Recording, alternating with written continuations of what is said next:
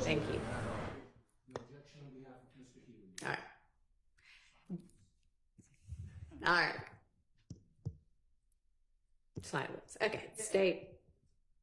Unless you are instructed differently, if the court is not inclined to instruct as we requested regarding unless and until you hear from him again, then if that's the closest we can get to it, then. All right. That's the closest we're going to get to it. Okay. Sounds good. All right. Now, with regard to if he does take the stand, we're basically restarting the post 3 p.m. June 12th testimony. So we have to sort out. I think that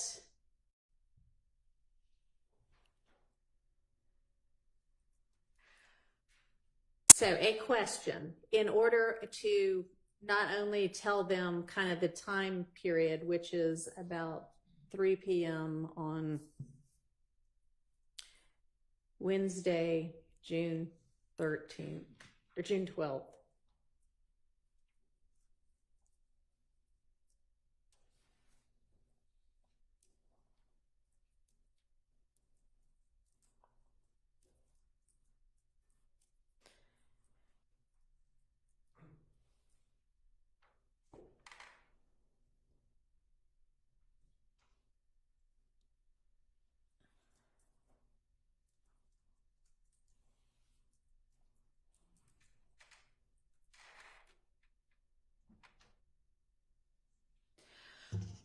So that would start, I'm now going to instruct you and admonish you that you are to disregard any and all of Mr. Copeland's testimony and any evidence introduced during that testimony.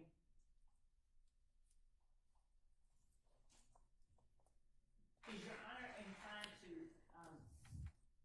just, instead of pointing out Mr. Copeland's, just say any evidence or testimony beyond a certain point? He was the only witness that testified, but since the court will be, I guess this is an either or situation. So, I don't know what you're asking. I mean, I'm going to direct them specifically, hey, we're talking about Mr. Copeland's testimony.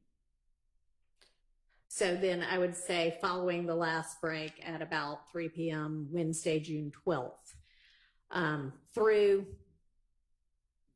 when you were, through June 17th, when the point in time when you've been in recess. So my question then is, after I say that gives them sort of the time, thoughts as to, so the last thing that he was, or the next topic following the break was he was asked about his involvement in the Atlanta Blood Gang, which I can say just to trigger their, okay, so anything I heard after that. That is what the question was following the break. Any objection to asking that or telling them that, just to give them sort of a cue to what the topic was? It has disappeared from my screen, but. Your Honor? Yes. Excuse me, I believe after the break, the first question by Ms. Hilton was, Mr. Copeland, have you heard of YSL? Okay. That was sometime just before 4 p.m.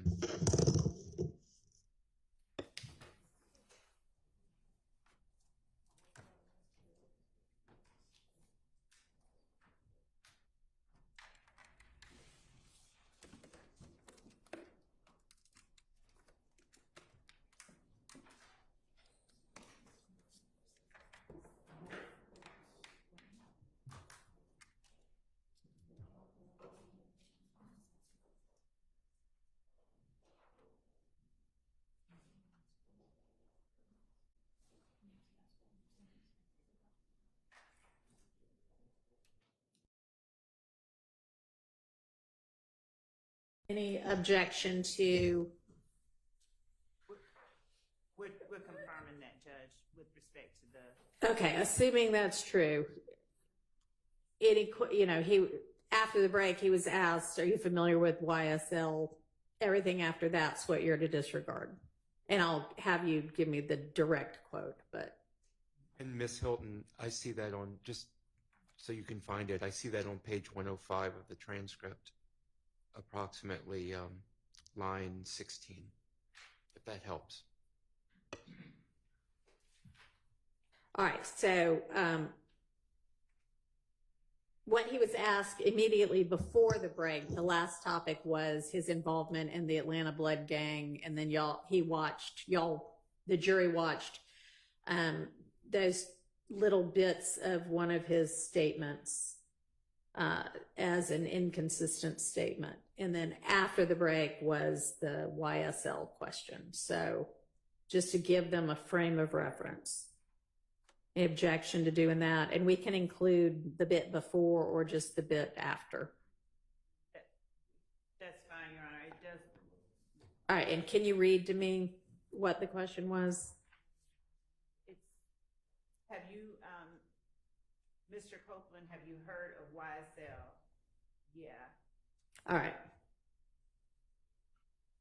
And how far did just that? I mean, it's everything after that. So, Your Honor, on behalf of Mr. Williams, we would object to pointing them, referencing them to any specific testimony or question whatsoever after the break. We would ask that they not be. all right. Then how about the concept of the last thing that's okay is this was the last thing he testified to that you can consider? I think we're saying the same thing. We're fine with that. That you're fine with. Okay. So would the court be then reading the last question and answer that he gave before the break when the court says this was the last thing he testified to? Microphone, please, Ms. Love. Pull that mic down to you and speak into it. So she's asking, would then the concept be to read the last question and answer? And no, that wasn't really what I was thinking about doing. I was thinking about just saying, this was the topic of his testimony. I mean, if you want to throw out what the last question is and let me think about whether that would in any way help them. Yes, Your Honor, because Okay. I think that otherwise would be. All right, well, tell me what that is.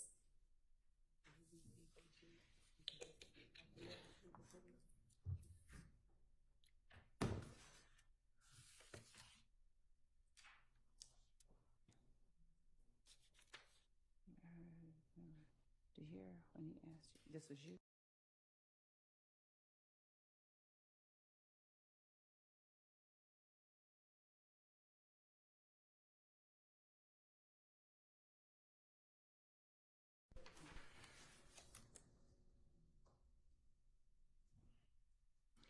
The point at which the court stopped to give Mr. Copeland an earpiece appears to be the last thing that happened without talking about the subject.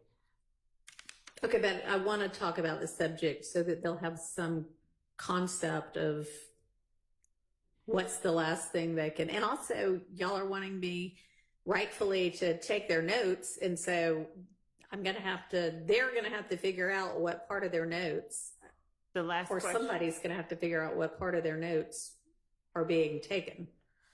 The last question that was asked was, and did you leave ABG? Mr. Steele objected and said, I don't think that's what was said. Ms. Hilton said, I'll play it again one more time for you. And the witness said, I can't hear it no matter how many times you play it.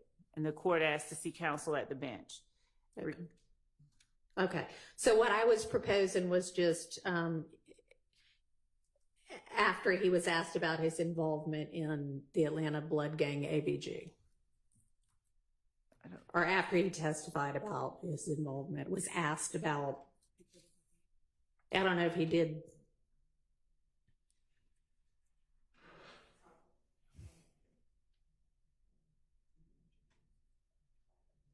So, Your Honor, on page Yeah. 97, on page 97, before the break, Ms. Hilton asked, have you ever claimed to be a part of ABG? And the witness said, me. And Ms. Hilton said, Atlanta Blood Gang. He said, never. And then she asked him whether he recalled being interviewed by the Atlanta Police Department on January the 11th with Investigator Thorpe. He said yes. And then at that time, she tendered State's Exhibit 378 Yankee Alpha between 3:29:46 to 3:30:13. What was the date of that interview? January the 11th, Okay. 2015. Interview with whom? Detective Thorpe. Okay. And she APD? played, yes. Okay. Okay. And then she played a portion of it, 3:29:46 to 3:30:13. Mr. Shard objected. It was overruled, and a portion was played. Ms. Hilton then said that she asked, was he ever a part of ABG? And we went back to that particular portion of the statement. There was an objection, and the objection was overruled. Mr. Steele's objection was overruled. Again, Ms. Hilton asked, did you hear when he asked you, he being Detective Thorpe, asked you, Mr. Copeland, you left ABG? And you said yes. Ms. Hilton, Mr. Copeland said, he asked me what? Ms. Hilton said, did you leave ABG? Mr. Steele said, I don't think that's what was said. I object to the statements. Ms. Hilton then said, I'll play it one more time for you. That's when the witness said, I can't hear it no matter how many times you play it. And Okay. All right. So then what I would propose is I'm now going to instruct you and admonish you to disregard any and all of Mr. Copeland's testimony and any evidence introduced during that testimony that came after the 3 p.m. break on Wednesday, June 12, 2024, which was the last break for that day. That is, you are to disregard any and all testimony and evidence that came, that came after the questioning and answers about Mr. Copeland's involvement in the Atlanta Blood Gang, ABG, and his January 11th, 2015 interview with Detective Thorpe of the Atlanta Police Department. okay. That's All fine right. with us. And All right, thank you. And also, Your Honor, the court did mention the notes. I didn't know, I know previously someone suggested storing them, ripping them up, whatever, but if they ever have to re-refer to them, I was curious how the court intended to handle the taking up and storing of those. Okay, so the notes that they are never, ever going to consider, even if he ends up testifying and completing his testimony, is everything that occurred post 3 p.m. June 12th through the end of June 17th. So I won't rip them up at this point. We can decide all of that later, but they'll never get those back to consider, even if he does testify. Right. Okay. I meant the ones that, If he doesn't testify at all this time around, if he then I'll take does them all. testify, if he does testify, there's a portion that the court would then, you're telling him the jury to disregard right now unless they hear something different from you later. That's if he doesn't testify. Right. He Okay. gets to make a new decision, a decision anew about whether he wants to testify or be held in contempt. If he wants to be held in contempt or is fine, satisfied with that outcome, then every bit of his testimony gets disregarded. If he comes in and says, yeah, I don't want to, but I will go ahead and testify pursuant to the subpoena and the immunity grant, then they disregard post 3 p.m. the 12th through the 17th.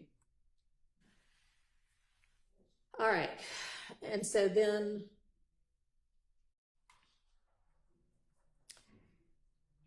we're going to need to get the notes from them. Anybody have some suggestion as to the best way to do that?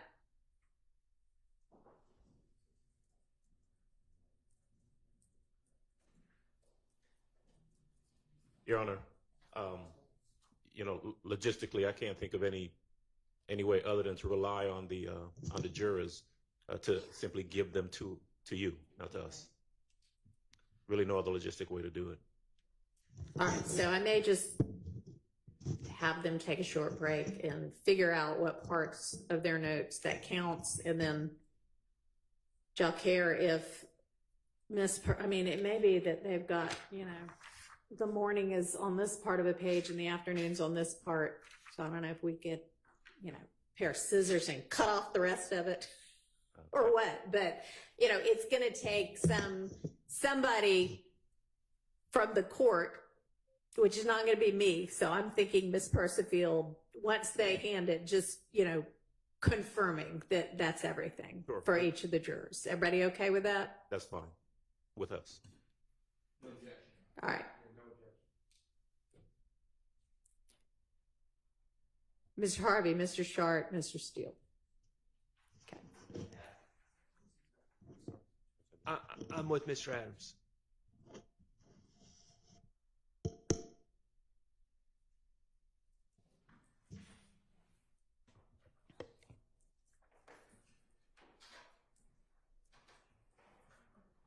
And Ms. Harvey, you still thinking about it? Or are you okay with that? All right. I didn't, you must have said that silently. Objection for Mr. Ryan. All right. Thank you.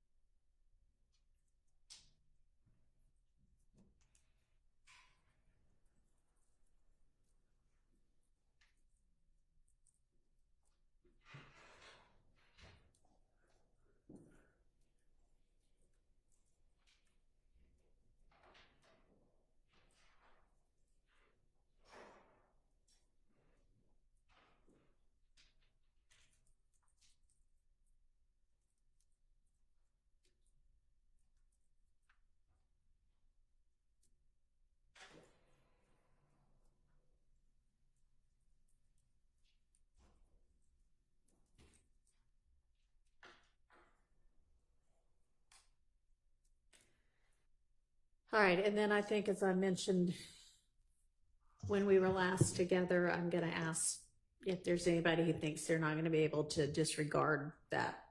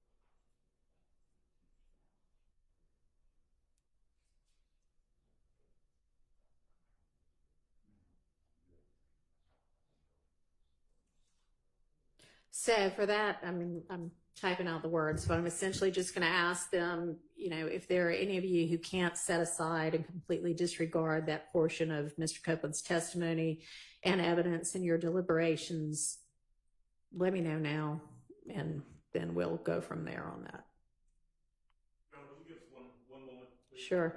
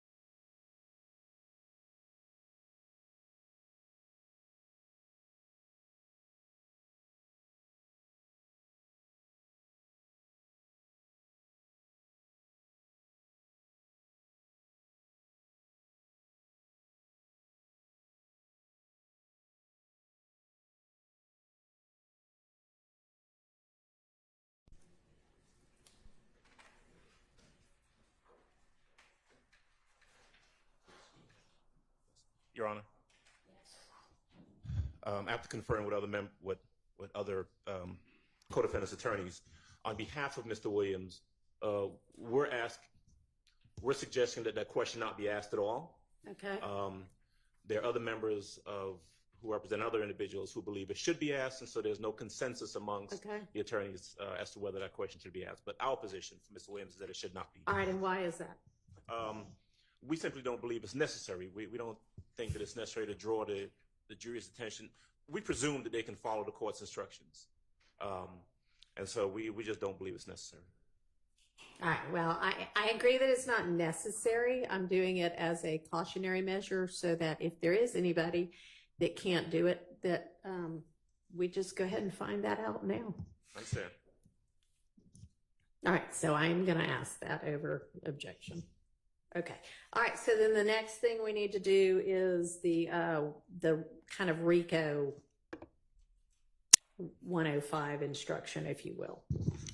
So I think that we had a proposal by the state and a proposal by the defense sent by Mr. Harvey. And I don't know if y'all have had a chance to look at each other's, but let's come up with one that's consolidated that is helpful to the jury.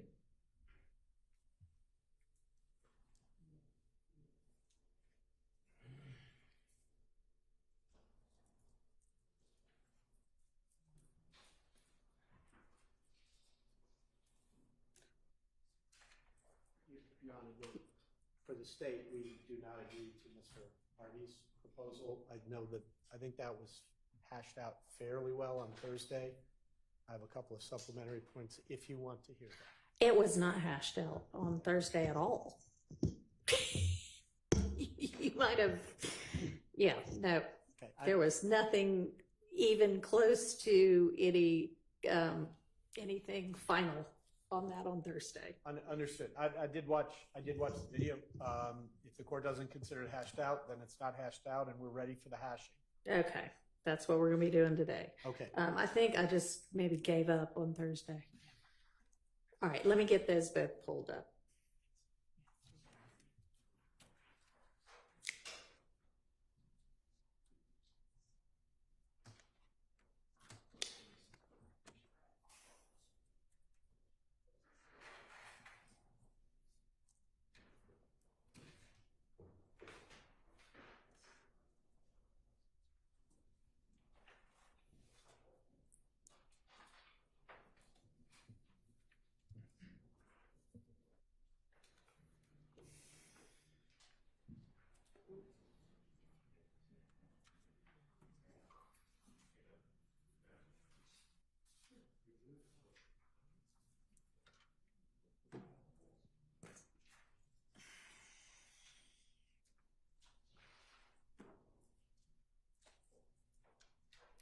In fact, I don't even think we got Mr. Harvey's proposed instruction until, or at least the one I'm looking at now, until over the weekend.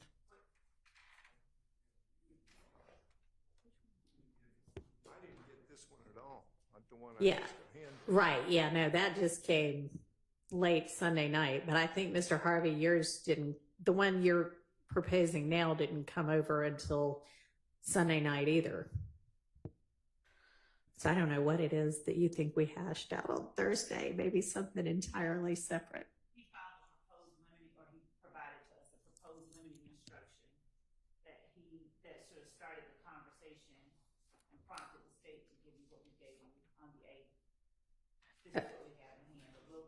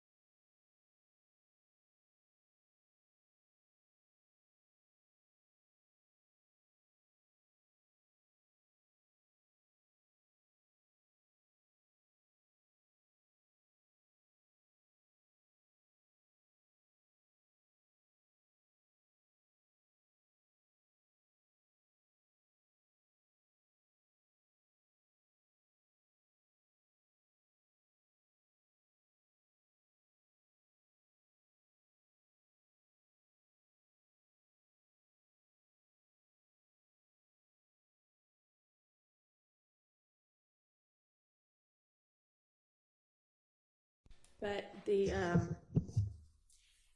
is Mr. Floyd, the copy that you handed up this morning, has that been emailed in any way? Okay. That I can have a hard time finding that even on email. I can send it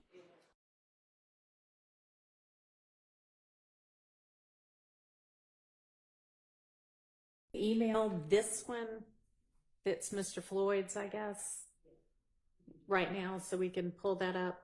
Does the defense have this one that's got the style of the case on it? That's Mr. Floyd's? Your Honor, can the state tell us exactly what time they sent their last version so that we know we're working from the same thing? Honestly, I'm having them resend it to me right now because I can't find it. So please resend it to everybody. Thank you. I don't think they did either. And now that's the one we'll be working off from the state. So Your Honor, just for clarity, number Yeah. one, we've given the defense counsel a hard copy. Yeah. I understand the email before the email again. There is only one version. There haven't been multiple versions distributed.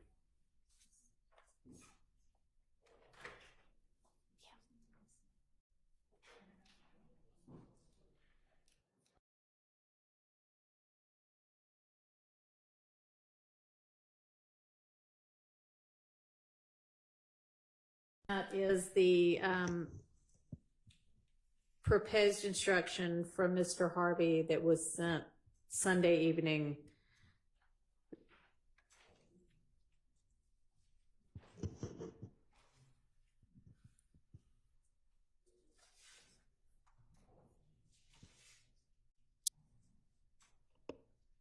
I just reported to Ms. Percival. Okay. It's sent at 7:38 a.m. It does not have the style of the case. It's the exact. Okay. And we are.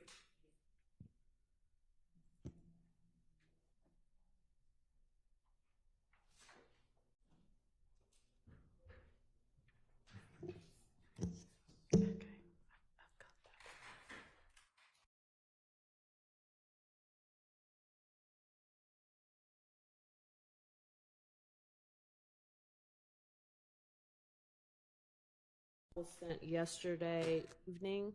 It is titled Limiting Instructions, sent 8/11/2024. Understood. I just I mean, if you want a hard copy, it's just one page. Ms. Percival, is your computer hooked up to this printer? Can you just send it to print and I'll hand them one?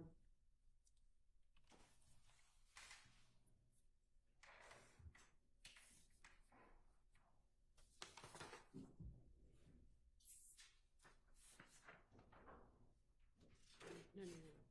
She's going to print it.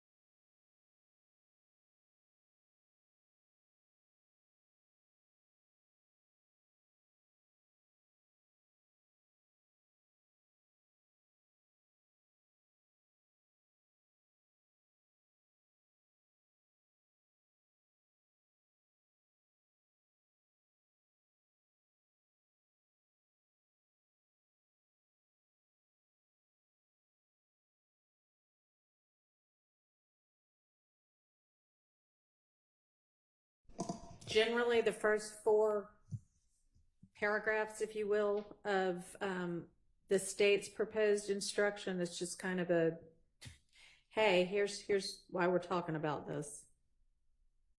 First 4 paragraphs? Yes. On behalf of Mr. Williams, we have some comments on every paragraph, I believe, except paragraph 4 and 5. We do not oppose 4 and 5, but if I can say what the problems are in 1, 2, and 3, since you... Gonna need you to speak up a little bit more or pick that mic up. Okay. Paragraph 1.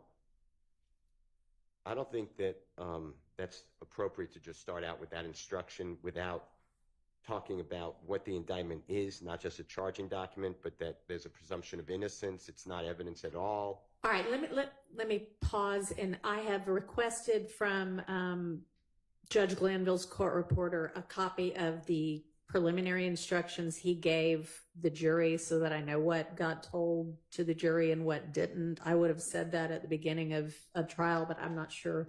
I haven't reviewed yet what he told the jury. He did. He did? Okay. So, I mean, I am not going to re-give all of the preliminary instructions. What I'm trying to do is just call the attention. So, I mean, if you want to ditch the part about an indictment, that's fine. Okay. And then We'll strike that. And then on second paragraph, Yeah. it's sometimes referred to as RICO. It really is sometimes referred to as a conspiracy to violate the RICO Act. It's not just this is a RICO conspiracy, not a RICO violation. Oh, yeah. No, I think that when it says, which is sometimes referred to as RICO, I think they mean the Georgia Racketeer Influence and Corrupt Organizations Act. Okay. Paragraph 3, I did not have an objection for. All right. I did not have an objection. Okay. I have objections to others, but Okay, I hadn't gotten that far either. All right, so taking a little bit from Mr. Harvey's too to open it up. I'm thinking generally, ladies and gentlemen of the jury, the instructions that I'm about to give you apply to the evidence that has already been admitted in this trial and to all of the evidence yet to be admitted during the remainder of the trial, because that would be nice for them to know.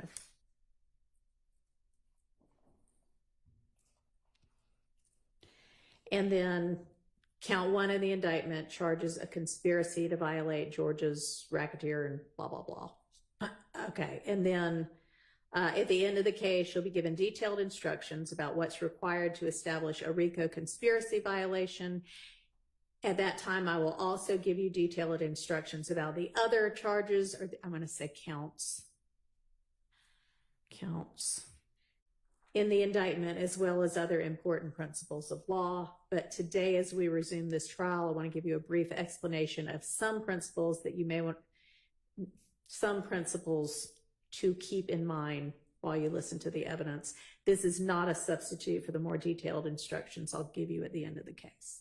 All right, that's as far as I've gotten in consolidating the two of them.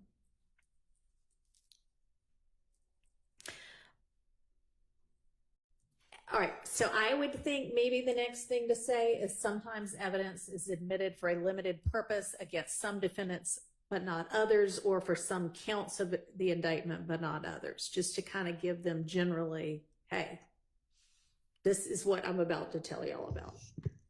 Thoughts on that? I think that's an accurate statement, Your Honor. All right.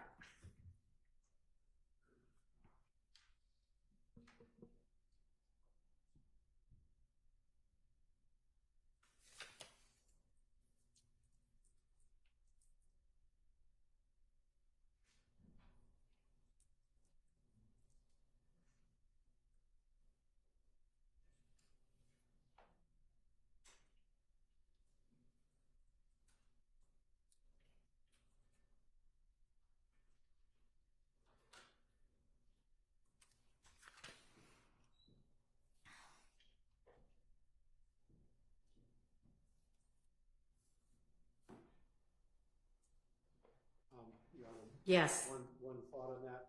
Yes. I think the statement you summarized is accurate. My only question is whether you want to add to it something that says, if you have been instructed previously that it's for a limited purpose, follow that instruction. If I instruct you in the future or at the end of the case, follow that instruction. It just moors them a little bit to how Okay. this works. That's all. Your Honor, we object to that. We think that it complicates it. Where are you? The person? Okay. Your All Honor, right. Westmoreland, we object to that. We think that it complicates it and it's unnecessary. I also believe, unless Mr. Floyd can refresh my memory, that there were no instructions given like this at all.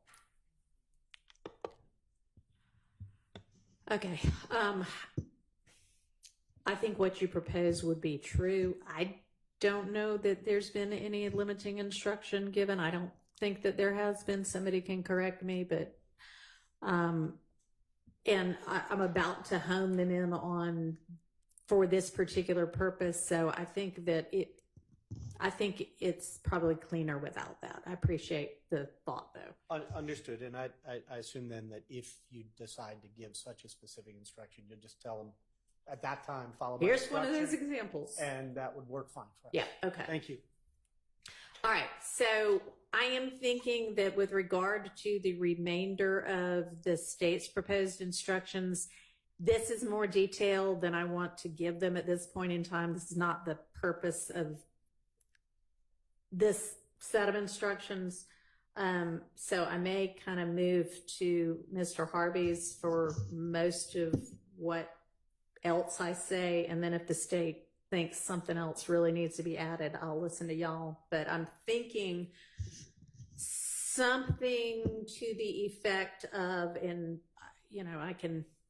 this is not final, this is me doing it on the fly right now, but I'm thinking something like, in this trial, count 1 charges each of the defendants with the crime of conspiracy to violate the RICO Act. Since all of the defendants are charged with count 1, and since all of the other counts charged in this indictment is asserted to be an overt act in furtherance of the alleged RICO Act violation, you may consider all of the evidence that is admitted when you are considering whether the state has proved the RICO conspiracy as to each defendant in count 1. I don't know where the in count 1 goes, but however, when you are considering the remaining counts, except as I have just instructed you concerning the RICO count, you may only consider the evidence of that count against the defendant or defendants who are charged with that count. You must not consider the evidence, well, I don't know if I've even thought about this part before, but the rest of Mr. Harvey's proposed instruction is you must not consider evidence related to one count as evidence of a different count. You also must not consider evidence regarding one person as evidence regarding a person uncharged in that count. I don't think we need that part, honestly. All right, so that might be then just the end of those instructions. So the burden, they have been told at the beginning, the burden's always on the state to prove everything beyond a reasonable doubt. They will be told in detail at the end about the burden. This is not the time for that. Other thoughts?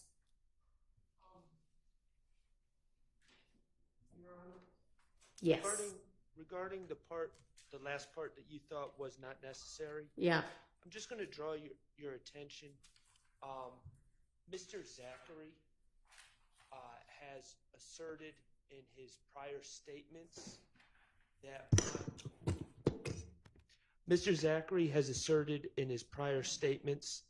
and potentially may assert as he testifies that my client was a part of shooting up some houses as alleged as an overact in this indictment. He is not listed as an individual in the indictment on that overact. Additionally, Mr. Zachary and Mr. Mr. Zachary, I'm sorry, has asserted that my client and he may provide evidence of this from the stand that my client was involved in the Lil Wayne bus shooting. My client is not listed in the indictment as having, it's not alleged that my client committed either of those acts. And so I do believe that that last section is appropriate when the jury has to consider whether my client has committed those acts, because he is not charged with that in the indictment. And I understand there's just overt acts, but they still list who they believe, they put us on notice on who they believe the perpetrators were, and my client is not listed. It's not listed in count one as to that. Is that what you're saying? Correct. Well, when I say count one, he's charged in count one. Right. But he's not listed for the in those. overt act. Correct. Okay. But in that regard, no matter who they're saying we think did this, if they are proving a conspiracy, then it gets considered against all of them with regard to, did this overt act occur, no matter who did it, if it's a member of the conspiracy. So it's not actually true that you can't consider that, but that's not, so that, go I ahead. believe that my stance is they can consider it as to, they can consider all evidence as to whether there is in fact a RICO organization or if people are charged, but ultimately the burden of proof is on them proving It as they alleged it in the indictment. as Yeah. they alleged in the indictment in at least one overt act. And right. And I agree. And I do think that I'm going to give a special verdict that sets forth each of the overt acts and has the jury find them. And Mr. Floyd's looking at me and he may have something to say about that. And we're probably a long way away from what the final jury instructions are going to be and what the verdict's going to look like. But I do know that we are going to have some sort of a way to determine that the jury found at least one overt act within the RICO statute of limitations in order for them to find it. And I'm not sure of another way to ensure that that was their actual finding, but that's an argument for another day. And I appreciate your objection and I'm considering it, but I don't think that part of it is necessary. Just a brief response, Your Honor. I agree. We're not there yet, and that's the tension in all of this is trying to have the porridge be neither too hot nor too cold. If you don't go, if you only go into use the most superficial terminology and it's not contextualized, they'll be confused, not helped. If we do the whole thing now, we'll end up almost inevitably giving different instructions at the end and they'll conflict. Right. Pasha v. State is the case on the point Mr. Sharp was making, and it makes it very clear that any one overt act by any member of the conspiracy satisfies the statute, so they don't have to all be alleged against each one, and we don't have to prove more than one. The only, going back to where you were prior to the objection, and you may not want to address this now, but there's a kind of middle ground here because we have gang act charges. Right. And in this case, and I think you recognize this on Thursday, the gang YSL is YSL, the enterprise is YSL. Right. They're the same thing. And of course, the definitions under the two statutes are very similar. So evidence that comes in as to count one that would tend to show YSL as a gang would be admissible under any gang act provision because we don't have to prove the specific defendant was a gang. We just have to prove there was a gang. In that context, they will be, under the law, entitled to consider it. I don't know if you want to go that deep at this point in time. I think the most important thing is to not say something that has to be taken back later, because it's always harder. Okay. It's always harder to do it twice than it is to do it once. But I That's just an issue for all of us to grapple with and be aware of. And, I don't know if you want to create an exception that says, unless I otherwise instruct you during the course of the case, or at the end of the case. No, Okay. but thank you.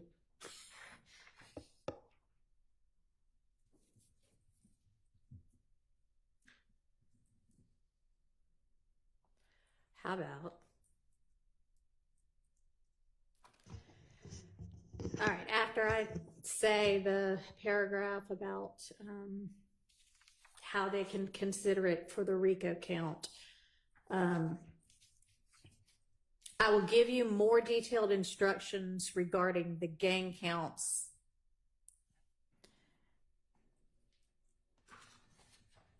later. Your Honor.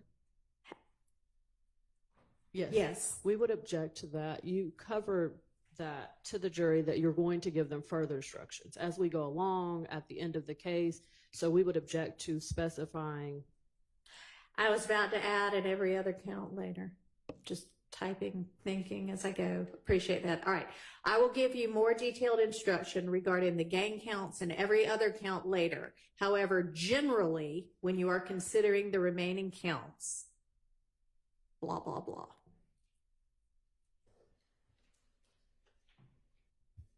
Thoughts? Well, Your Honor, we would ask that you reconsider pointing out the gang count to say the gang count in all other counts draws attention to it. I think it becomes confusing. We're dealing with a limited issue right now, and that will be fully covered by you to the jury later. All right. All right. Then I'll just say, however, generally, when you're considering the remaining counts, and we'll just have to flesh it out later, unless you can come up with something, Mr. Floyd. Two thoughts. One is there are quite a few gang counts. It's not just one. So it's a whole category under the remaining counts, and therefore, given how substantial it is, the idea that you're overemphasizing one thing versus the other, I don't think that's a realistic objection or concern here. Secondly, if the court, and this is the state's sort of overriding concern here, is that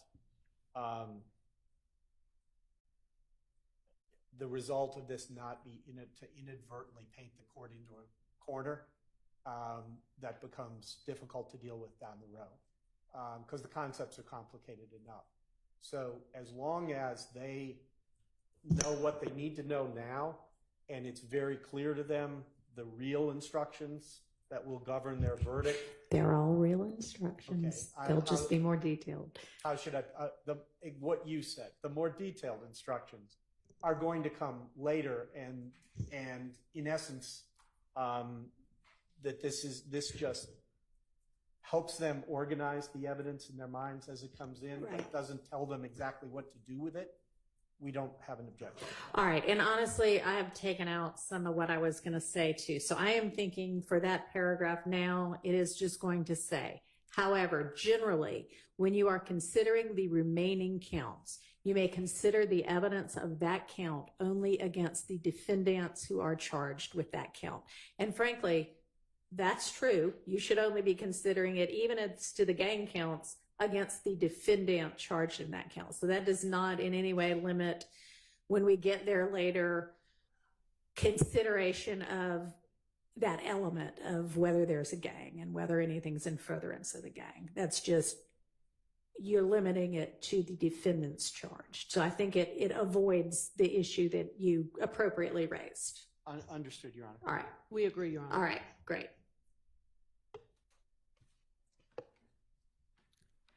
All right.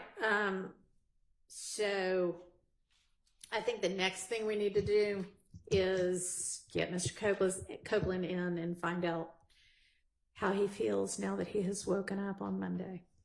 Excuse me, Your Honor. Yes. 5 minutes before we bring in Mr. Copeland. Sure. All right, we'll recess shortly for a short break.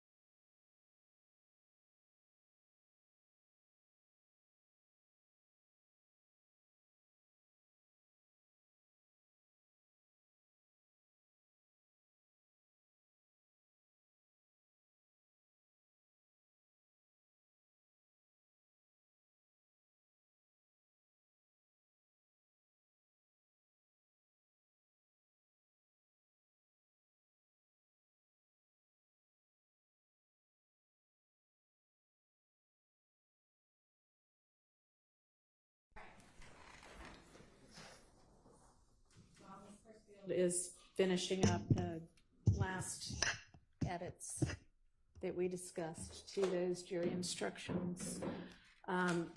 Anything else before we get Mr. Copeland in and find out his intentions? May I briefly address the court, Your Honor? Sure. Thank you.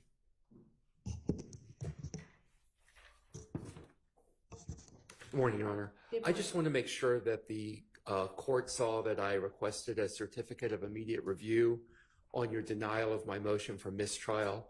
I believe I sent an email to Ms. Percival on Friday. I did see that, and Okay. I instructed Ms. Percival to issue an order denying it. If that didn't get filed, I'm sorry, but I'll be denying that. So I just want to make sure that you No, did see appreciate it. Yeah, Okay. I would encourage you to grant it, Your Honor. I'm sure that you would, but I'm denying it. All right, thank you. Thank I you. won't continue to argue then. Anything else?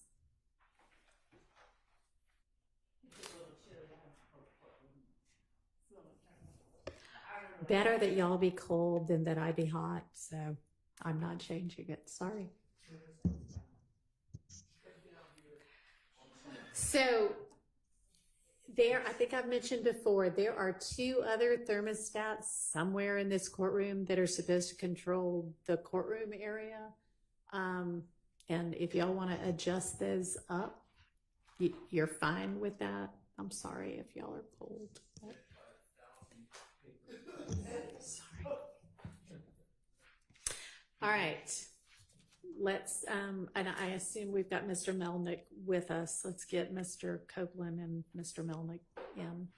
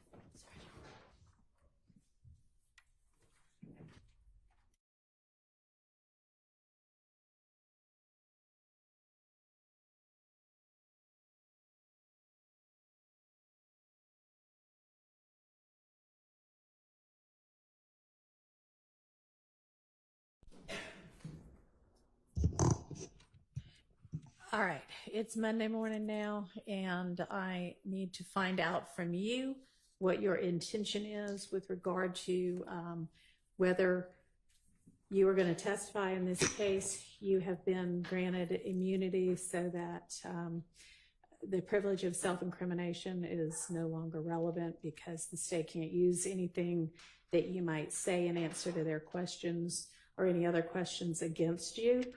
And you have been instructed with the benefit of counsel as to the consequences if you don't testify. So I'm asking you now what your intention is. May I speak? You can answer my question, please. And so you're under subpoena. The state intends to question you. Are you going to answer any of those questions? Are you going to testify in this case? Well, Your Honor, I've been pressured from the get-go. You know what I mean? Like, Even when I went to the meeting with Glenville, I have told him over and over and over and over. You know what I mean? This is on my conscience. I got to keep distracting myself every day because I'm being dragged down to here because of lies that I don't told. I'm tired of y'all bothering me. Okay, well, I'm sorry that you're tired of being bothered, but you're under subpoena. It's a valid court order. So your decision at this point is, yes, I will abide by the subpoena and testify, or no, I will not abide by the subpoena and the immunity order, and I will be held in contempt for my refusal and put in jail. So which is your decision? But I did the time for all my crimes that I was caught for. Sure, this would not be any kind of punishment for any crimes you may or may not have committed. This would be that you have been ordered by a court to testify, and if you refuse to testify, you're held in contempt. You're saying, I refuse to listen to the court's order and obey it. And it is not a punishment, it is an incentive to have you change your mind and obey the court order. So which is your decision?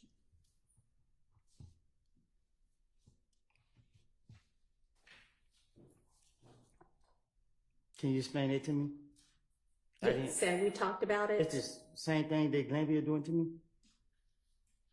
It is the same order that is still in control. You have a subpoena for your testimony. That is a court order. You also have a court order that says anything that you say can't be used against you other than if you get on the stand and lie and it amounts to perjury, you can be charged with that or with false statements.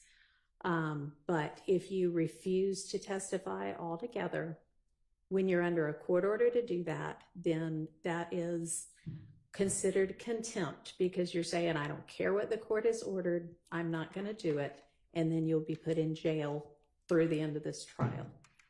Or until you decide, you know what, I think I will testify after all. So let me, Your Honor, I'm telling you to your face, you just said that something about it, they can lock me up for lying. I'm telling you to your face, this is all I do. And you're telling me that they can lock me up if I lie. But if I sit here and testify, so the either go, I'm going to jail. No, not with regard to anything that you might testify to that might otherwise admit to a crime or admit to your involvement in a crime. That's what the immunity order does. And I'm sure Mr. Melnick has explained this to you, and I know I've explained it previously, but none of that is going to result in you being put in jail because they cannot use that evidence against you to prove any of those crimes that you might incriminate yourself about.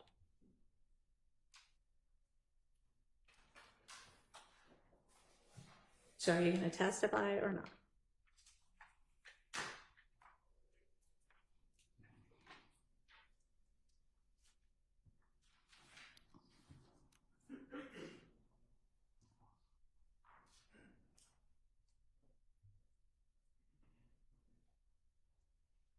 Do you want to talk to Mr. Melnick again?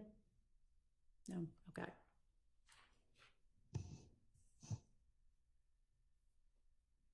All right. Okay. All right. Thank you. All right. So I'm going to have you step out for just a minute while we get the jury in.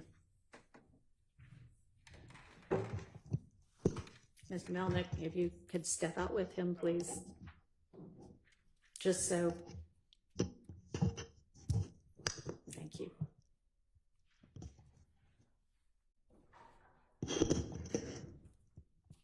Yes, ma'am. I am. I was gonna see if anybody had anything to say first.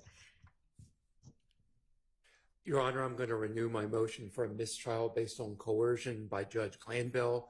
This is based on the fact that Mr. Copeland, having now been properly instructed that he would only be incarcerated until the end of trial versus his instruction previously that he would be incarcerated forever. He's now deciding to testify. I think at this point, It demonstrates the coercion by Judge Glanville, so I'd like you to reconsider that. All right. I don't think it just demonstrates anything of the sort. I think it demonstrates that he's now been properly advised and he's making a decision anew. Thank you. Overruled. Yes. Housekeeping matter. Is the Harvey rule still under your guidance? Still in Yes. effect? Okay. Yes, it is. Thank you. Okay. And so I'm going to have the jury out. I'm going to give them the 3 instructions that we just discussed. Then we'll have Mr. Copeland in. I'd like him resworn. And then you can pick up from whatever you want to do post 3 p.m. June 12th. And Your Honor, may I just step outside to see if Mr. Melnick has informed Mr. Copeland that there's going to be some testimony he's going to have to repeat. My interactions with Mr. Copeland, he'll get frustrated. Okay, you know what? Why don't you, instead of you going to talk to anybody, just can I have Mr. Melnick in again? Yeah. Real fast. That's a good idea, though, to tell him that. I don't know if he's been told that or not. I don't think Mr. Melnick was in here this morning when we were discussing the directions or the instructions.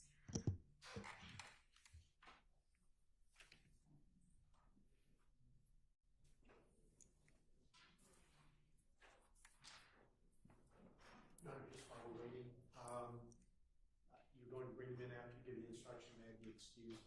Certainly. Mr. Melnick, I just wanted to make sure, because you weren't in here this morning when we were discussing it, and you may or may not have been in here for any of the times we were discussing it, but we are going to be essentially redoing everything post-recusal motion, and I didn't know if Mr. Copeland was aware of that or not, so some of the things he's going to feel like, man, I already said this once, but he's going to have to say it again because I'm telling the jury disregard a lot of the last few days of his testimony. I believe he's aware of it. Okay. As far as what he remembers about when he testified or didn't testify. Okay. All right. I appreciate it. Thank you.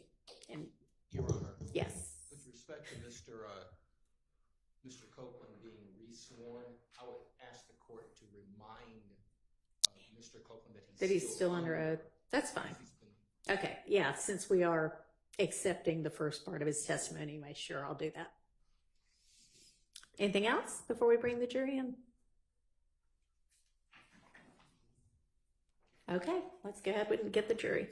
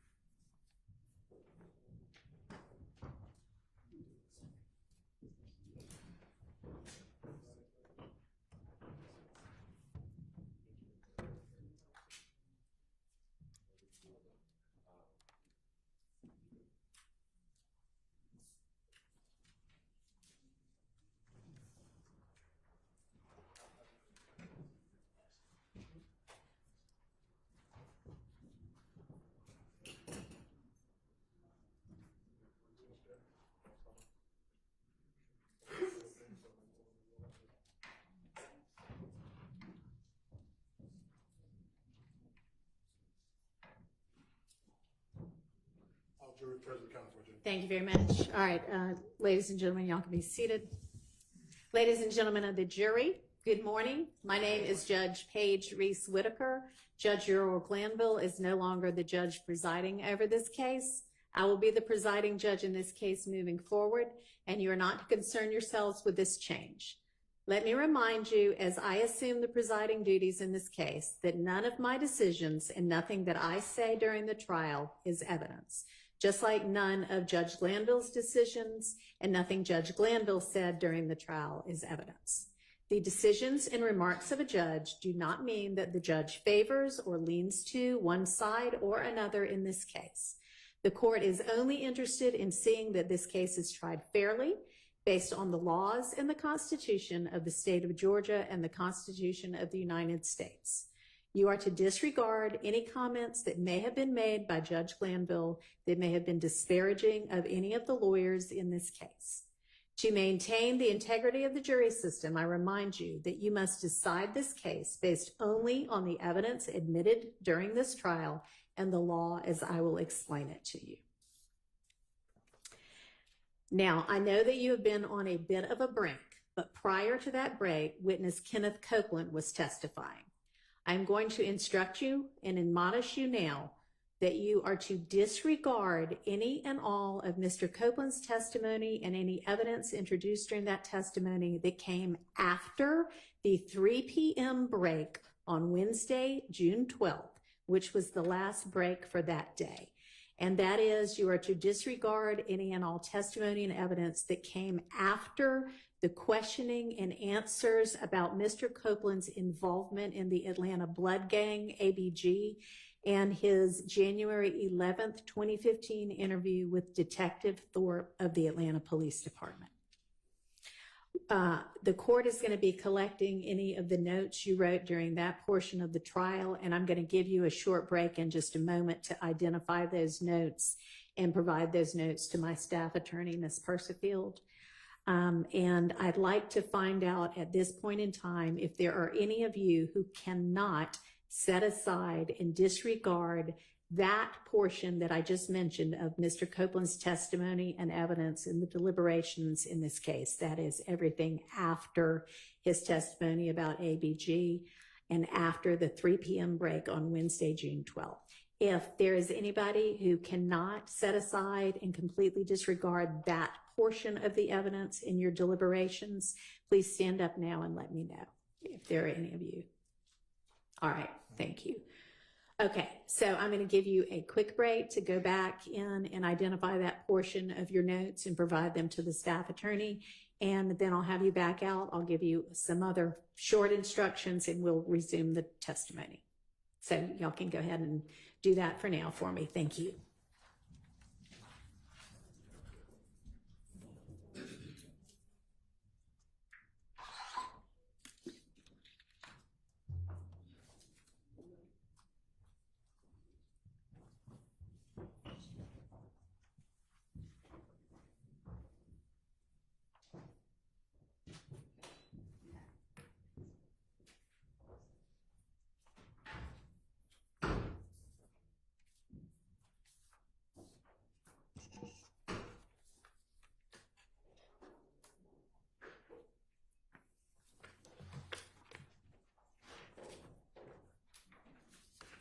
Y'all be seated. And while they're out doing that, let me just ask y'all what was the practice with regard to order of cross-examination? Is somebody just taking it as the team? Somebody will handle it? Okay. All right. When you say taking it as the team? Like, is there going to be one of you fine lawyers who's going to represent the questioning for all of the different defendants, or are we doing all 6 of you individually? Okay. What order are y'all going in is what I was trying to. There's no particular order, Your Honor.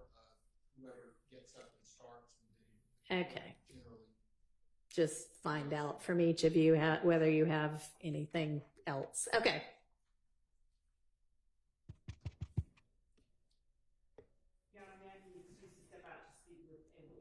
You may, but I'm not going to wait for you to get back to bring the jury back. Okay.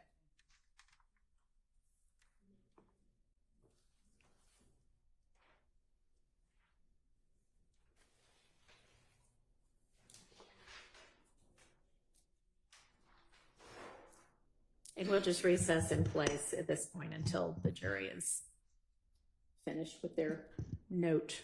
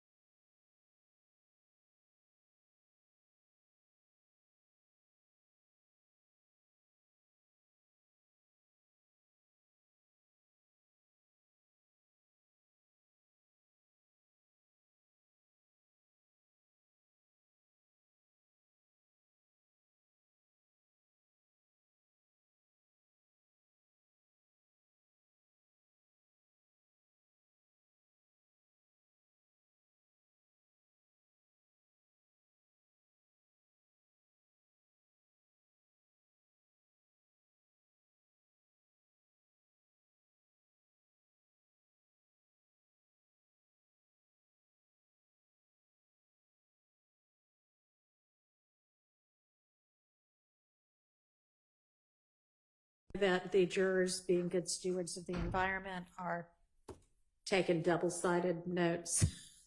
So it may be that something has to be erased from the first side, but they need it for the other side. So it's going to take just a minute because they're going to have to make copies and give back to them the parts that they can continue to utilize. So in the meantime, I believe, let's see, Miss DeWilliams, you filed a Jackson Deno about some statements by Mr. Ryan, so we'll probably deal with that during our non-jury week next week. Really, that should have been filed by whatever date that was I gave you about 3 weeks ago when I first took over this case. No reason that could have been filed then. And also, you are essentially just very broadly saying voluntariness, Miranda, and I need some specifics if we're going to actually sort that out. Okay, so you need to particularize that motion. All right, next. The motion in limine 49 now supplemented that had to do with that PowerPoint presentation with one of the gang experts. Can one of y'all speak to that? I know Miss Love's out of the room. It had appeared that there was an agreement that the state was not going to use that, but then it looked like nothing ever got reduced to writing as an order to that effect. What's the state's intention with regard to either version of that PowerPoint? Because if you're not going to use it, then I don't need to make a decision. And if a decision already got made, then y'all need to acknowledge that as well. You're right. I think we were trying to check whether or not there was an agreement made before we announced it. So well, Mr. Steele cited you to, page and verse, so it shouldn't take much more than that. And I'm sorry, Your Honor. I'm stepping in because I did not see Mr. Steele's motion. So if you give me 1 second. Well, that was filed on Friday, the supplement. So I need an answer to that. We can circle back on that at the end of the day. Just trying to do some housekeeping while we have time anyway. Your Honor, speaking about housekeeping, do we have the evidence downstairs for the case? It's somewhere. If y'all need it. We need the evidence, Your Honor. Okay, then we'll have to go retrieve it. Okay, thank you.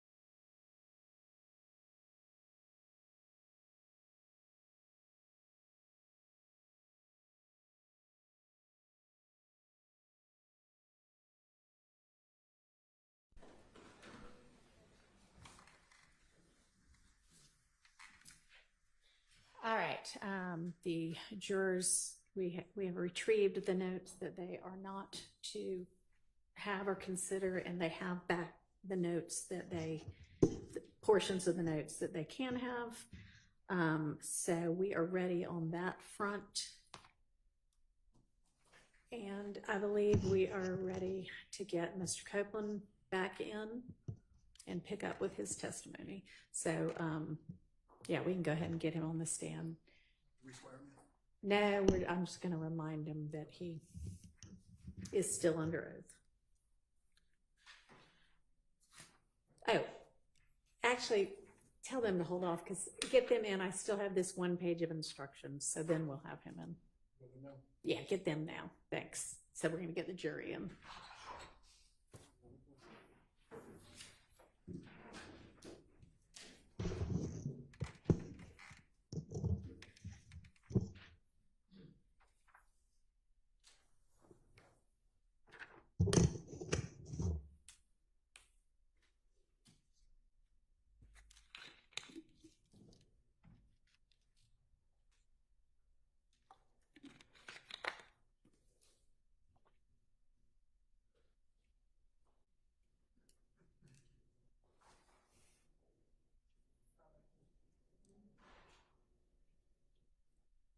It's honestly fine either way if he's already on the way. He's not. Okay.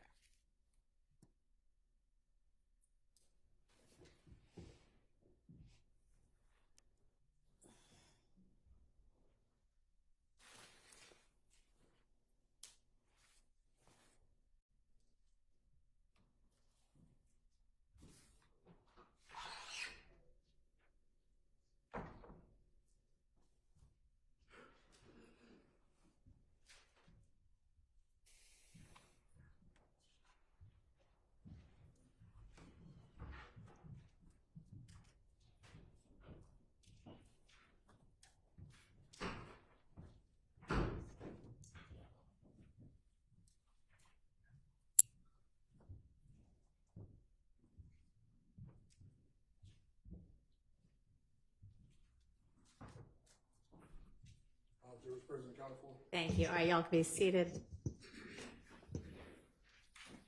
All right, ladies and gentlemen, the instructions that I'm about to give you apply to the evidence that has already been admitted during this trial and to all of the evidence yet to be admitted during the remainder of this trial. Count 1 of the indictment charges a conspiracy to violate Georgia's Racketeer Influenced and Corrupt Organizations Act, which is sometimes referred to as RICO.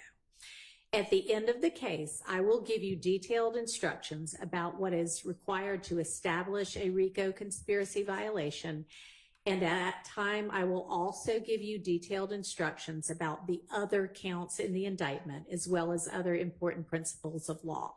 But today, as we resume this trial, I want to give you a brief explanation of some principles to just keep in mind while you listen to the evidence. This is not a substitute for the more detailed instructions that I will give you at the end of the case. Sometimes evidence is admitted for a limited purpose against some defendants, but not others, or for some counts of the indictment, but not others. In this trial, count 1 charges each of the defendants with the crime of conspiracy to violate the RICO Act. Since all of the defendants are charged in count 1, and since each of the other counts charged in this indictment is asserted to be an overt act in furtherance of the alleged RICO Act violation, you may consider all of the evidence that is admitted when you are considering whether the state has proved the RICO conspiracy as to each defendant in count 1. However, generally, when you are considering the remaining counts, you may consider the evidence of that count only against the defendants who are charged in that count.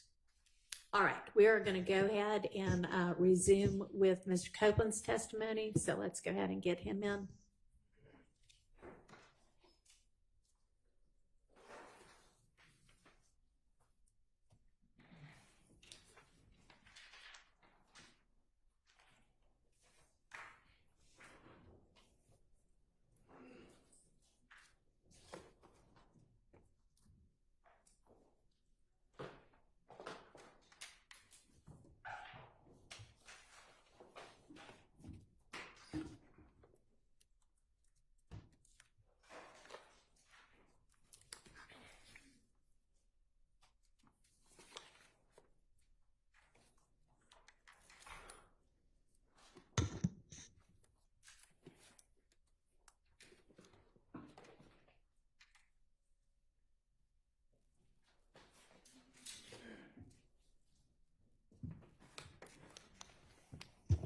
All right, Mr. Copeland, I'm going to remind you that you are still under oath.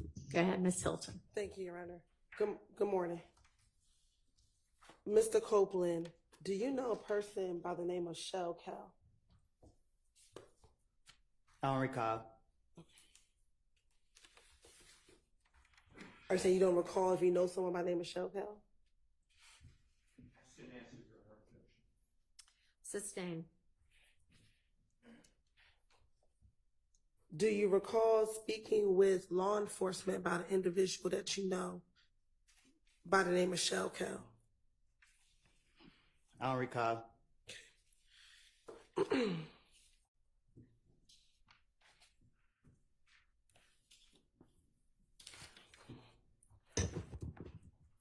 I want to go back to December of 2014 and into January of 2015. Were you present at a gambling house in Lakewood when the shooting occurred? I don't recall.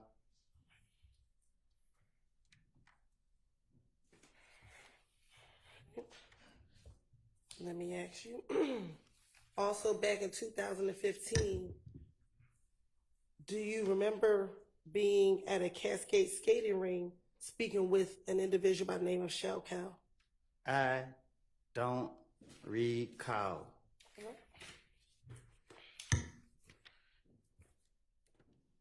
Back in January of 2015, do you recall being at a Club Crucial and getting into a fight with an individual by the name of Shell Cal?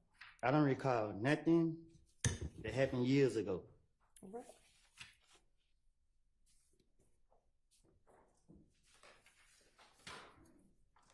Do you recall in January of 2015 having to go to the Atlanta Police Department to talk about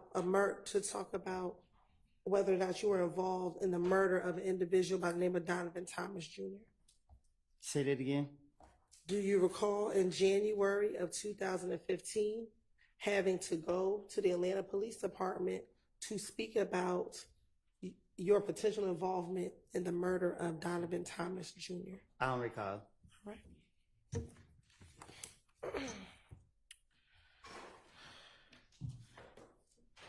On January 11th, 2015, did you go to the Atlanta Police Department at about 3 o'clock in the morning? I don't recall. Okay. And did you speak with a detective by the name of Detective Thorpe? I don't recall who I speak with. I don't recall. And during that interview, did you go down there to speak with him about the murder of Donovan Thomas Jr.? I don't recall who I spoke with. Okay. And in that same interview, did you speak with him about not just the murder of Donovan Thomas, but events that led up to the murder of Donovan Thomas on June 10th, 2015? I'm a liar. So you want me to remember something that I done lied about in the past? Like, I don't know. So my question for you is, did you go to the Atlanta Police Department? Is your response you don't recall? I don't recall. Okay. And during that interview with Detective Thorpe at the Atlanta Police Department, did you provide him your name and your date of birth? Huh? When you went to the Atlanta Police Department and met with Detective Thorpe, did you give him your date of birth? I don't know. Okay. And is your date of birth July 25th, 1991?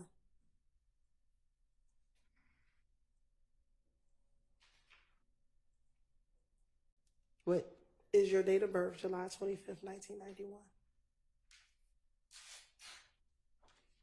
I think. Okay. And during this interview, did you tell Detective Thorpe that you also have a middle name of Xavier?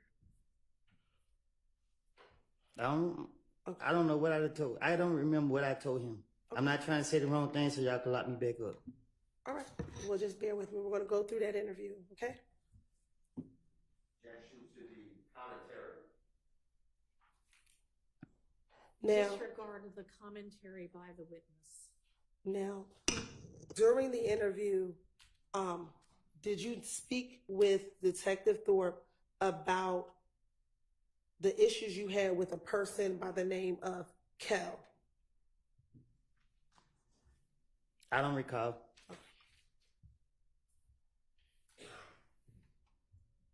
And did you speak with Detective Thorpe about a problem that the two of you all had in the club? I don't recall. Okay. And did you tell Detective Thorpe in that same interview that Kel was Nut's little brother? I don't know if they brothers or not. Okay. So do you know who Kel is? No, I don't recall. Okay. And when I say Nut, is that Donovan Thomas Jr.? You asking me that? I am asking you that.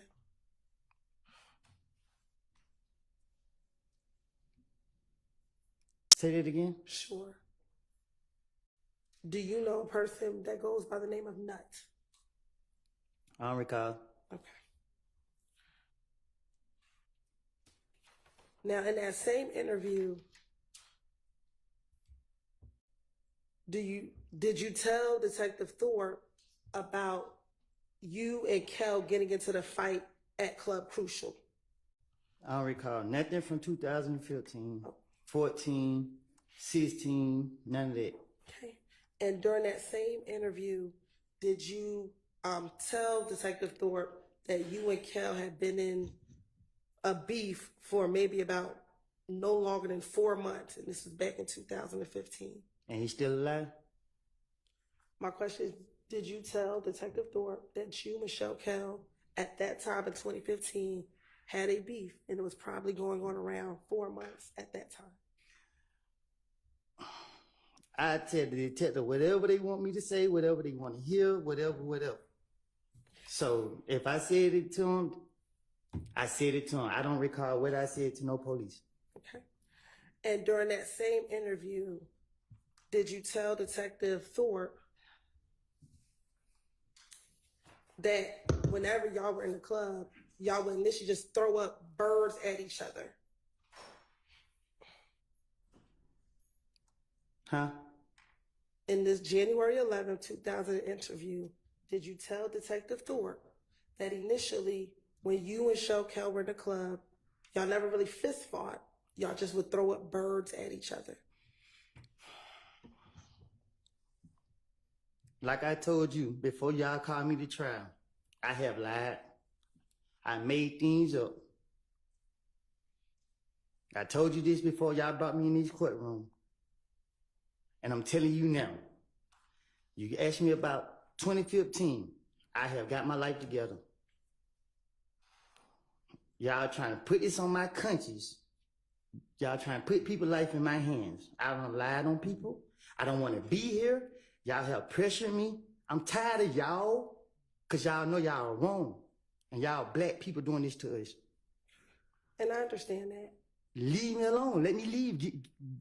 Man, y'all pissing me off. Listen, I don't recall nothing I said to no police. Stop asking me these questions. Okay. I'm telling you, I don't recall. I understand, but we're going to have to get through the questions. You can just continue to say you don't recall if that's what it is. That's what you want me to say? I want you to answer the everybody question. for just a minute. Objection, improper instruction of the witness on how to testify. I don't think that you were instructing him how to testify. I hope not. No, But I don't am instruct him how to testify other than truthfully. Thank you. And that's Any all. other objection, or was that covered? All right, go ahead. If you can answer the questions truthfully, and we can move forward. Can we do that? I don't recall. All right. Now, going back to 2015, did you tell Detective Thorpe first about a meeting that you had with Michelle Kel at the Cascade skating rink?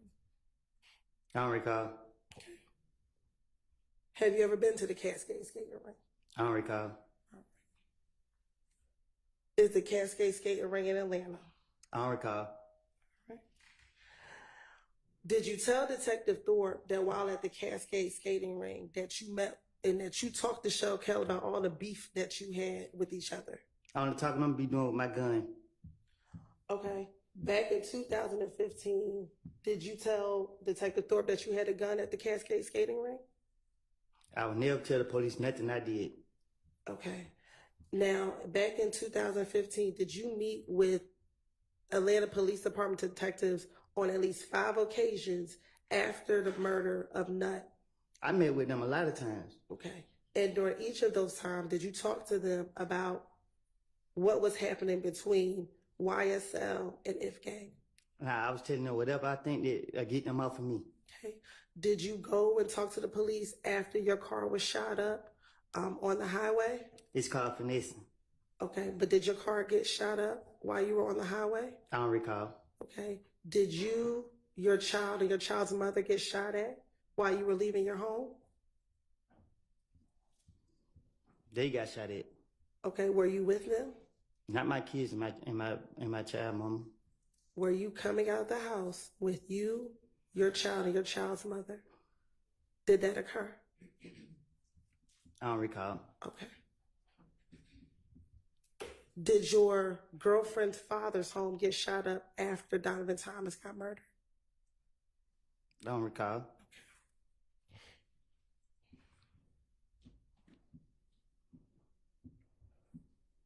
All right. So going back to January 11th interview with Detective Thorpe, did you tell Detective Thorpe that you and Kel talked about the beef that the two of you had with each other? I don't recall. Okay.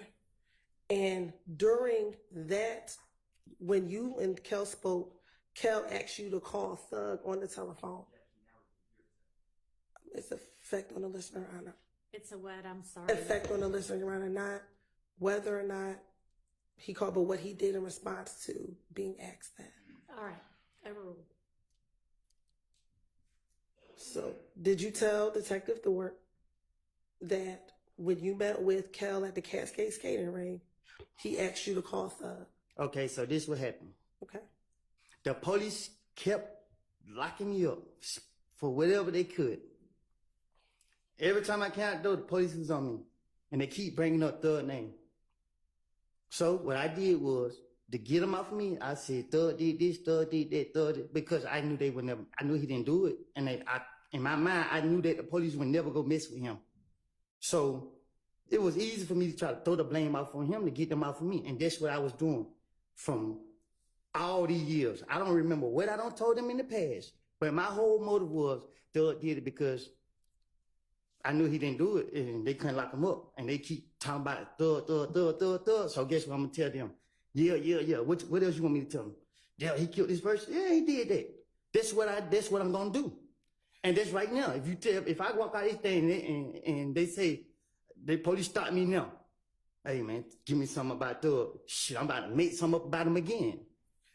On January 11, 2015, when you went to speak to the police, when they called you, did they ask you about Thug or did they ask you about the murder of Donovan Thomas? I don't know. I don't remember. Did you go down to the police department on your own to tell them that you did not kill Donovan Thomas? Did I go on my own? Did you walk into the police department by yourself to tell them on the morning of January 11, 2015, that you did not kill Donovan Thomas? I don't recall. Okay.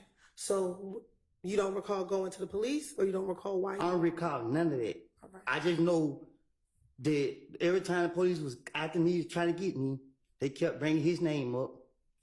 And I knew that they had me what I had, so I was like, yeah, whatever y'all want me to say, I would say it. And that's why I told Gaither and Dennis, and that's why they kept coming after me, because they felt like, okay, they can make a case out to him or whatever they trying to do. So they knew that, okay, we gonna get Woody today, he gonna have something to say about Thug, and it's wrong. And y'all is wrong because y'all know that I'm full of shit. And y'all keep trying to drag me in here to bring up bullshit that y'all know I don't say it. Why is y'all doing that? Leave me alone. If y'all gonna charge me for what I did, I don't did the time for the crimes y'all caught me for. Okay. Would you mind your language while we're sitting here in court? I'm trying to. Y'all need to give me a break because my blood pressure is real high. I keep telling y'all, leave me alone. Okay. And the quicker we get through this, the quicker we can leave you alone. Do you understand? Okay, that? I don't recall. Okay. Going back to January 11th, 2015. I don't recall. Can I finish the Wait question? and listen to the question first. When you went to the Atlanta Police Department, Detective Thorpe didn't ask you about Thug. You brought up Thug. Do you recall that? I did. You did. Okay. So let's continue. During your meeting with Detective Thorpe, when you went down to the police department, did you tell him about the beef that you were having with Shell Cal? Am I here to tell the truth or to remember my lies? I want you to tell the truth. But you keep going to my lies, though. That's what you. Back in 2015, did you tell Detective Thorpe that this was a lie? I'd have told the police whatever. Listen, when they get me, I'm gonna sit down and I'm gonna try to tell them whatever I can to finesse my way out of whatever situation that I'm in. Okay. And it's only now in 2024 that you're saying that everything you said in 2015 is a lie. Is that correct? Because I went to the feds. Y'all didn't let me out of jail till what, four years later? So if I was telling the truth then, why it took y'all so many years to try to say, okay, he was being honest or whatever the case is? If I was telling the truth, y'all would have made any case back then. Y'all knew I was lying. Y'all put me in jail. I go do my time. I get out of jail, try to get my life together. Y'all trying to drag me back into the lies that I done made. Y'all, what's up? Can I ask you this? In 2021, when you interviewed with Investigator Viverito after you got out of prison, did you tell her that everything you said back in 2015 was the truth, but we as a state didn't believe you back then? So my thing is, right? I went to jail.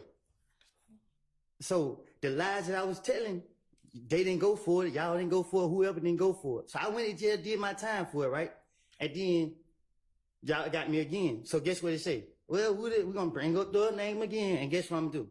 Try to finesse my way out of it again because y'all ain't touching for the lies I done told on them in the past. So guess what? It ain't nothing to put the blame on Thug for what I did. Okay. And that's what I'm going to do. I'm going to blame him for... And let me I don't recall. Okay, and let me ask you this. You keep talking about Thug, but were you asked about other individuals as well? During all these interviews, were you asked about Shannon? And I'm going to put the blame on him. Okay, were you asked about Demekion Garlington? I'm going to put the blame on him. Were you asked about Quindarius Zachary? I'm going to put the blame on everybody but myself.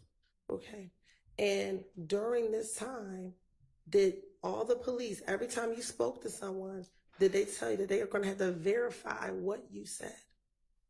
And did they? My question to you, When answer the question that she asked you. did they tell you that we had to verify everything that you said? I don't recall. Okay. And when they told you they had to verify what you said, you continued to talk to the police. Because with the knowledge that I have, it's nothing to trick the police. But if they had to verify what you said, they had to make sure that what you said was true. How could you trick the police? Easy. Overruled. How could you trick the police? Easy. How? I can't tell you that. Okay. Were you aware that the things that you talked about were verified? Sustained.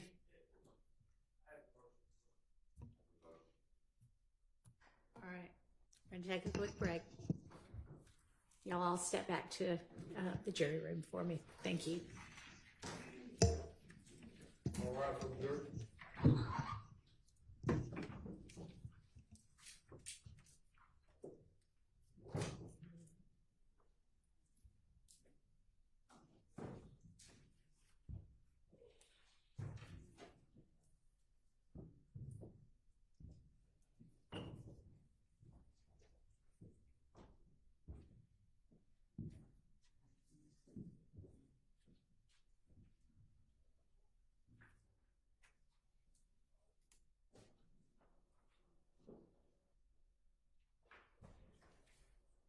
All right. I don't know which, y'all can be seated. I don't know which I got person. standing. go out. You can go out. Thank you. You say go out? Yeah, just stick very close. Mr. Melnick, you're going to go out there with him? All right, thank you.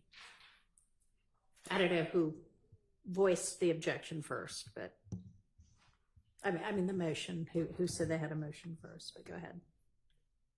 Your Honor, the way I wrote down in my notes is that the prosecutor said, not a question, but a statement, that the police verified inculpatory information from Mr. Copeland. That is not true, by the way. It is questionable whether anything's verified, but obviously jurors make that determination.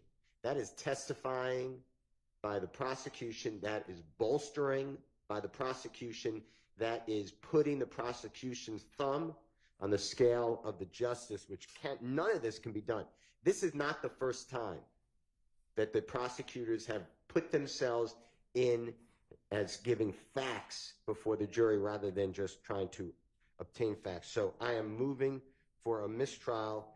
If your honorable court denies it, I need curative instructions to strike it, and respectfully, if it happens again, it will not be the second time.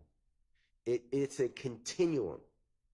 So I would ask the court, I know you weren't here, but to keep that in mind as we go forward as well. I'm not moving off my mistrial. I'm just anticipating. No one wants a mistrial. I didn't want a mistrial, but why say that to a witness? So I don't see any good faith in that question. All right, thank you. Mr. Short. I adopt everything that my motion is the same. I adopt everything that Mr. Attorney Steele said. I'll also say that in Attorney Hilton's statement that the claims of Mr. Copeland were verified by the police, it's an improper expression of belief by an advocate in front of the jury, and that is improper. And I'll also add, Your Honor, not only do I not believe it to be true, but also there has been absolutely no evidence presented that any of this has been verified. All right. So, thank you, Your Honor. Thank you. Response? Oh, I'm sorry. Yeah, everybody joins. Okay. When I asked the question, Your Honor, what we will eventually get to with Mr. Copeland, I believe, is that he's the person who told the police initially on the night of the murder about certain facts that were verified. And when I say verified, that we have corroborating evidence to support it. So Mr. Copeland, when he talks to police in June of 2015, he told the police that Mr. Williams rented the car that was used in the murder from... Can I stop you for just a second? Yes. It may be that some of the things were verified. It may be you have presented evidence or will present evidence that some of the things were verified. The question that you asked was, did you know that all of the things you told them were verified? So that's the issue. Okay. And I didn't mean all, but some of the things that he told police were corroborated. Maybe my better version should have... That's how you said it. Correct. So it was inartful, but what I was talking about is the things that he told police was corroborated by other evidence. And so do you have a response to their motion for mistrial with regard to you having said, did you know that all of the things you told the police were verified? Your Honor, I would ask that a mistrial not be granted, but that you ask the jury to strike that question, and I can rephrase the question. All right. You need to be more artful. Yes. From the get-go with your questioning from here on out. Understand? Yes, sir. All right. I propose to instruct the jury, remind the jury that nothing that any attorney says in questioning is evidence, and also to strike Ms. Hilton's last question entirely from their minds. Any further curative instructions proposed? No, Your Honor. How about from the defense? Talk into your mic if you don't mind for me.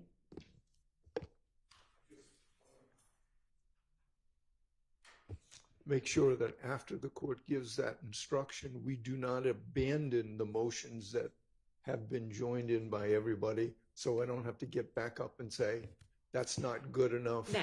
We don't agree to. I'm asking you now, and I understand y'all would still prefer a mistrial, short of a mistrial, which I'm denying at this stage. These are the curative instructions I'm proposing. If understanding you'd still rather have the mistrial, is there anything further curatively that you all would like to add? On behalf of Mr. Stillwell, I have nothing. All right. All right. Nothing from anybody else. No, Your Honor, just the same thing. The rule is that before the next question is posed, we have to, again, ask for a mistrial, but you just said that that's preserved, so nothing further. Understood. All right. Thank you.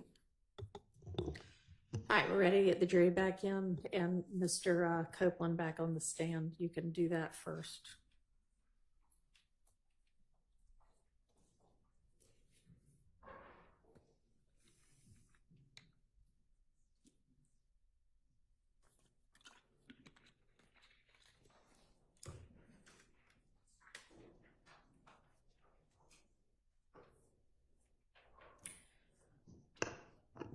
And y'all, one of the jurors needs to be on a quick Zoom at 12:30, so we're going to break for lunch by that time.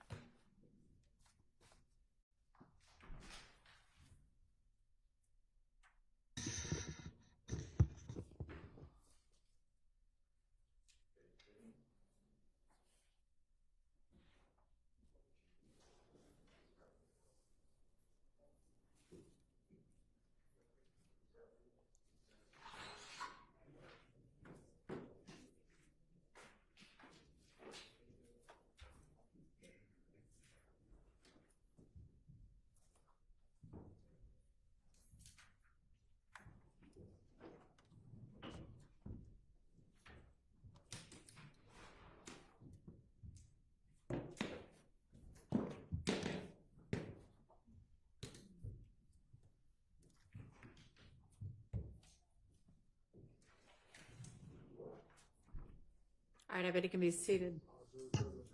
Thank you. Actually, I'm not sure they are. Almost all jurors are present and accounted for.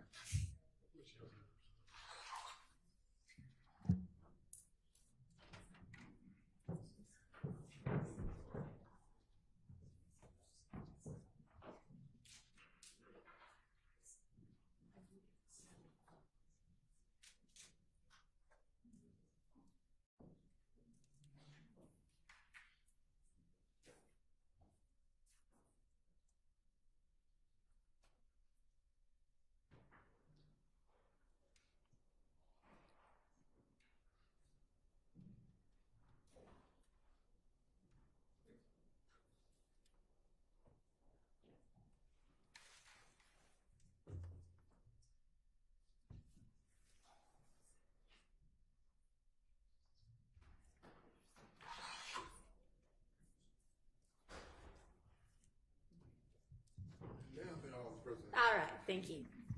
All right, y'all be seated. All right, ladies and gentlemen, I want to remind you that nothing that any attorney says in questioning is evidence, and I need you to strike Ms. Hilton's last question entirely from your minds. Go ahead, Ms. Hilton. Thank you, Your Honor. Going back to this January 11, 2015 interview, did you tell Detective Thorpe that once Thug and Kel had a conversation and you thought everything was squashed between you and Kel, back in January of 2015? What's your question? Sure. Did you tell Detective Thorpe in the January 11th, 2015 interview that at the Cascade skating ring, Kel and Thug had a conversation and you thought your beef with Kel was squashed once you left the Cascade skating ring? My motive was to get the heat off of me. The only way I was gonna get it off of me, what I thought, by putting on the, I felt he was rich, and the police locked me up and do what they want to do to me because I'm broke and I can't afford to pay for a lawyer. He rich, they not gonna bother him. So I said, I got it off me by putting it on him. How is telling the police that the beef was squashed after a phone conversation puts anything on Thug? Because I gotta line it up to get it off of me. So you gotta set the pattern. Okay. Next, did you tell Detective Thorpe that you, on Monday, you all went to Club Crucial on the Monday before Donovan Thomas passed away? I don't know what you asked. Okay. Going back to January 11th of 2015, did you speak with Detective Thorpe about going to Club Crucial on the Monday before Donovan Thomas passed away? I told the detectives, I don't know none by their name, but everyone they talked to me, as long as they sit in front of me, I was gonna put the blame off on everybody, anybody to convince them to get off of me. How is going to Club? I don't remember what I don't told the detectives. I don't have a clue what I don't told them. That's why I can't tell you exactly what I don't told them, because I can't remember what I said. Okay. Did you go to Club Crucial the Monday before Donovan Thomas was killed? I probably did. All right. And at Club Crucial, did you get into a fight with Kel? I don't recall. Okay. Did you tell Detective Thorpe that you got into a fight with Kel at Club Crucial the Monday before Donovan Thomas got killed? I probably did. Okay. And did you tell them that was after you were flashing money while you were on the stage? I probably did. I know. I would. Detective Thorpe, his brain was the size of a squirrel brain. So you could just tell him anything, he gonna go for it. Your Honor, at this time, the state's going to ask for permission to treat Mr. Copeland as a hostile witness under pursuant to 24-611, Your Honor. Granted. Thank you. What that mean? Don't worry about it. That's just for her to understand how she can ask the questions. You just continue to answer them truthfully. Isn't it true that in this January 11, 2015 interview, that you told Detective Thorpe that at Club Crucial on that Monday before Donovan Thomas was killed, that Kel punched you in the back of your head? I don't recall what I told the detective. And isn't it all? I'm sorry, I don't want to cut you off. I don't recall what I told him specifically, however you pronounce it. Okay. And is it also true that after Kel punched you in the back of the head, then other people came and began jumping on you as well?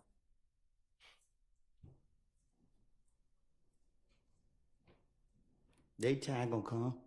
That's not the question I asked you. Is it true that you told Detective Thorpe during this January 11, 2000 interview that after Kel punched you in your head, that other individuals also began to jump on you as well? I don't recall what I done told the police. And also in that same interview, isn't it true that you told Detective Thorpe that after they jumped on you, you ran outside of the club? To get what? Is it true that you told Detective Thorpe that after they jumped on you, you ran outside of the club? I ain't doing no running. Okay. And is it true that after you ran outside of the club, that you told Detective Thorpe? I ain't doing no running, Miss Hilton. Okay. Well, is that what you told Detective Thorpe? I told you I tell him anything. Okay. You want the truth though, but I ain't doing no running. I'm gonna make other people run. All right. And once you went outside of the club, you saw an individual by the name of Bloody J. Did I do something to him? Once you went out the club, did you tell Detective Thorpe that you saw an individual by the name of Bloody J? I don't recall. Okay. And when you saw Bloody J outside, you asked them what was up. Like, why did they beat you up? I don't recall. Okay. And that one of your friends ended up beating up Bloody J. I don't recall. Okay. Then you also told Detective Thorpe that after this incident on Club Crucial, the Monday before Donovan Thomas was killed, you told him about a meeting that you were aware of involving an individual by the name of Mo. Do you recall telling Detective Thorpe about this meeting with a person by the name of Mo? I don't recall.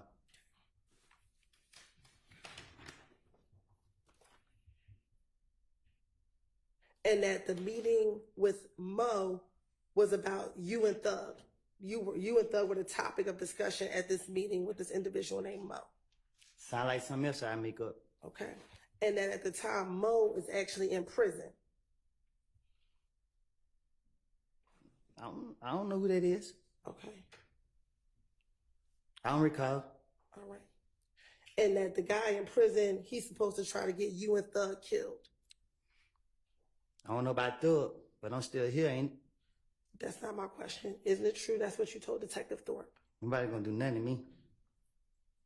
So do you not remember telling Detective Thorpe that? I done told Detective Thorpe anything. Okay. Also, in that same interview, did you then tell Detective Thorpe that once you found out about this meeting, you reached out to members of If Gang and asked them if they were going to kill you and Thug?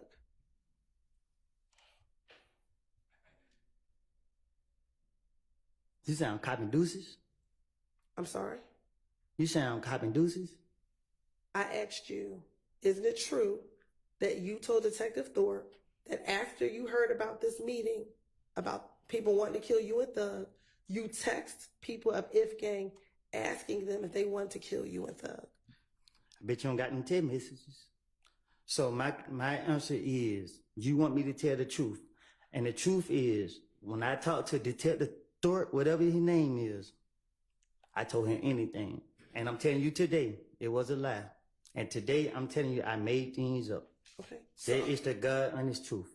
So is it your testimony today that that you were not aware of a meeting, that you were the subject, you wanted to kill you? My answer is, I don't recall nothing. I don't told the detective. So, okay. And I'm telling you, whatever I did tell him, I was making it up. Right. It don't take a rocket science to figure it out. Right. Did you also tell Detective Thorpe about a shooting at a gambling house in Lakewood? Huh? Isn't it true that you also told Detective Thorpe about a shooting at a gambling house in Lakewood? I probably did, just to try to make my story seem more convincing. I don't recall what I done told them. I don't know. Okay. And during the course of that shooting at the Lakewood house, Thug's car got shot at. I don't recall.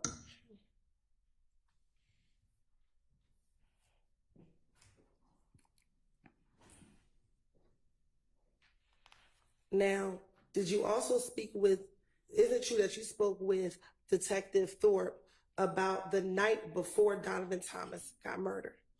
So it may seem like I'm trying to help Thug out. I'm not trying to help him out. I don't care nothing about him, what he got going on, nothing. I care about the truth. The truth was, I was going through a phase in my life, and I have put all the blame on him. Okay. I don't know what he did. I don't know what he got going on. But y'all got me on the stand, and I'm telling the God honest truth. Leave me out of this. I made all these stories up, put the blame on him to get myself out of the situation because the police told me they want a big fish, and I'm a little fish. They ain't who I want. Okay. So when they told me that, my only motive was to convince them that I'm telling the truth about this guy right here, and I'm lying. All right. Isn't it true that you told Detective Thorpe that the night before Donovan Thomas got murdered, you were actually at the studio with Thug? I doubt it. I don't recall. Okay. And that the studio that you were at was DJ Drama Studio. Yeah, I don't recall. I don't know that. I don't recall. All right. Have you ever been to DJ Drama Studio with I don't even know who DJ Drummer is. Okay. Did you also tell Detective Thorpe that on the morning of Donovan Thompson's murder, you actually went to your girlfriend's house early in the morning, around 5 or 6 o'clock a.m. after you left the studio with? Can you say it again? Sure. Isn't it true that you told Detective Thorpe that after you left the studio on Friday night, the night before Donovan Thomas was murdered, you went to your girlfriend's house at about 5 or 6 o'clock in the morning, and that would be on Saturday, January 10th? I don't know. I can't remember what I told it. I don't recall what I told that man. Okay. And is it true that in that same interview on January 11th, that you told Detective Thorpe that you stayed at your girlfriend's house until about 7 p.m. at night, and that's when you left your girlfriend's home? I'm single. Back in 2015, did you have a girlfriend by the name of Deshawn Quarterman? You had to say her name like that? Okay. Did you have a girlfriend back in 2015? My daughter mama, yes. Okay. And was she your girlfriend in 2015? She's my daughter mama. In 2015, was she your girlfriend? We had a child together in 2015. And during the same January 11, 2015 interview, did you tell Detective Thorpe that when you woke up at her house, that she was not present? She was not there at the house when you woke up? I don't remember what I told the detective. Okay. Do you remember her being at the house when you woke up the day that Donovan Thomas was killed? Okay. And when you woke up and she wasn't home, you actually called her to find out where she was. Do you remember did you tell Detective Thorpe that? I don't recall. Isn't it true that you also called your brother to get his car on the day that Donovan Thomas was killed? You say, is it true? Yes. Nothing I say is true. Okay. Is it true that you told Detective Thorpe that you called your brother to get his vehicle on the night that Donovan Thomas was killed? You said, did I call my brother to get his vehicle? Yes. Can you say that again? Did you tell Detective Thorpe that on the day that Donovan Thomas was killed, you got your brother's vehicle so that you could borrow his car? Yeah, that was another lie. Okay. So you never borrowed your brother's car? No, that was my car.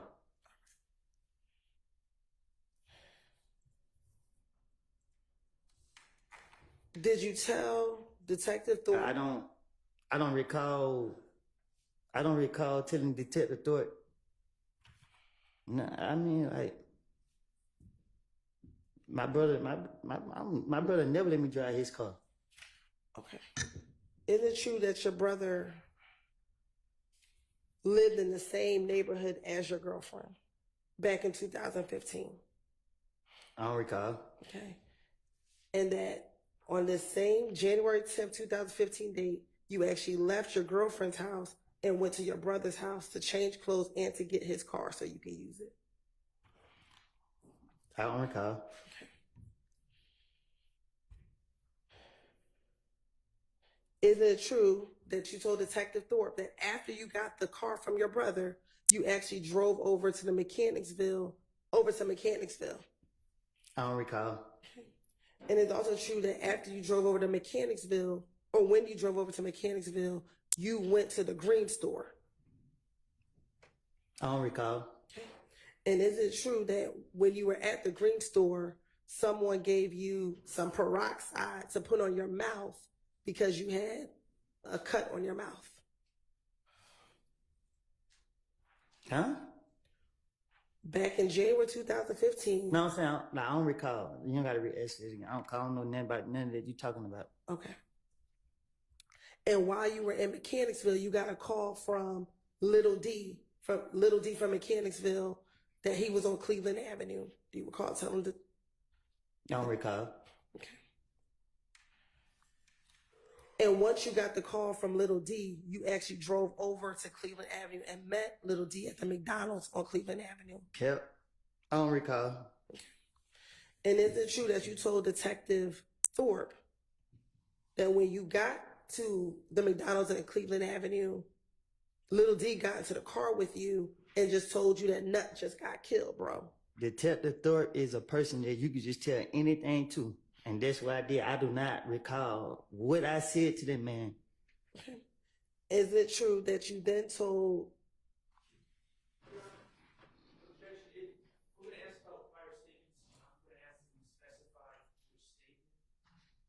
All right. Okay. Can you be a little more specific in your questioning as to which statement it is? Sure. In the same January 11, 2015 interview, did you tell Detective Thorpe that you met Little D at the McDonald's on Cleveland Avenue? I don't recall. Okay. And in that same interview, when you met with Little D, he told you that Nut just got killed, bro? I don't recall. And you responded, really, bro? I don't recall. And then you asked him what happened. I don't even know what happened. Okay. Do you recall telling Detective Thorpe that you asked him what happened? I don't recall. And the first thing you told Little D was, damn, they gonna say that I did it, bro. Huh? Isn't it true that you told Detective Thorpe in this January 11th interview that after Little D told you that Nut got killed, you said to Little D, damn, they gonna say I did it, bro?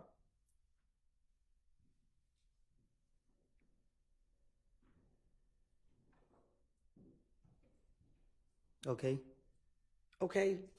Isn't it true you told Detective Thorpe that? I don't recall. All right.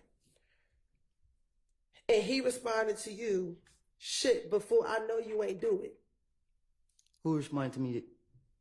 Little D, that's what Little D said to you. He said what? Shit, but I know you ain't do it. That what he said?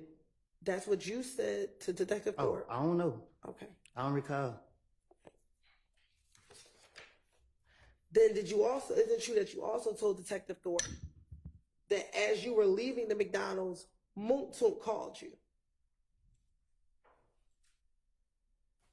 I don't recall. Okay. You don't recall Moontook called you that night? Okay. I don't know. All right. And that Moontook called you on FaceTime? I don't recall. And Moontook, for the record, is MOONKTOONK.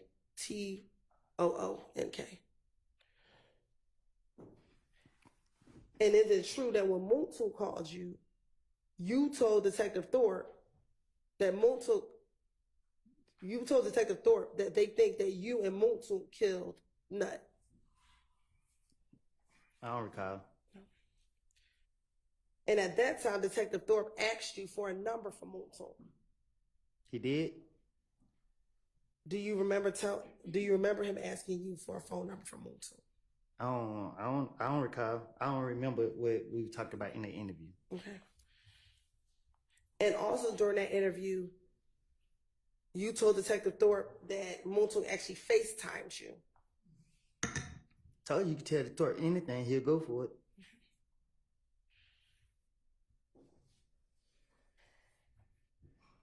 And in that same interview, did you tell Detective Thorpe that initially you didn't want to come to police headquarters, but you talked to people and asked them whether or not you should come down to the police headquarters? Can't nobody give me, I would not listen to nobody, not even you. Okay. Isn't it true that you told Detective Thorpe? So at first I asked like, hey bro, they saying I did it. I need to go to headquarters. And he's like, nah, we need them to call you. And I told everybody I didn't have nothing to do with it. So I called. I was trying to get the best advice I can. Then the next you know, they was like, oh, I called my girl's mama. I was talking to her before they shot her house up. Me and her was talking on the phone. You put me here to tell the truth. The truth is I made it up. I had to keep telling you this. So the police can't get me. Man, we got you. You put a gun out on us, man. Just give us your boy Thug. Shit, what y'all want me to say? On January 11th, did you pull the gun out on anybody? On January 11th, 2015, did you pull the gun out on anybody? I ain't did nothing. Okay, so you went down to the police department on your own, correct?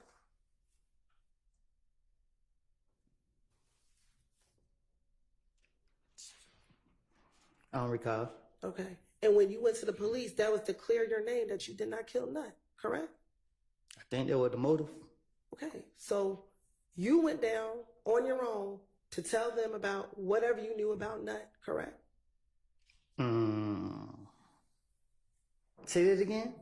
You went to police headquarters on your own to tell them whatever you knew about Nut, correct? Is it a trick question? No, it's not a trick question. Can you ask it again? Sure. Back in January of 2015. The night that Nut was murdered, you went to Atlanta Police Department, correct?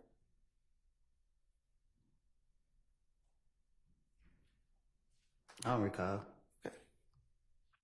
And when you went down there, that was to clear your name that you did not kill Nut, correct? You gonna lock me up? Did you get locked up on January 11th, 2015? I'm saying if I get my answer now. Did you go to clear your name about killing Donovan Thomas? I don't recall.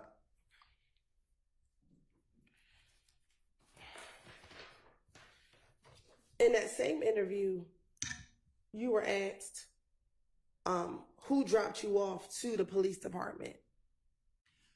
And you told them it was Multo who dropped you off to the police department. Is that correct?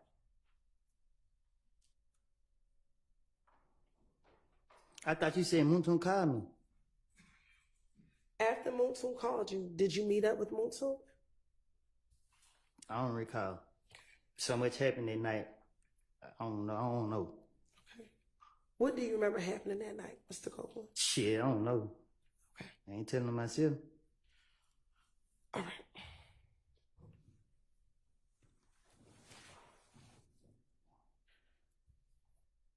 And back in 2015, isn't it true that Multo was driving a blue or gray Malibu vehicle? Ask him. I'm asking you. I don't recall. Okay.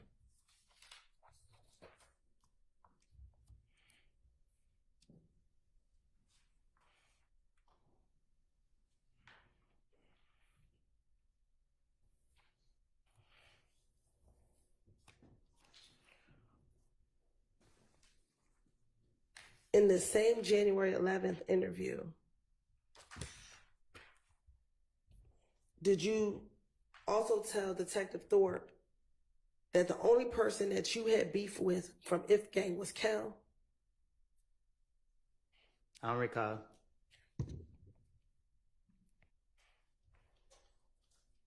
What I told the detective. But if you asking me for the truth, I keep telling you, I would tell detectives whatever they wanted to hear or whatever they wanted me to say to get out of my situation.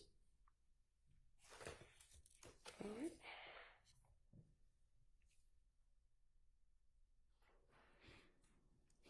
Now, during this interview with the January 11th interview with Detective Thorpe, did you talk about the gang that Kel was involved in? How can I tell you about something? I don't recall. Okay. Did you tell Detective Thorpe that Kel was a part of 9 Deuce Inglewood ABG gang? I don't recall.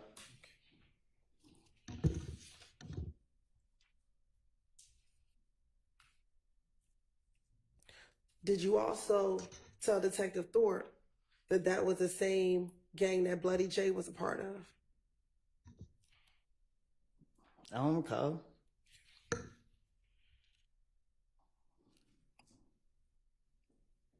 I thought I was here to tell the truth. Okay. And what's your new version? What's your truth today? That I lied. And that you lied about everything back in 2015? My truth today is I lied and put the blame on others for a lot of activities. I ain't telling on myself. I ain't got nothing else to say. I don't recall. Okay. Now, did you also talk to Detective Thorpe about you at one time being cool with Bloody J or being friends with Bloody J? I don't recall what I told detective, investigator, what deputy, whatever you want to call them. Okay. And then you stopped being cool with Bloody J and ABG once you started hanging around Thug. I don't hang around other people.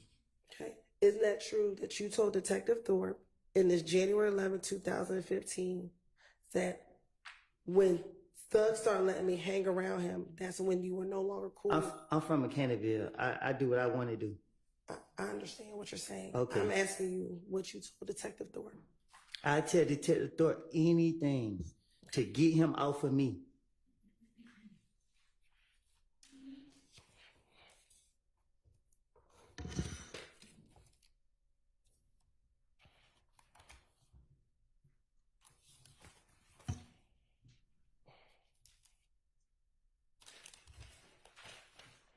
Y'all believe me so much, why? Never mind, man. Look.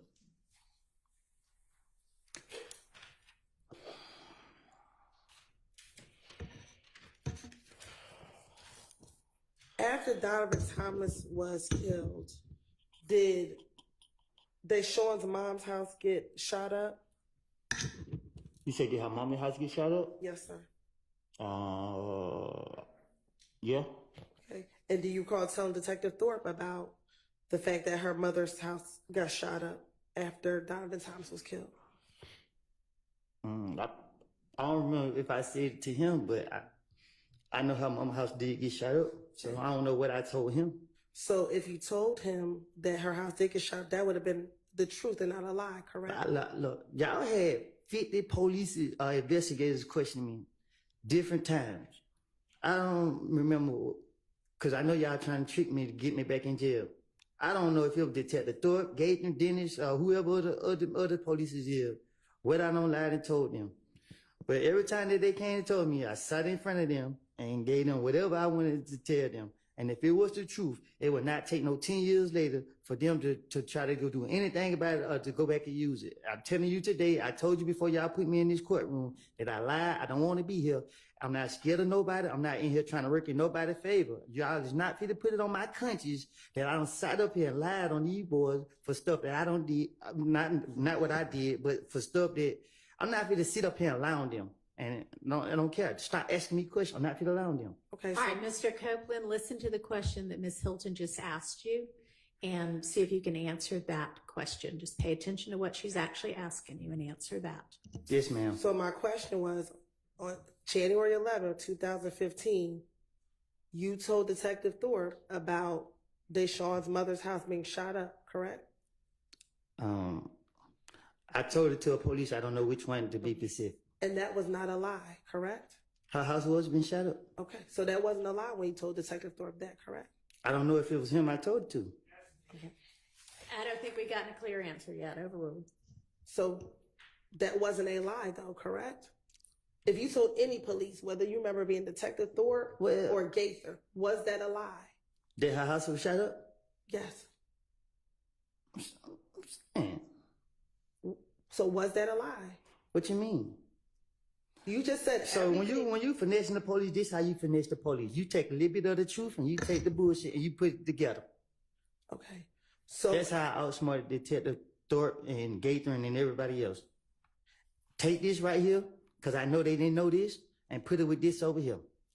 And during all of your interviews, did they tell you we're going to have to corroborate what you said? And if you take all of my interviews and put them together, let's see what you come up with. Okay. But did they tell you that? Did they tell you they were going to corroborate everything that you said? Overruled. Did the detectives tell you that they would have to corroborate everything that you said? I can't tell you. Y'all have so many police talking to me. I don't know. I can't say what they done told me. Did Gaither tell you on multiple occasions, I'm going to have to verify what you're telling me? I just can't take your word for true. I have to verify what you're telling me. I don't know nothing about all that. I don't recall. You don't recall that? Let me ask you this. Do you recall talking to Detective Gaither while you were locked, after you got locked up in June of 2015, calling her on her cell phone while you were in jail? I don't know. I don't recall. All right. And do you recall asking her, what's going to happen to me? Am I going to be able to get out? And she kept telling you, we got to verify what you told us. And did I get up? I'm asking you a question. Did she tell you? Listen, we have to answer my question. I'm about to. You want me? If I call Detective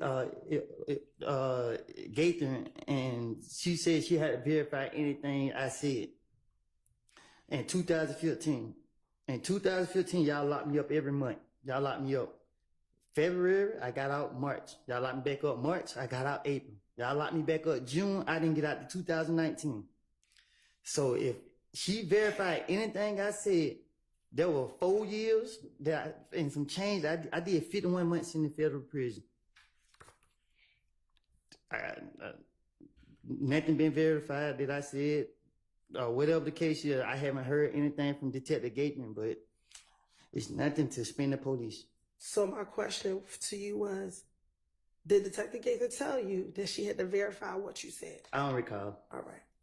Now, going back to the January 11, 2015 interview, do you recall Detective Thorpe asking you about whether or not you ever rented or owned an Infinity vehicle? I don't recall.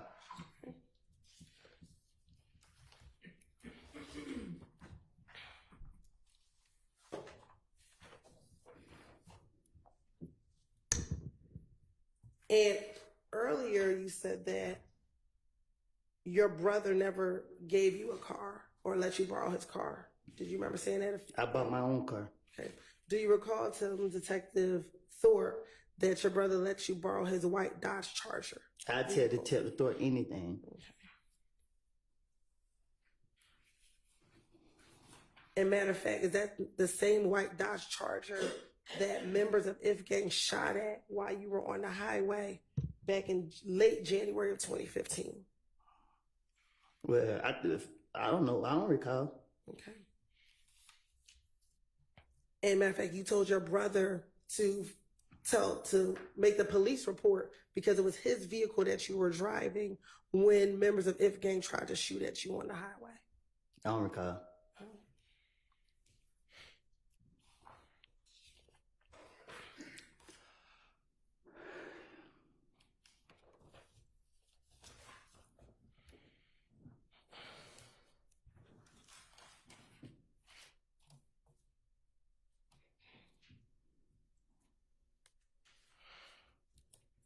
And during the course of this January 11th interview, isn't it true that you talked to Detective Thorpe multiple times about all the incidents that occurred in the weeks leading up to Donovan Thomas getting killed? I better have a different story every time. Okay. Specifically, you told him a couple times about the incident at the Cascade skating ring. Isn't that true? I don't recall. Okay. And that's specifically what I said. I know if you take any time I talk to the Detective Thorpe, I bet you ain't none of my stories gonna be the same. Okay. Well, isn't it true that in January of 2015, when you first talked to the police about what happened with Donovan Thomas, you were actually trying to protect your friends and you didn't want to give them all the information back in January of 2015? I'm just trying to protect myself. Okay. But then I got a family to protect. But by June of 2015, you finally disclosed everything that you knew about what happened the night of Donovan Thomas's murder and everything that happened leading up to Donovan Thomas's murder? No, see, what y'all did was y'all kept locking me up and putting me in isolation, putting me in protected custody at the Fulton County jail, where people putting feces all on the wall, locking me in the room, keeping me in there 23 hours a day, fucking up my mental, and keep dragging me back and forth, back and forth, back and forth, trying to make, man, listen, man, So I ask you my question again. Isn't it true that in January of 2015, you were trying to protect your friends, so you didn't give the police a lot of details about what happened the night of Donovan Thomas's murder? I can't,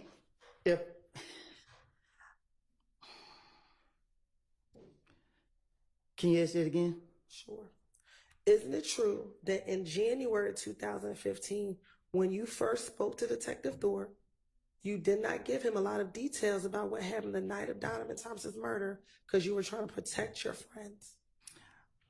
No, I just had enough time to protect myself by getting my story together. Like, I'm only thinking about protecting myself. Why would I try to protect some people and then wait down the line and give them up? They don't make sense to me. Because isn't it true that in June of 2015, you thought that Thug was trying to kill you? That's if I thought Thug was trying to kill me, I was trying to get him. Okay. In June of 2015, did you think Thug was trying to kill you? That's what I told the investigators. Isn't that true? I don't recall. I don't recall. Okay. And also in June of 2015, were you involved in a number of retaliatory shootings because of Donovan Thomas being killed? Huh? By the time we get to June of 2015, were you the victim of a number of retaliatory shootings because people thought you killed Donovan Thomas Jr.?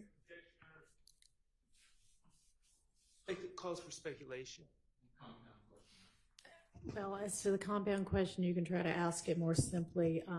She's asked, I'm going to overrule with regard to speculation because she's asking about his own mind. So in June of 2015, were you the victim of a number of retaliatory shootings? Well, y'all locked me up in February. I got out March. Y'all locked me back up again March. I got out April. And then the feds came to kick me in my door June. So I basically was in jail most of the time. So I don't recall being a victim of a lot of shootings. Okay. By the time June 2015, we already talked about your girlfriend's mother's house was shot up, correct? Mm-hmm. You were shot at while driving on the highway, correct? I don't recall. Okay. You, your child, and your child's mother was shot at while you were leaving the home. Mm-hmm. The home, correct? You also had... I was shooting back. We're going to get to the fact that Okay. you shot back. Yeah. You also had another shooting at another family member's house. Is that correct?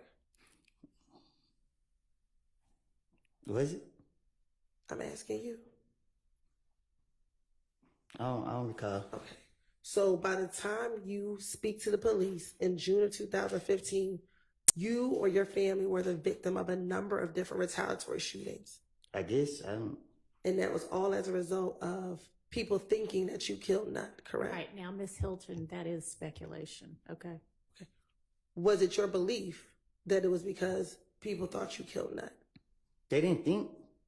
When you say they didn't think, what do you mean? I don't recall. Okay.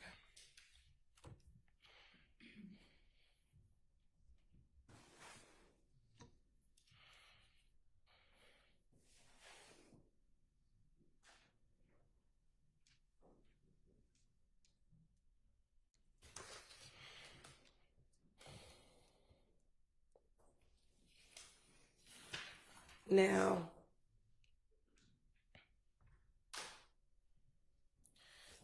in that same January 11, 2015 interview, did you tell Detective Thorpe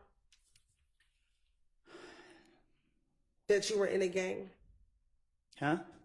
In the same January 11, 2015 interview, did you tell Detective Thorpe that you were in a gang?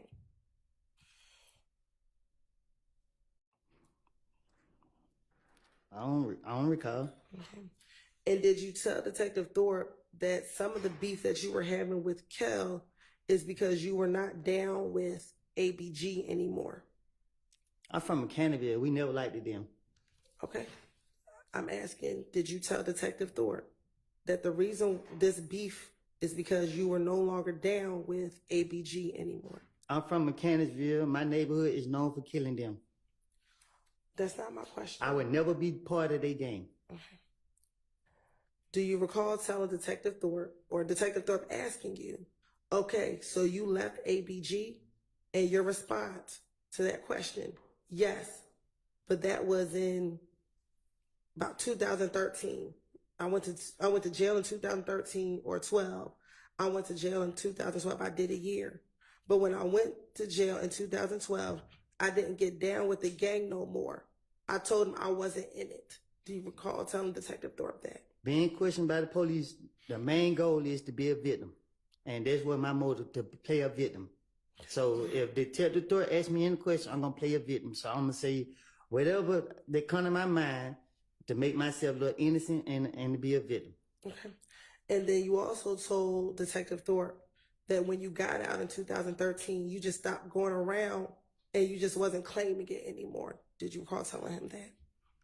Can you say that again? Sure. You also told Detective Thorpe that once you got out of jail in 2013, you just stopped going around and that you weren't claiming it anymore. I don't run behind nobody.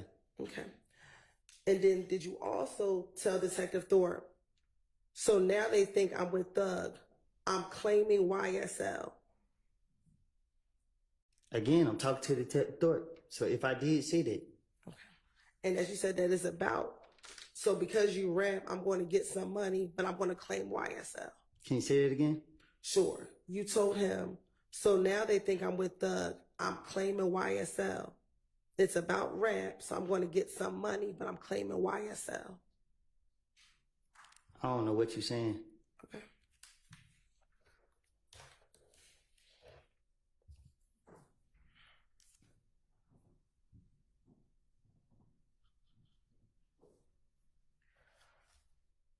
Now, you keep saying that you told Detective Thorpe whatever it is that you wanted to say, that you were finessing him.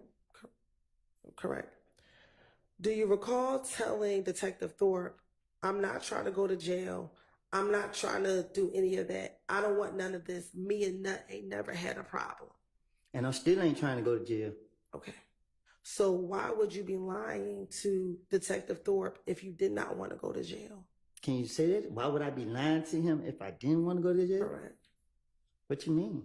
Like you keep saying that you were just lying. Why would you lie versus just telling him the truth? That's how I was raised. I was raised up to lie to the police. I was at an early age, I was taught to lie to the police. But if you're trying not to go to jail, why would you lie to the police versus telling them the truth? You trying to trick me? I'm asking you a question. I'm not going to confess. Confess to what? Nothing. When you went in on January 11th, were you there only to talk about the murder of Donovan Thomas? I don't know what I'll be. All I know is if you give me an opportunity to talk my way out of the situation, I'm about to talk my way up out of the situation. Okay. During the course of your interview, were you asked about what your Instagram page was back in 2015? I don't recall. Okay. And back in 2015, is it true that your Instagram page was Woody372? I don't recall. I had a lot of Instagram, so I don't know. Okay. Is it true that's what you told Detective Thorpe that your Instagram name was? I tell Thorpe anything.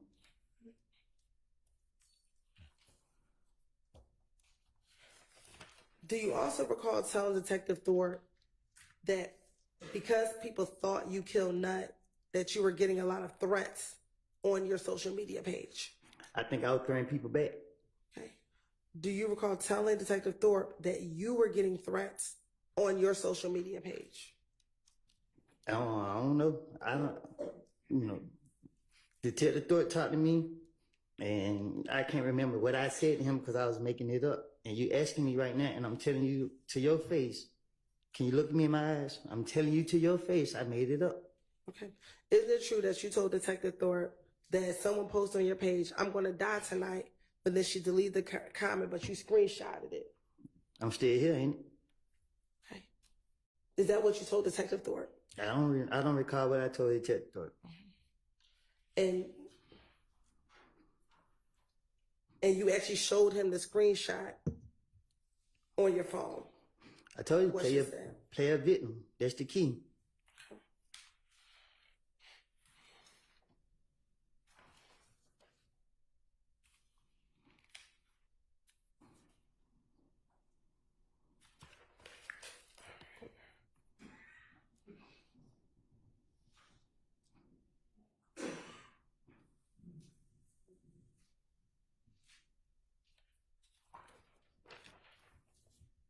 Do you recall how many people back in January 2015 that you asked whether or not you should go down and talk to the police that night of Donovan Thompson's murder? I never take people advice. Okay. Do you recall, or is it true that you told Detective Thorpe that you spoke to Deshawn's dad about whether or not you should go down and talk to the police? I never had Deshaun's dad number that I recall.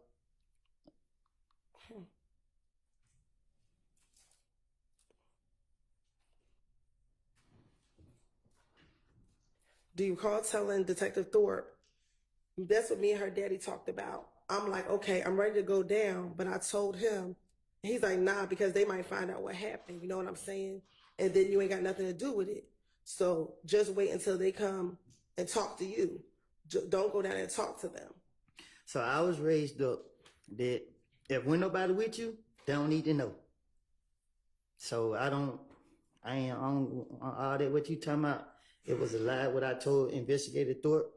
It's something that I came up out top. I was making it up. That's why I can't remember what I said to him. You want me to say something that I didn't say so you can put me back in jail? Okay. I don't recall what I said. I don't. Did you kill Donovan Thomas, Mr. Huh? Copeland? Did you kill Donovan Thomas, Mr. Copeland? Huh? Did you kill Donovan Thomas? You shaking your head? Is that a no? No. Okay, then. And is that what you went down there to tell Detective Thorpe back on January 11, 2015?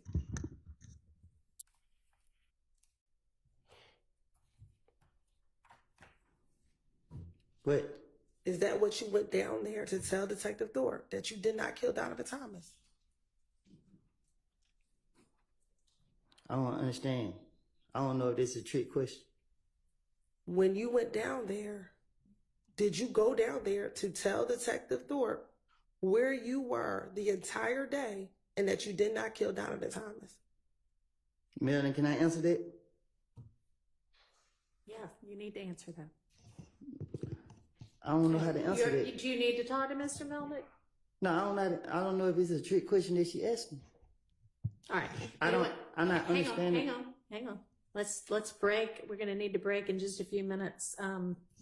Anyway, so let's break now. If you need to talk to Mr. Melnick in the interim, you can do that. And then we'll come back after lunch and you can answer that question depending upon what you and Mr. Melnick decide. Your Honor, I'm going to object to the question on the basis that it's a compound question. All right. Well, that is true. I will sustain that objection. So Ms. Hilton, during the break, formulated into something that is not a compound question. Yes, Your Honor. All right. So let's break until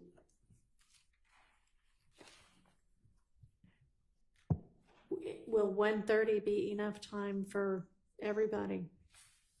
All right.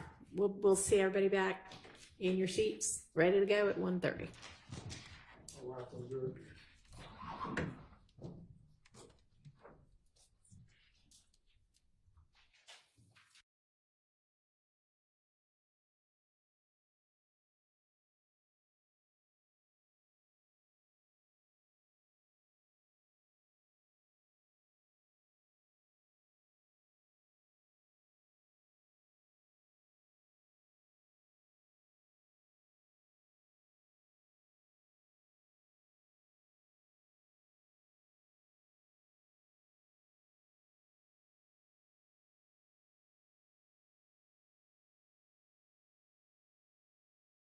before we break for lunch?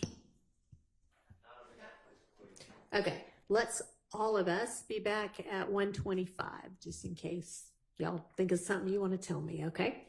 See you then. Judge, I gotta say this.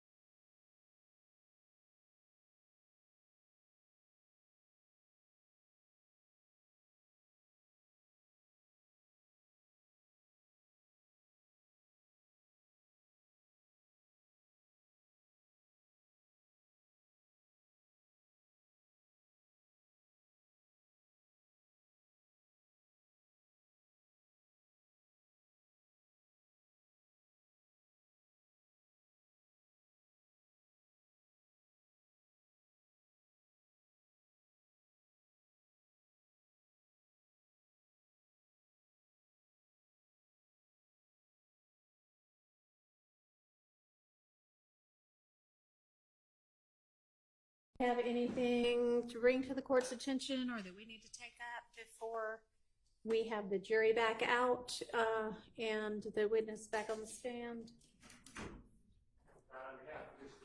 All right, thank you. Now I have to stay on. All right, thank you. Somebody else talking right there in the middle. Who's that? Is there somebody that, You want to talk to the judge? well, this is a break right now, so. I was just gonna ask about the civil forfeiture filing. They come to you, they stay with the judge on mistakes. I really don't know the answer to that. If you want to send an email to Chambers, maybe just copy both chambers, we'll get you an answer. Okay, thank you. Anything else?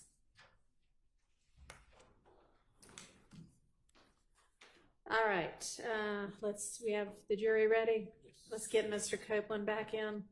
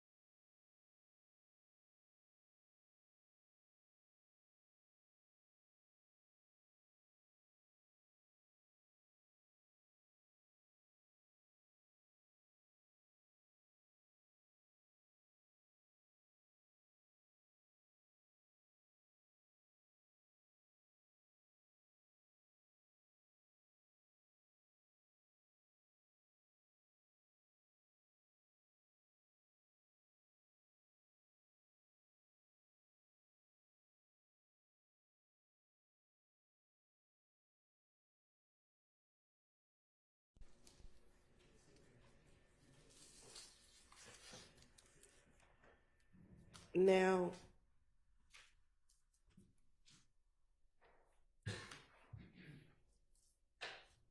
isn't it true that after Nut was killed, that you thought the whole If gang was going to be after you?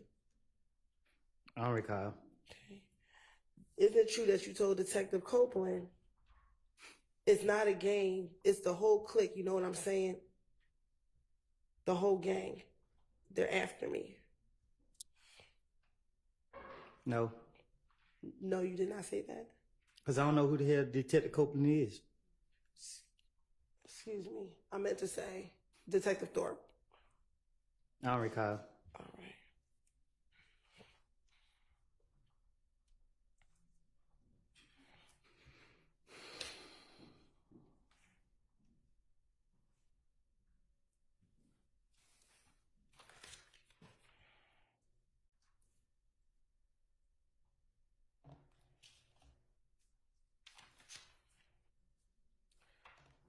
Now, we talked earlier about the gambling house in Lakewood. Did you tell Detective Thorpe during the same January 11, 2015 interview that the person who shot up the gambling house in Lakewood was Cal? I don't recall. Okay. And that when Kel shot up the gambling house, he actually shot up Thug's car? I don't recall. And that Thug wanted Kel to pay for the window of his car being shot up? What about it? Did you tell Detective Thorpe during your January 11, 2015 interview that Thug wanted Kel to pay for the window that was shot up? I don't recall.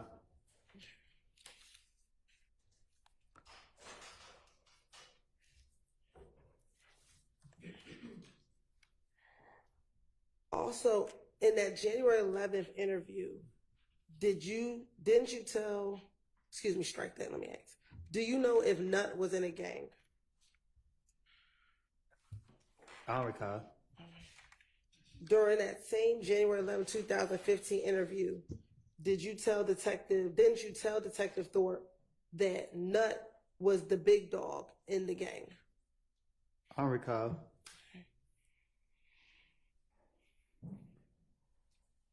Specifically, didn't you tell Detective Thorpe Nut, he wasn't the big dog, but he was they big dog? Like Nut ain't the big dog, but he's still a big dog. But he's not over the whole gang, but he's a big dog in the gang. I don't recall what I told no detective. So have you, when Nut was alive, did you and Nut ever speak about the issues or the beat that you had with Kel? I don't recall me and Nut having no conversation. Okay. In the same January 11, 2015 interview, didn't you tell Detective Thorpe, me and Nut, we've talked about Kel? I tell Detective Thorpe anything to get him out for me. Okay.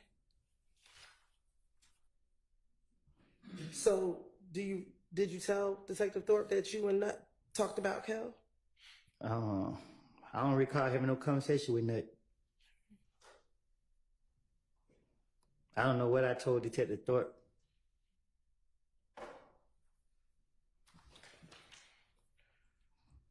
When you went and spoke with Detective Thorpe on January 11, 2015, were you concerned about If gang harming your family members?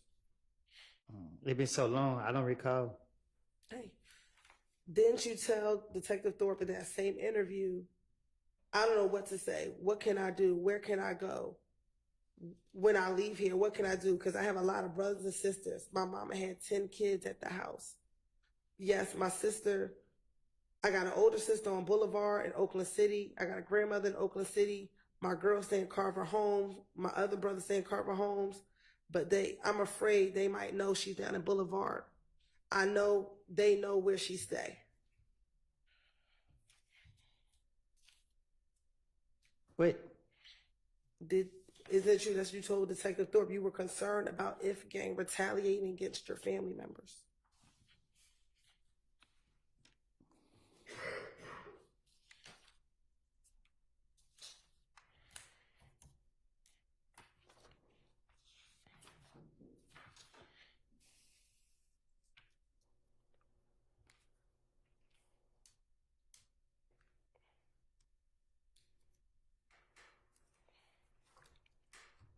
Are you thinking about your response?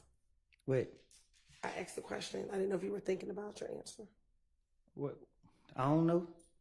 Okay. Do you need me to repeat the question? Yeah. Okay. Is it true that you told Detective Thorpe you were concerned about if gang harming your family members? I done told Detective Thorpe whatever.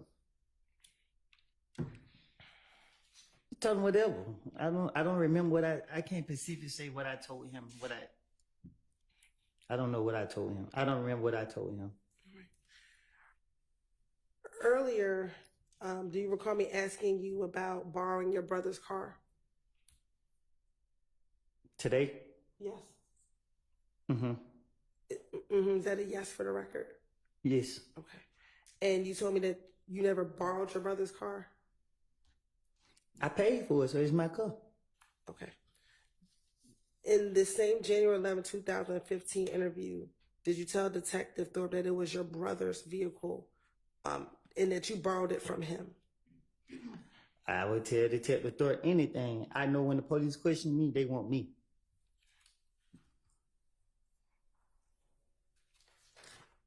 In your January 11, 2015 interview,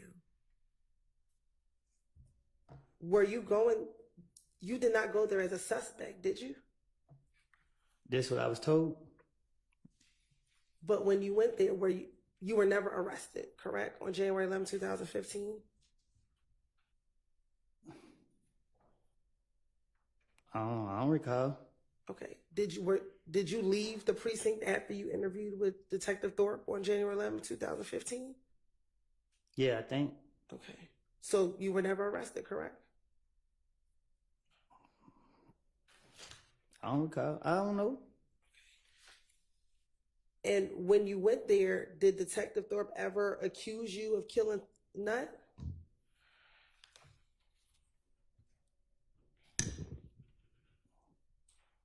I don't recall what he said. Did Detective Thorpe in that entire interview give you an opportunity to tell him what happened the night of the murder?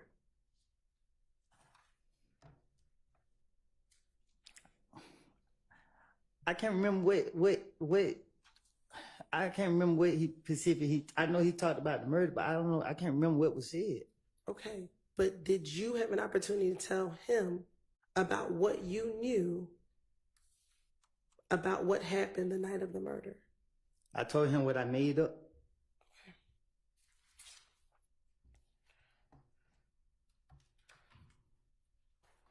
So you made up going to your girlfriend's house? I don't know if I told him that. Okay. I can't remember. I can't recall if I told him that. If you told him that you were at your girlfriend's house, would that be a lie? Okay. I don't recall. If you told him that you borrowed your brother's car, would that be a lie? That was my car. Okay, but if you told him that, would that be a lie? I don't recall. Okay. Why would you need to lie about your brother's car, about borrowing your brother's car? Because y'all was putting so much pressure on me that every time I was coming out the door, the police were getting me. So I knew that police was after me. But you keep saying the police were after you. On January 11th, were the police after you? The police were not after you. When Detective Third questioned me, I don't know when was it. Like, I don't know. So you saying January 11th, from my understanding, I thought I walked in and walked right back out. I don't even remember sitting down having no discussion with Detective Thorpe. Okay. So I don't know. Detective Thorpe talked to me more than one time. I don't know which time, what he said at which time. I don't remember what was said. I just know that I was just saying whatever that came to my mind. I don't know. I was going to jail. I remember going to jail, trying to talk my way out of jail. Now, I think earlier you said you do recall speaking to police multiple times in 2015. Is that correct? Nah, I talked to them a million times. And isn't it true that when you spoke to them on the different times you spoke to them, you told them different stories? No, you told them the same stories each time you spoke with them. Do you recall that? I did. I don't know. Okay. Now, after January 11th, I know you don't remember the date. Do you remember speaking with police again after your car was shot at on the highway? You said my brother made a report. What I need to talk to them about? Did you speak to Detective Gaither and Detective Dennis after your car was shot up or shot at on the highway? Do you recall going to the police department and speaking to Detective Gaither I don't recall. and Detective Dennis? I'm sorry. I don't recall. Okay.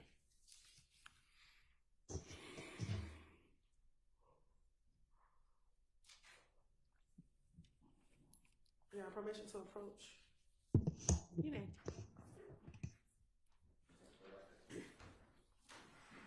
You can come and look at them.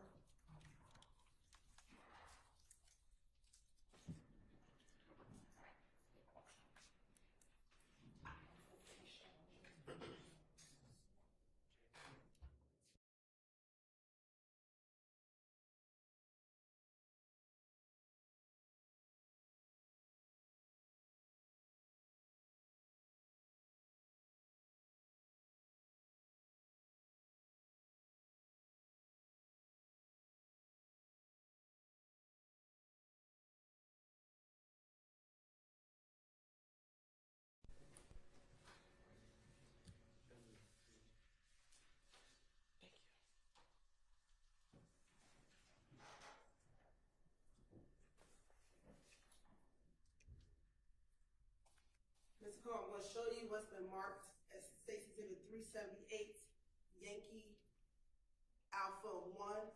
Tell me, do you recognize, do you see yourself in that picture? Yes. And is there a date on that picture? Yes. What is the date on that picture? The date you've been saying? Is that January 11, 2015? Yes. And is that the interview room?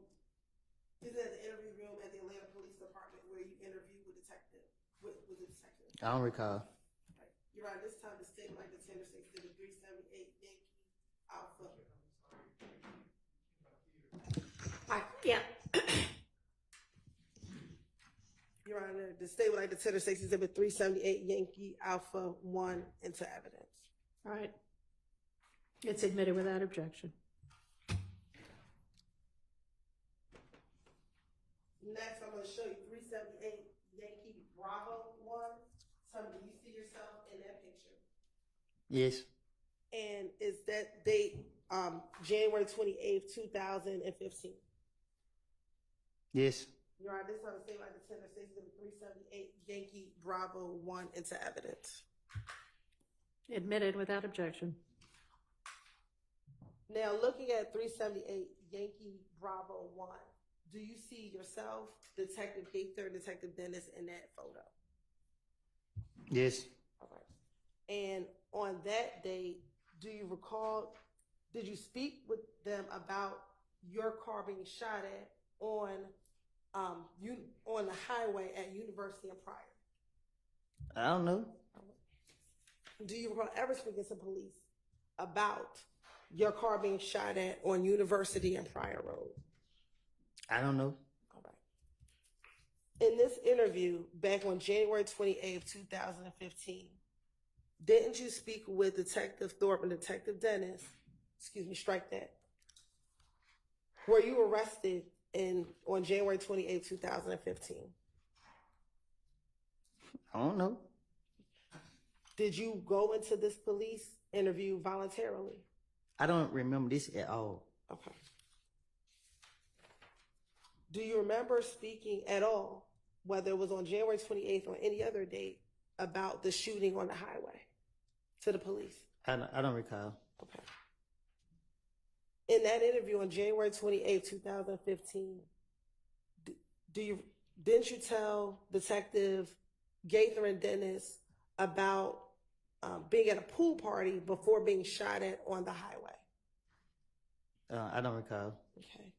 And while you were at the pool party, there was an individual by the name of Bushi at that pool party. I don't recall. And that Bushi was the girlfriend of Yak Gotti.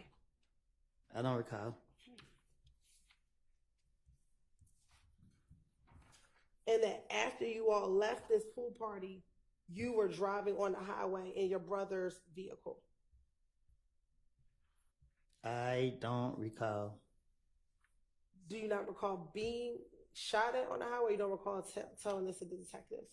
I don't recall none of this you talking about.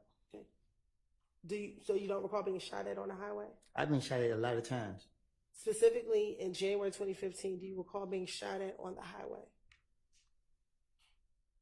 While in your brother's vehicle? I don't remember. I don't. Do you remember telling the detectives that you were shot at on the highway while in your brother's vehicle? I don't remember what I done told the detectives.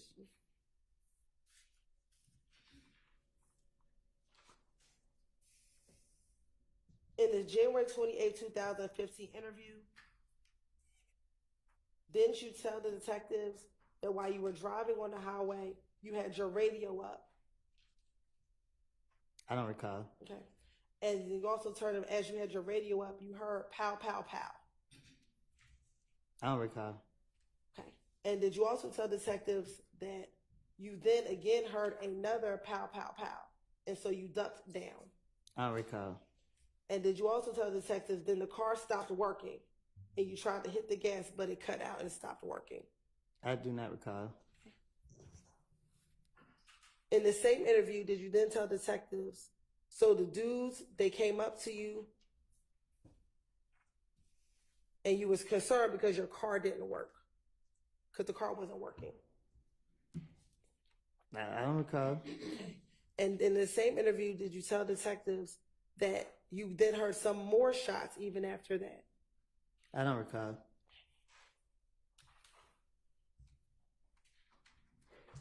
And that the two cars that you saw that were shooting, one was a gray Impala with tinted windows. I don't recall. And then you saw another car that was also shooting at your car. I don't recall.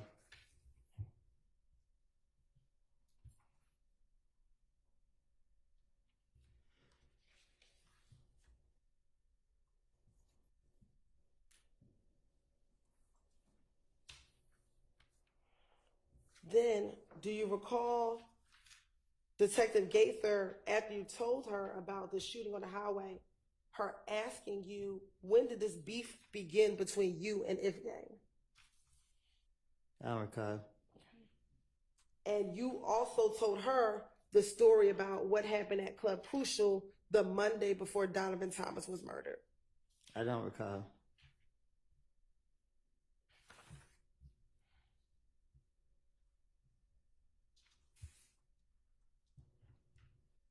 Did you also, in this interview, when Detective Gaither asked, when did this beef begin, that Cal told you the beef began because you hung around a person named Boo, I don't recall. and that they were mad because they thought Boo was a rat and that you were hanging around a rat? I don't recall.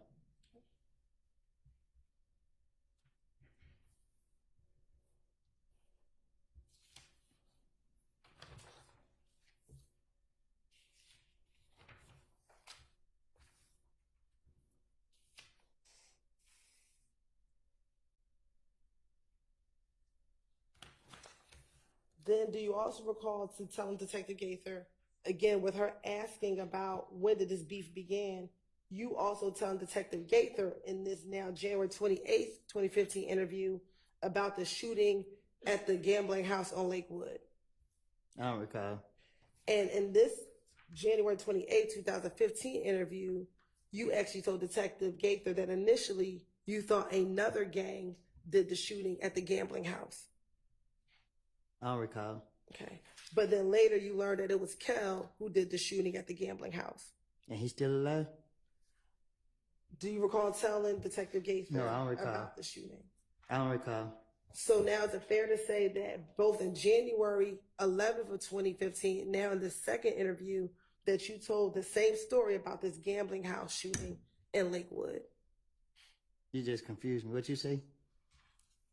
Now for the second time, have you told another sub-detectives about the gambling house shooting in Lakewood? I don't recall. Okay.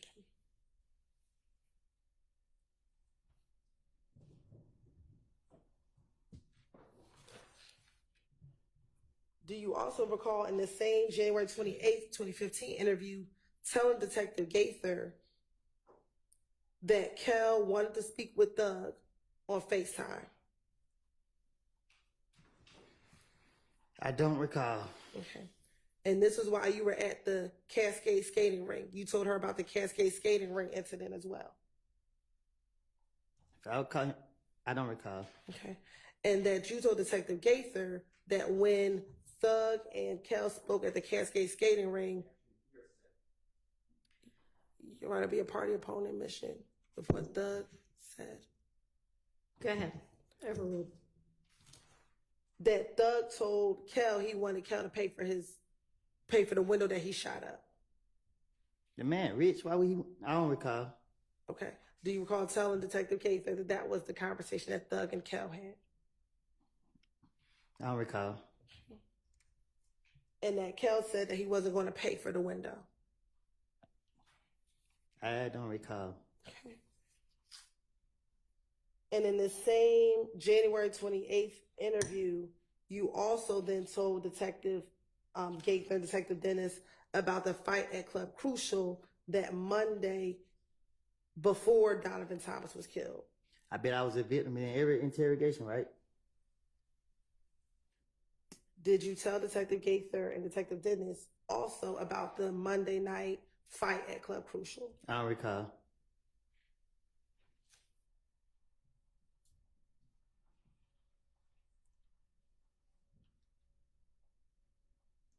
And that you also told Detective Gaither at the same Monday night event at Club Crucial that you had money flashing and that Kel walked up to you and punched you. Boy ain't living like that. He ain't living like that. But did you tell Detective Gaither that this occurred? I don't recall.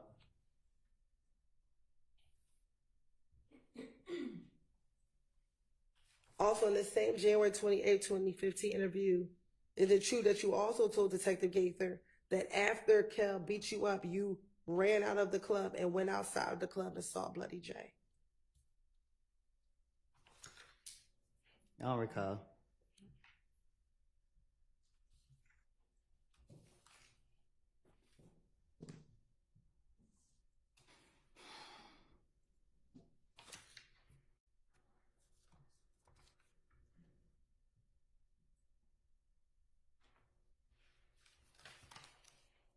And in the same January 28, 2015 interview, did you also again then tell Detective Gaither and Detective Dennis that people in your crew jumped Bloody J?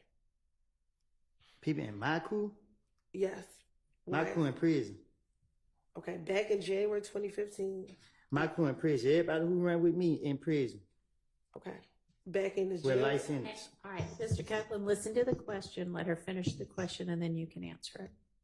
In January 2015, did you tell Detective Gaither that at the same Monday night event at Crucial where you got beat up by Kel, that when you went outside, your people jumped on Bloody J? I don't recall.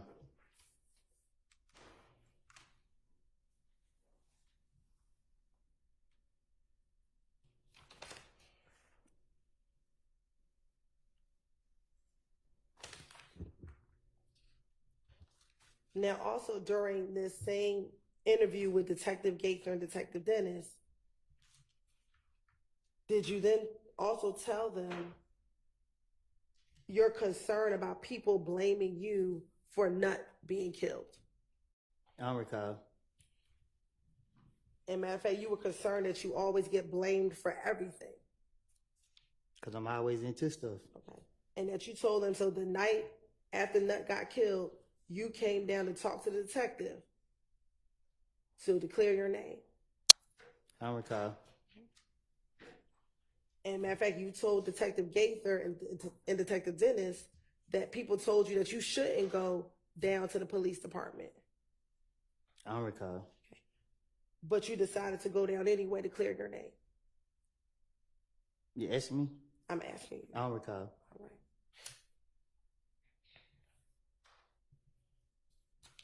Did you also tell Detective Gaither and Detective Dennis that on the night of Donovan Thompson's murder, you actually told your girlfriend to call the police and tell them what was going on, tell them everything, because you again wanted to clear your name about being involved in Donovan Thompson's murder?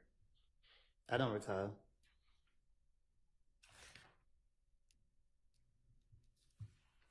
Now, during the course of this same January 20th interview with Detective Gaither and Detective Dennis, do you recall them asking you questions about the relationship between Nut and Thug? I'm from Canterville. Okay. I can't tell you nothing about two other people from other places. Do you recall telling them in this interview that Nut and Thug, you did not know of Nut and Thug having a problem? I mean, when the police questioned me, especially Gaither, I know she after me. So she acted like she was into what I was saying, and I was feeding her whatever came to my mind. So they tried to make it make sense. So why wouldn't you say that they had problems with each other versus that they did not have problems with each other? Because I'm trying to make up a story. I don't know what nobody have. I don't know. I don't recall what I even said to her. I just know that anytime they question me, I'm trying to tell them anything to get them out my face. Now, you said that you're from Mechanicsville. Do you know where Thug, what part of the state Thug is from? I don't know. I just met Thug when I got out of jail. We not from the same neighborhood. I don't know where you, like, Cleveland Avenue, I guess. I don't know. Okay. And what about Nut? Did you know what neighborhood Nut was from? I don't know.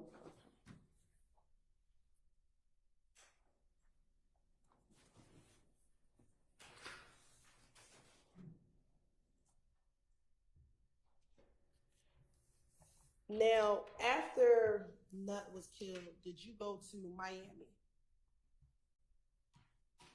I don't recall. Do you recall telling Detective Gaither and Detective Dennis in the same interview that you went to Miami after Nut was killed? I tell the investigators anything. I don't recall what I told them.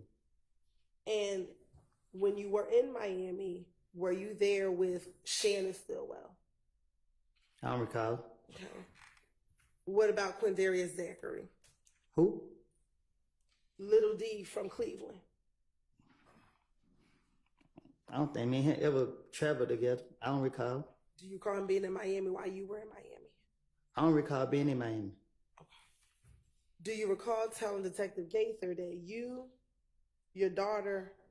and your child's mother went to Miami to lay low after the shooting of Donovan Thomas?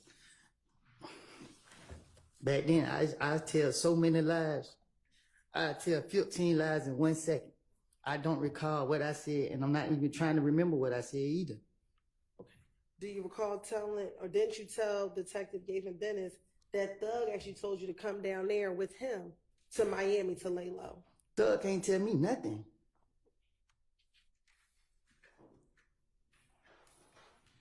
And you also told Detective Gaither that, again, after he told you to come down there and lay low to Miami, that you and your girl, you stayed down there for a week in Miami. I don't recall what I done told the police. But for me telling you now, there's nobody walking this earth and tell me what to do. Is going to Miami a bad thing?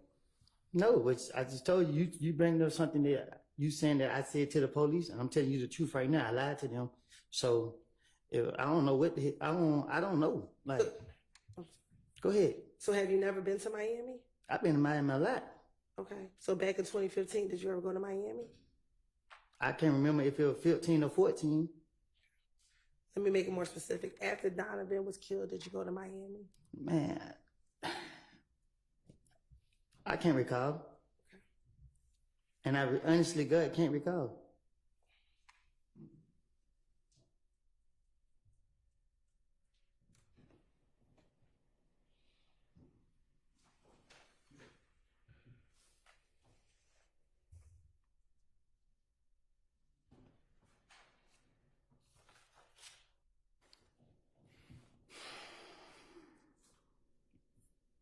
Now, when you spoke to Detective Gaither and Dennis, did you tell Detective Gaither and Dennis that you thought Thug was trying to get rid of you?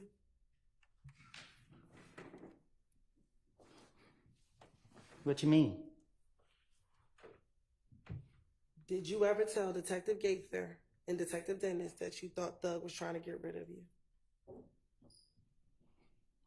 I don't think you heard me the first time when I told you I don't run behind nobody. I'm from Mechanicsville. Okay. So I don't know. I don't know what you're talking about. Okay. So what does being from Mechanicsville have to do with my question? That mean I don't run behind nobody else. I didn't ask you about running behind anyone. Saying something about getting rid of me, like you can't get rid of me. Okay. So, is it your testimony that you did not tell Detective Gaither and Detective I don't know. Dennis? I don't know what I done told the investigators, detectives, whatever you want to call them.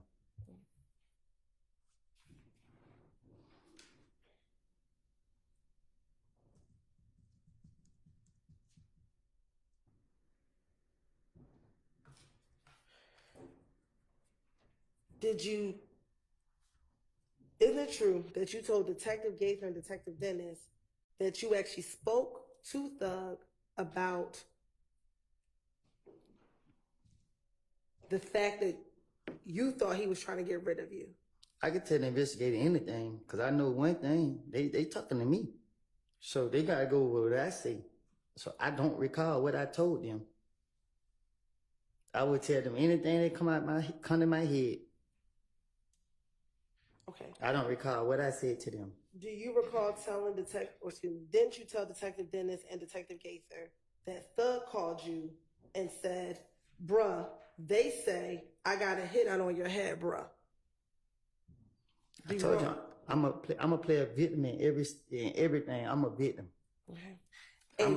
Go ahead. No, you go ahead. I'm sorry. I'm gonna justify myself by being a victim. Okay.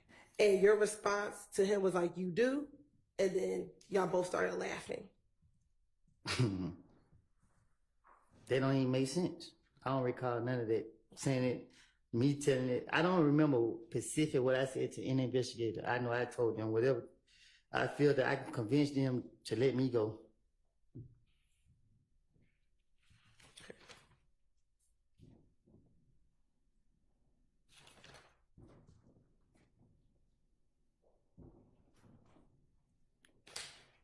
Now I want to go back to going to Miami after Donovan was killed.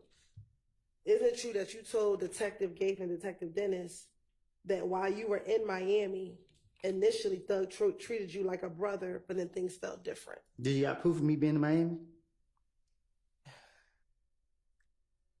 Did you provide us your phone number so we can get your phone records, Mr. Copeland? Which phone? The phone you had in 2015. Did you give police your phone number so we can get your phone records? I don't recall. Now you're talking about. Okay. Did you give police your phone number in any of these interviews so that we can get your phone records? Which phone? Your phone that you had back in 2015. I had more than one phone. Okay. So did you give any phone number to the detectives back in 2015 so we can get your phone records? Any phone you have? Shit. I don't know. I can't remember. I don't recall. Did you, matter of fact, tell the police to go get your phone records so that they can confirm where you were on the night of Donovan Thompson's murder and afterwards? I probably, I don't know. I probably did. Ain't no telling. Okay. And did Detective Gaither tell you that that was one of the things that she was going to have to verify was your phone records and where your phone put you? I don't remember. I don't recall.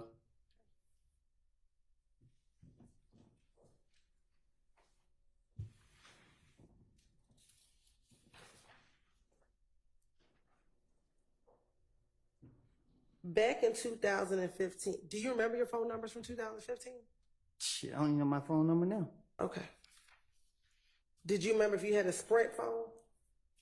I got T-Mobile. Back in 2015, did you have Sprint? I don't know.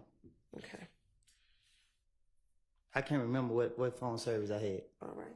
Did you ever live off of Oakland Drive or use an Oakland Drive Southwest address? You said, have I ever used the Oakland Drive address? Yes. Um, And I don't want to put the full address on the record, but have you ever used the address of Oakland Drive? I don't know if I use it on anything. I know I use it probably getting out of jail. So is there an I don't, address? I don't know. I don't recall. I don't know. Do you have an address that you used off of Oakland Drive Southwest? I did. Okay. And does the number of the address begin with an 8? I don't know. Okay.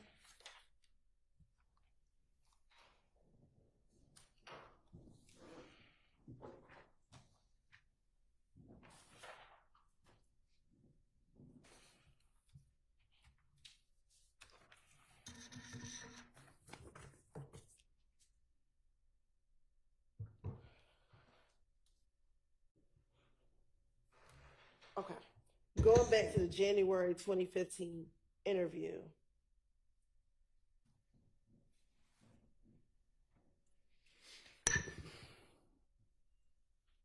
Isn't it true that you told Detective Gaither and Detective Dennis that while you were in Miami, he wasn't happy with you being around him anymore? It felt different.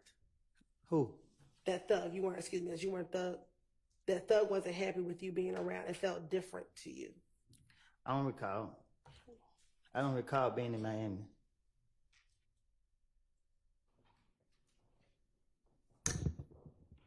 After Nut was killed. Bless you.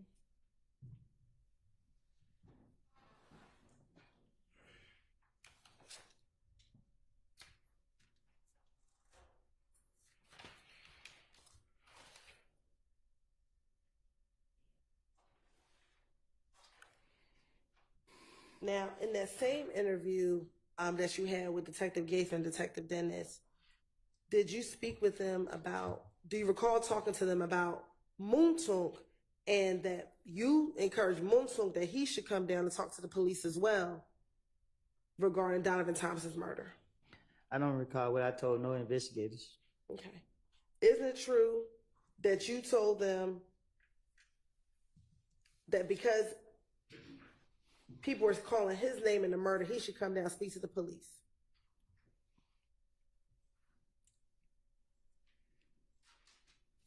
The only truth it is, I made these things up. I don't know about nothing going on. Why would you need to make up something about Moonsoon coming down to clear his name from a murder? I'm speaking in a general, like you got me up here like I know what's going on. I don't know what's going on. Okay, so I'm asking you now. I don't remember what I don't told the police. I keep telling you that. You can't keep asking me what I told the police if I'm telling you that I lied to the police. I can't remember no lie. Mr. Copeland, Yes. I think that she understands, generally speaking, what your position is with regard to what you remember and what you don't, but she's still going to ask you specific questions and you need to answer the specific questions also. And you don't have to preface every one of them with your general position about it. Yes, ma'am. But Your Honor, may I speak? I'm not Wait trying until there's another question on the floor. And I understand. I'm not trying to be difficult. I understand. Go ahead, Ms. Hilton. Thank you, Your Honor.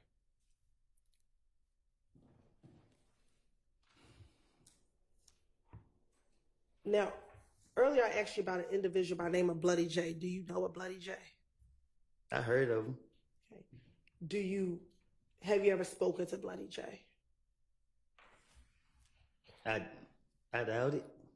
Okay. Back in the same January interview that you had with Detective Gaither and Detective Dennis, do you recall telling Detective Gaither, or didn't you tell Detective Gaither and Dennis that you were trying to hook Bloody J and Thug back together? How would I don't recall. Okay. And matter of fact, didn't you tell Detective Gaither and Detective Dennis that Thug and Bloody J had a falling out because Bloody J joined If Gang?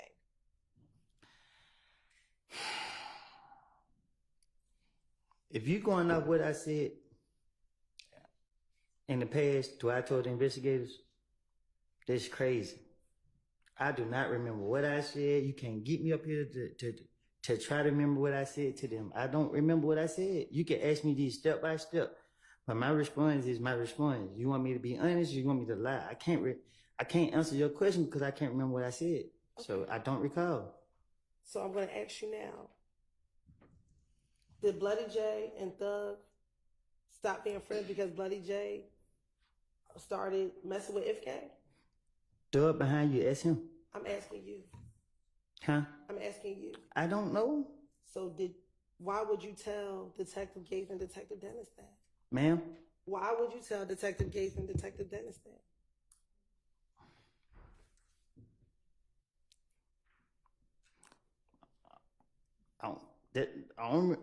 I can't recall.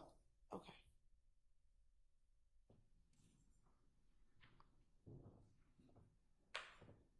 Now,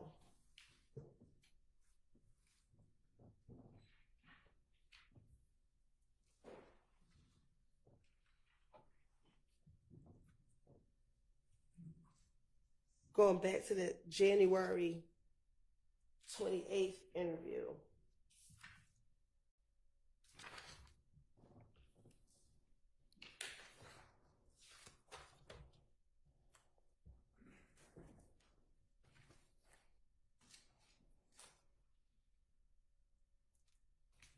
Of course, indulgence for one moment.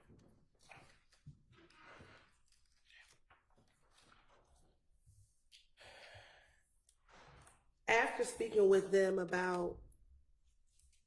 briefly about the murder, did you then go into more details about the shootout not the shootout, but the shooting of your car on the highway? Do you recall telling them about who you believed shot at your vehicle on the highway?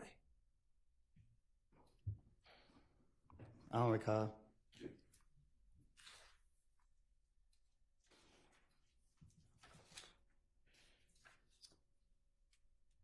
Can I tell you what I do remember?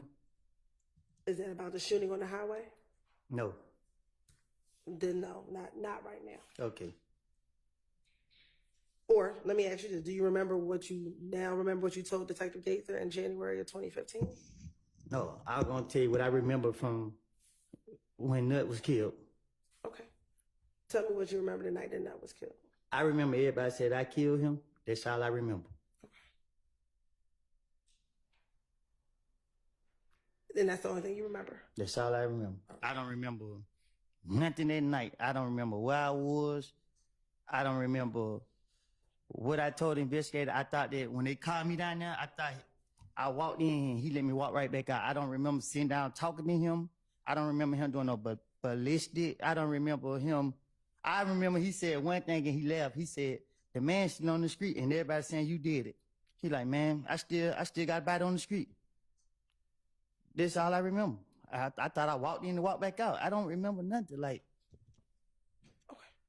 And that was the first time when you went to go speak with Thorpe. I don't even know if it was. I know. Yeah, I think something happened with the mic. They all went out. With whose mic? All of us. Yeah. Of course. I don't have a way to. Yeah.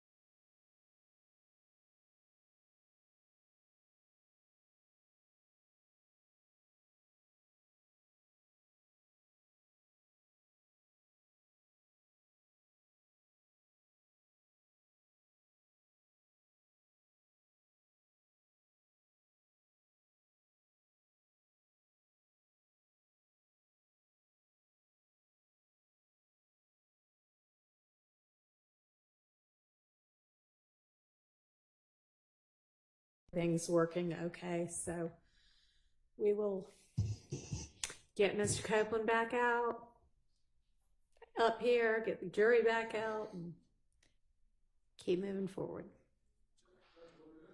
Yes.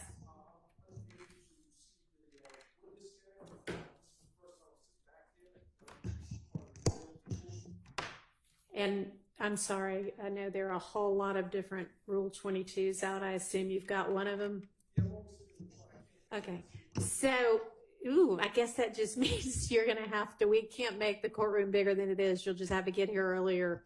I guess you're the odd man out today. Sorry. Just do the best you can. Just try not to be distracting, okay? Thank you. No, you cannot stand in the middle. Nobody needs to be standing in the middle. So just do the best you can from there, or any one of the media aisles you're welcome to be in. All right, thank you.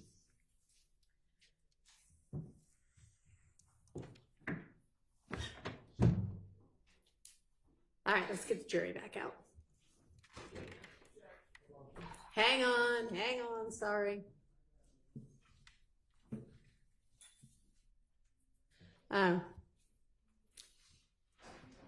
Thanks. There's so many of y'all, it's hard to keep track. We got somebody for everybody? All right, yes.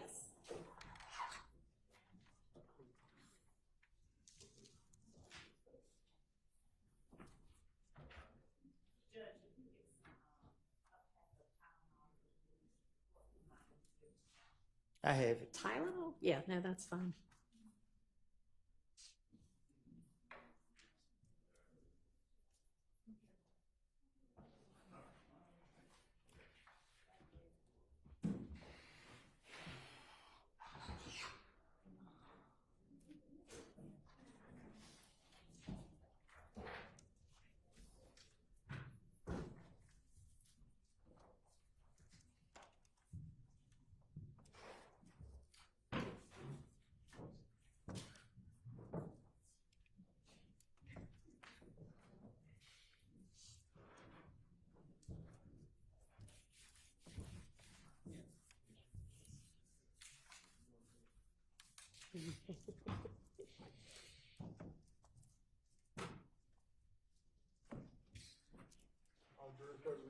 Thank you.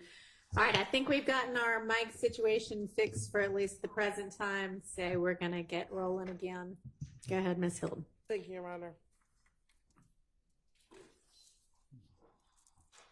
Now, during this same interview, I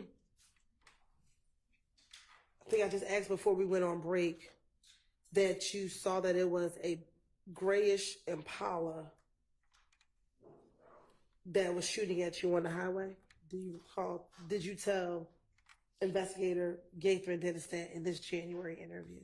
I don't recall what I told him.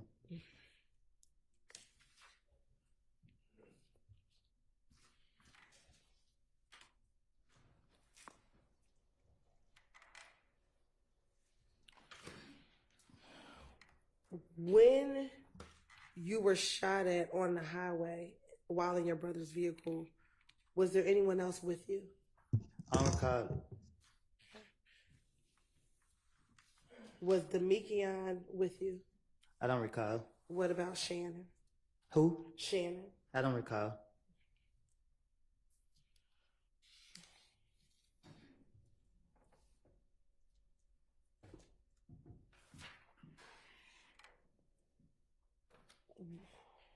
With this incident that happened on the highway and you being shot at in the vehicle, did you tell Detective Gaither and Dennis that you had your brother file a police report? I don't recall.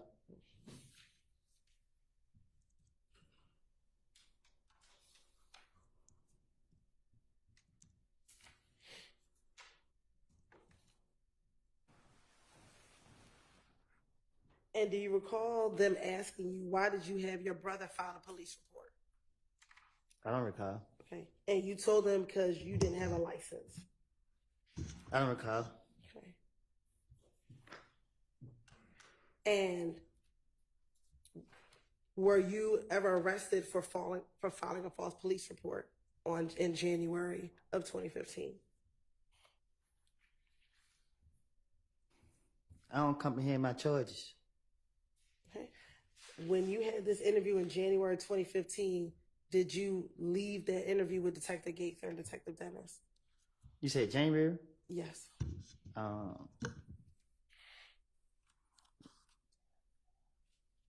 I went to jail in February, so I didn't go to jail in January. So is it fair to say that you did not get locked up for filing a false police report? I guess, I don't know.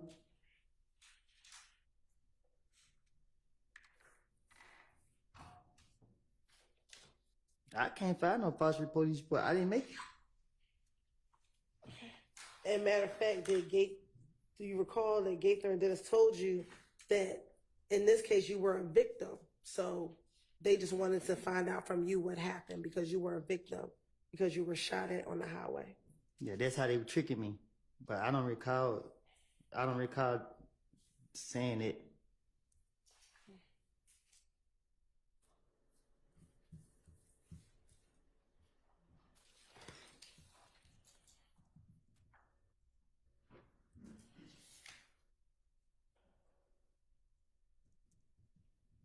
Now,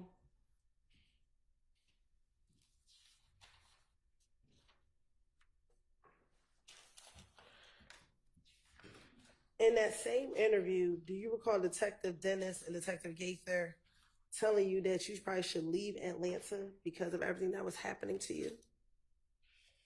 That was everybody telling me now. Okay.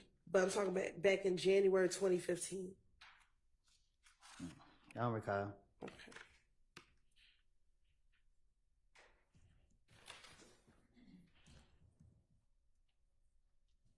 And you told me you didn't want to leave Atlanta. I'm still here.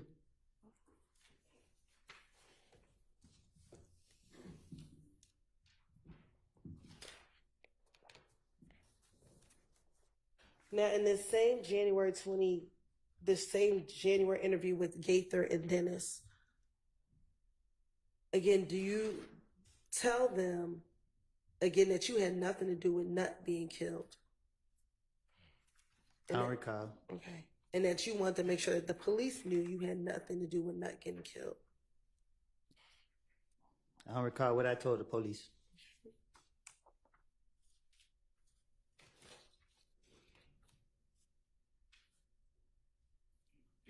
Also, during this same interview back in January of 2015, then do you recall telling Detective Gates and Detective Dennis that you had one of your friends buy a gun for you? I don't recall.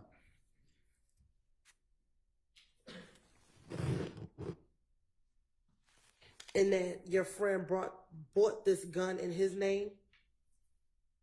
I don't recall.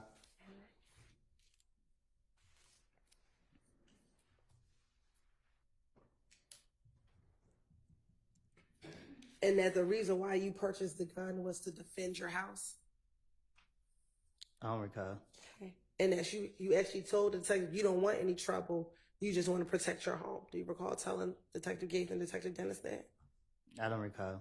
And in January 2015, had you been convicted of a felony prior to January 2015? Huh? Prior to January 2015, had you previously been convicted of a felony? I don't know. What you mean? Do you remember when you were first convicted of a felony? After my mama died. About when was that? After she died. Okay, when did your mom pass away? 2008. All right. So if you caught your first felony after 2008, is it safe to say in 2015 you had been convicted of a felony? I don't recall. All right. When you told the police that you had a gun in this January interview, were you arrested for telling them that you had a gun in this January interview? Was I arrested in January? Yes. What year? 2015. No, I got locked up in February. All right. So even after you told them that you had a gun, the police in this January interview did not arrest you.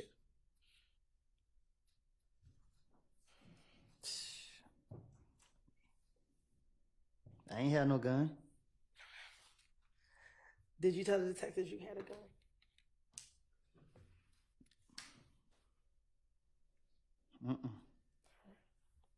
I don't know. You don't know. I don't think I'll tell them I had one.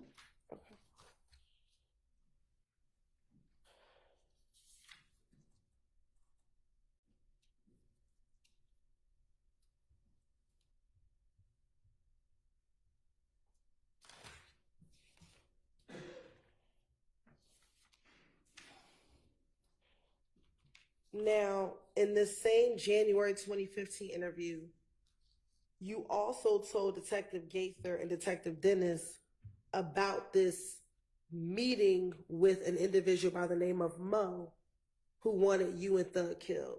Is that true? How would I know? I don't know. Okay. You don't know about the meeting, or you don't know if you told Detective Gaither and Detective Dennis about this so-called meeting? How would I know somebody wanted us killed? Okay. So is it true, though, that you told Detective Gaither and Detective Dennis about this meeting with I Mo? told and them people anything. Just like right now, me, you can have a whole conversation. I tell you about some stuff that never took place, and you'll swear that everything I'm speaking on was the God and it's true. Okay. But now you've told two detectives, first Thorpe, now Gaither and Dennis, so excuse me, three detectives, about this meeting that Mo had and that they were going to kill you and Thug. I'm going to play All right, I think that was supposed to be a question. Did I'll you rephrase have it. it implied? Is that right at the end of it? Yes. Try to just form it into a question. Yes, Your Honor.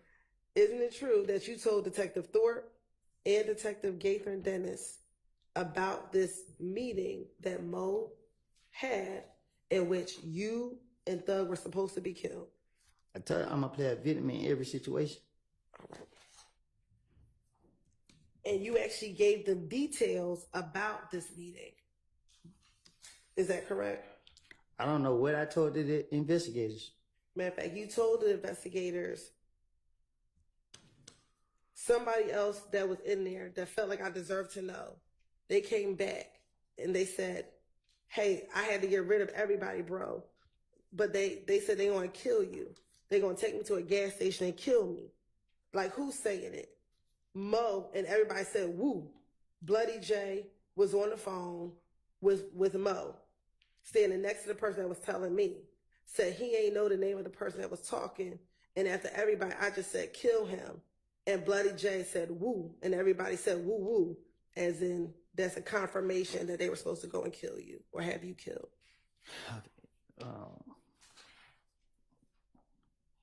Things don't work that way. When you speaking on doing something like that, you don't be open about it. So this self-explanatory that it's a lie. You don't discuss killing people with multiple people. So you're gonna do it. You're not gonna be telling everybody you're gonna do it. I made it up. I keep telling you that.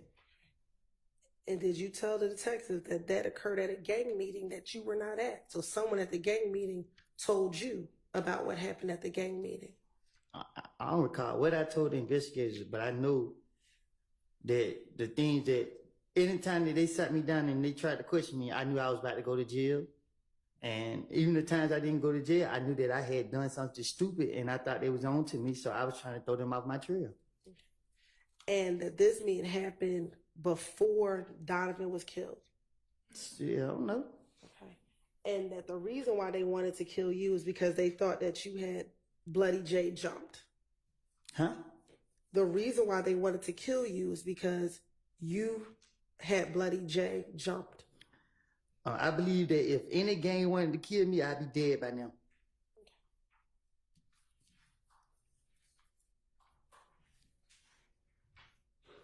And you also, in the same interview with Detective Gates and Detective Dennis, you told Detective Gaither and Dennis that you actually texted Bloody J and asked him whether or not they had a hit on you. No. But he never responded to you. I No, don't remember. I don't recall. I don't know nothing about none of that. I wouldn't have their number and they wouldn't have mine. Now, back when you were interviewing with the detectives, both Thorpe and now the second interview with Gaither and Dennis, were you the only individual in the room with the detectives? I don't know. Looking at that picture, are you the only person in the room with the detectives? This one? Yeah, I want you to look at 378, Yankee Bravo and Yankee Alpha. It looked like I'm in there by myself beside with the police. Okay. And this is when you're telling the detectives all the things that I'm asking you about, correct? I don't recall what I done told them.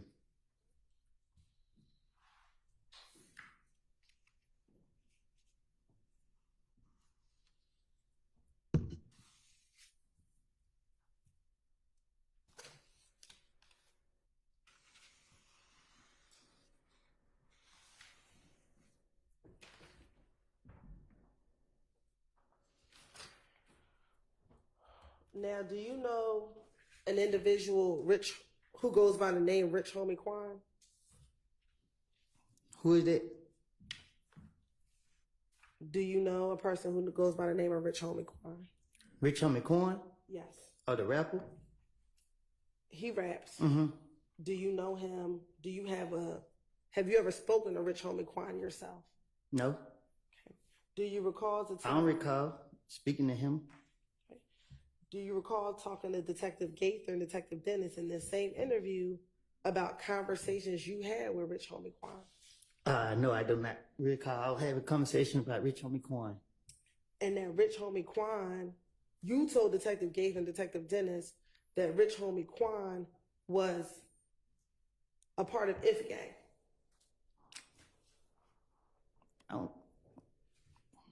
I don't recall. Okay. And that you told Detective Gaither and Dennis that Rich Homie Quan felt torn between being with If Gang and being friends with Thug.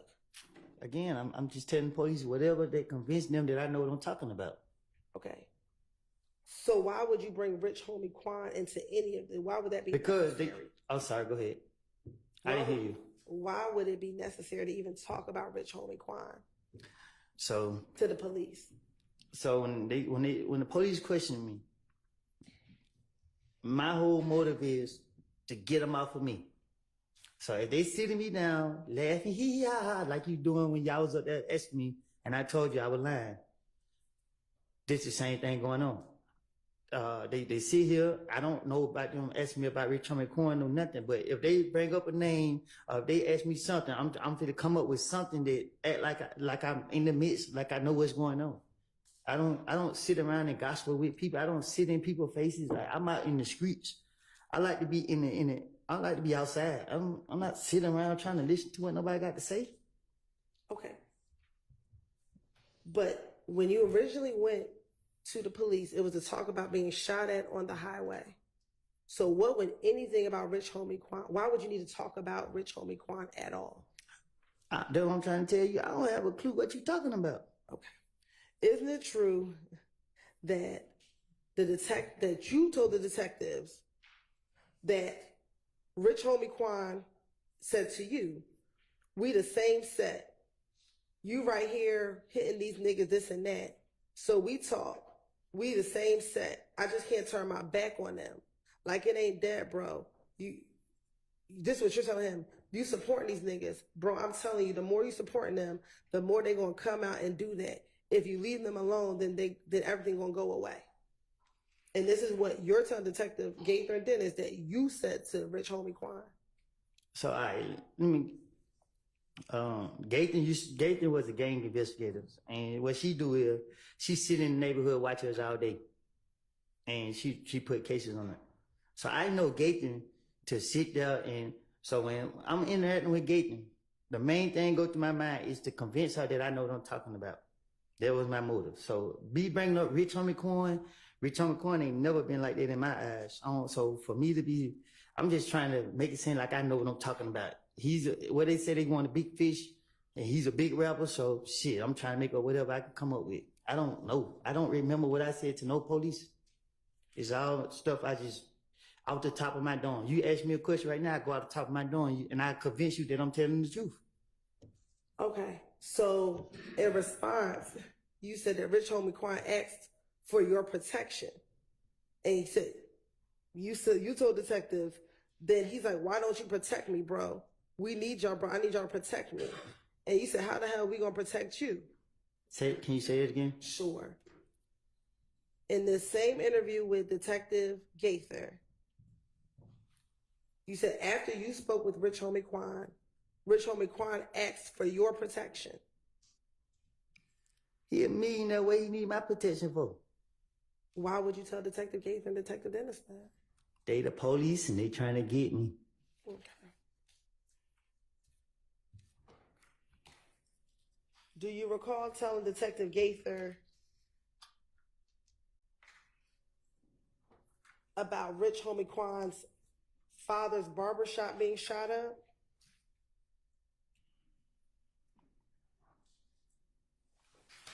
I don't recall nothing I said to no investigators. And A detective. he thought that someone by the name of Tay shot up his father's barbershop? I told you I did it. No. Oh, You told the detectives that Rich Homie Quan thought that a person named Tay shot up his father's barbershop. well, I probably did. Ain't no telling. But you were convinced that it wasn't Tay that shot up the barbershop. What you mean? You told Detective Gaither and Dennis that you don't think it was Tay that shot up his father's barbershop. So I told him he did it, or I told him he didn't do it. Which one is it? You told them that Rich Homie Quan thought that Tay did it. Okay, so then I told the police, Correct. and then I told him that he didn't do it. That you did not think he did it. Objection, Your Honor. Are these questions? Yes, they are. All You can Do you tell need me by to the fact repeat? that her voice goes up at the end. right. Well, it may be that too, but yes, these are questions. Do you need me to repeat it? Okay. In your interview with Detective Gaither, did you tell Detective Gaither and Detective Dennis that Rich Homie Quan thought an individual by the name of Tay shot up Rich Homie Quan's father's barbershop? I don't recall. Okay. In that same interview, did you also tell them that you did not think that Tay shot up the barbershop? You confusing me. I'll repeat it one more time and I'll separate it. In this interview with Detective Gaither, did you tell Detective Gaither and Detective Dennis that Rich Homie Quan thought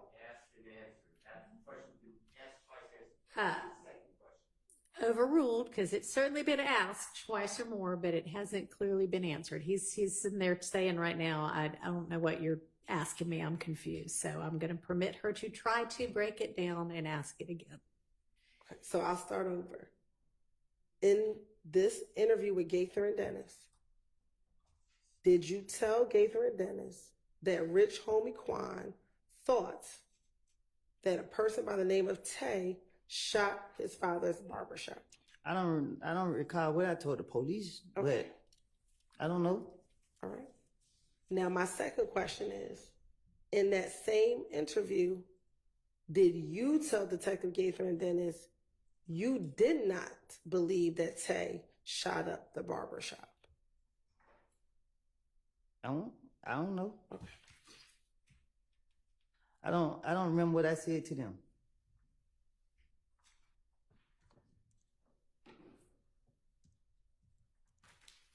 And I should ask this, do you know an individual, Tay, who's from Bankhead?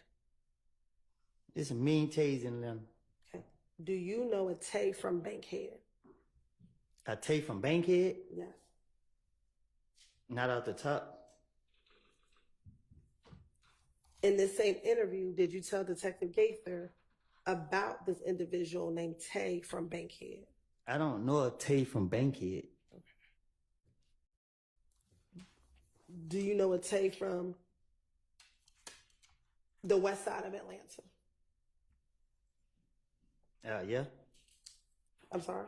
Yes. How many Tays do you know from the west side of Atlanta? Too many on the count. But not from Bankhead.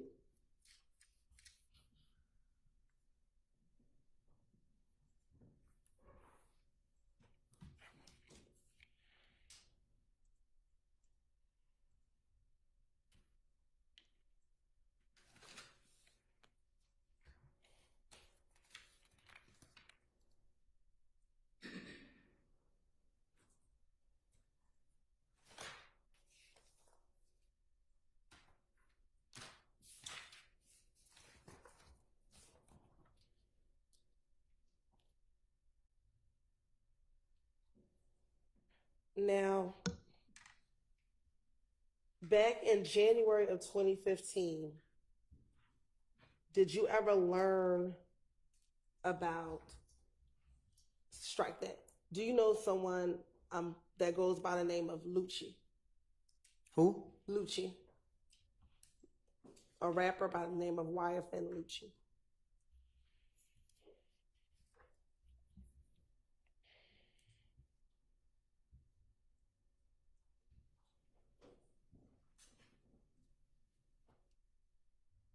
What about him? Do you know an individual by the name of YSL Lucci? I don't know a person. Okay. Have you ever met this individual? You said, have I ever met him? Yes. No. When you say you don't know him personally, what do you mean? Because you said, have you ever met? We never shook hands. I never met him.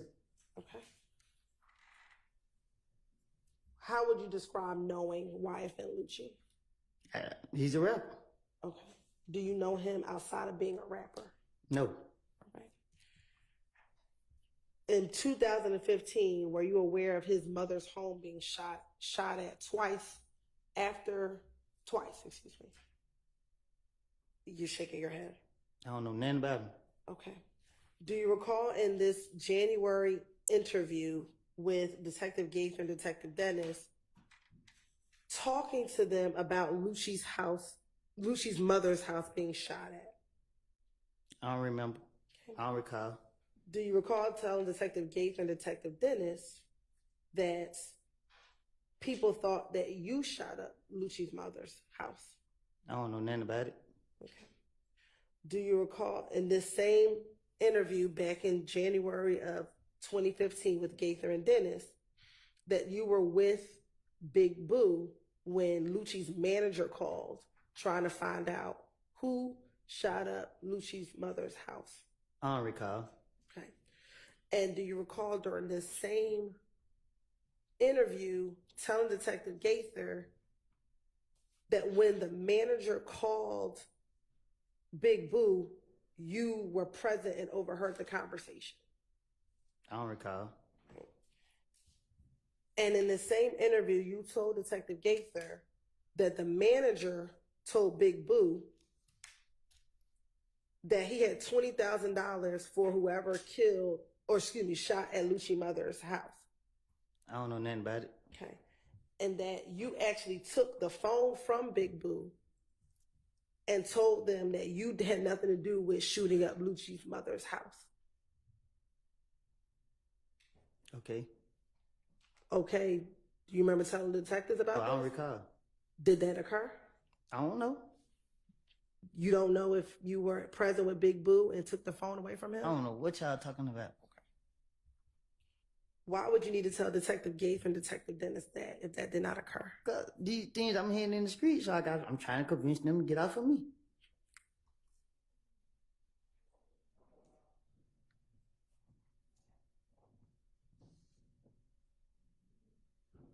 Specifically, didn't you tell Detective Gaither that when you took the phone, you said, man, I ain't did nothing like that, bro. You know, don't scream my name. I ain't got nothing to do with it. I ain't said he did. I ain't do that. I don't care about none of that. I didn't do that. I don't recall.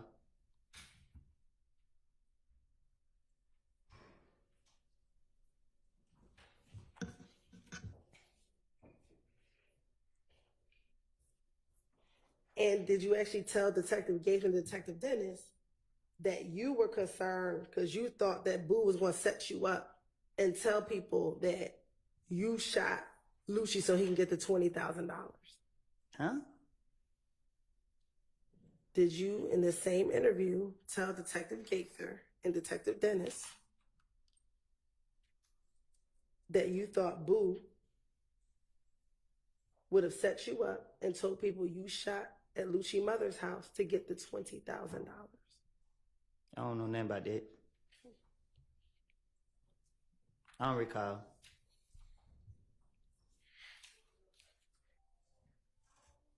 And after that phone call that with Big Boo, you were so upset that you had Montel take you home because of that phone call. I don't know. I don't recall.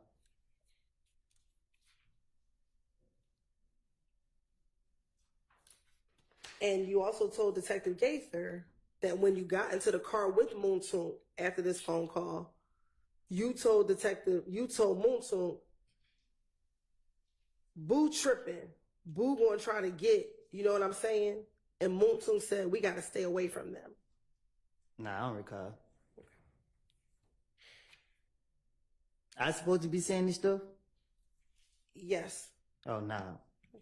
And were you the only person in the interview room with Gaither and Dennis based on those pictures that are in front of you? I was the only person in the room when I was telling you I made these lies up too. Okay.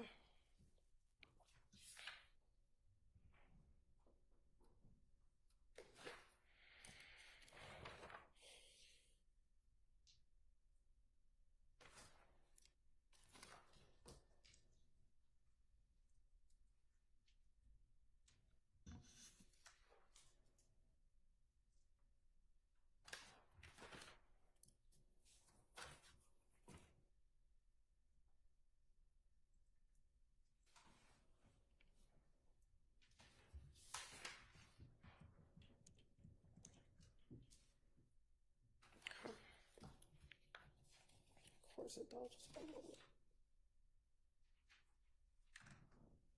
All right.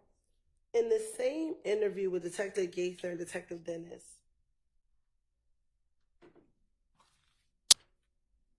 did you tell them about your relationship or your friendship with Little D from Cleveland and Shannon? Huh? In this interview with Detective Gaither and Detective Dennis, do you recall telling them about your friendship with Little D from Cleveland and Shannon? No, I don't know nothing about that. Okay.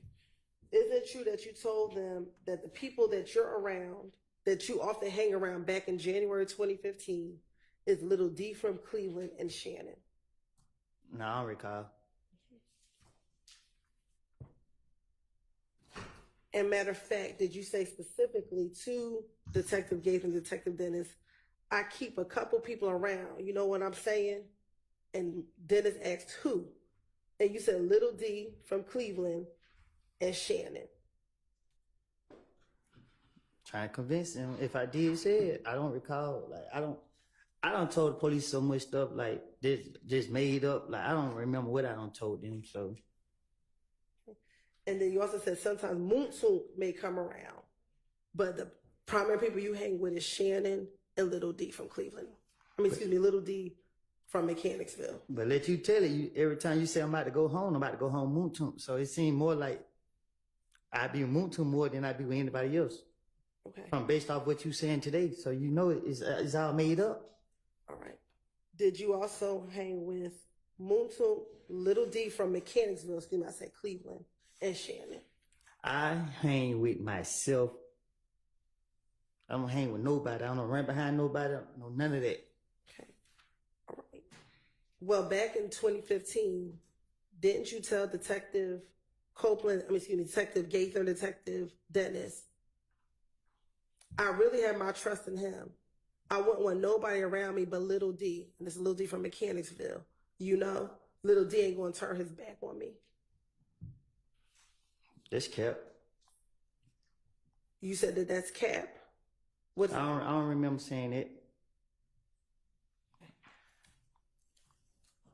Do you remember, God bless you, when we were here back around June 10th, June 11th, that you said that little D was the person you called your son? Who? Do you remember back in June of this year, around June 10th, June 11th, stating that little D was like your son? No. Okay.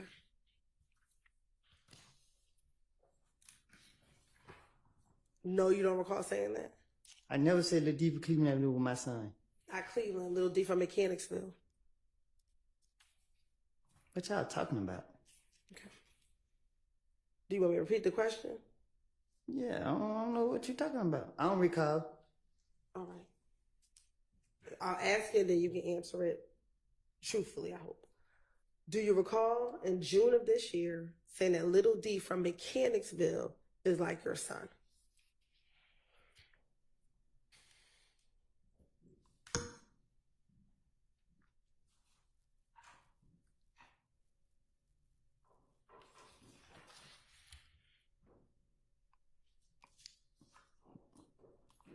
I don't know. No, you don't remember saying it? No, you didn't say it. What does I don't know mean? What you want me to say? I want you to answer the question. What's your question? I'll ask it one more time. In June of this year, when you were here, This year right here? This year right here, when you were here before, June 10th, June 11th, do you recall telling me when I asked you about little D from Mechanicsville, telling me he's like your son? When I said I birthed him? Yes. I'm just being sarcastic. Right. But that was to talk about the closeness of your relationship, correct? What you mean? When you say you birthed him, were you trying to what were you trying to indicate when you said you birthed him? What did you mean by that? That was just an anger statement I made. Okay. Did you at one point in time have a close relationship with little D from Mechanicsville?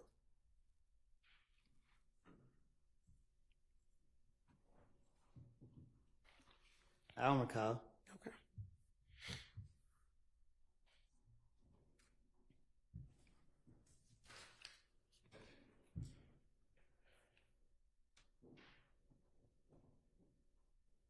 All right.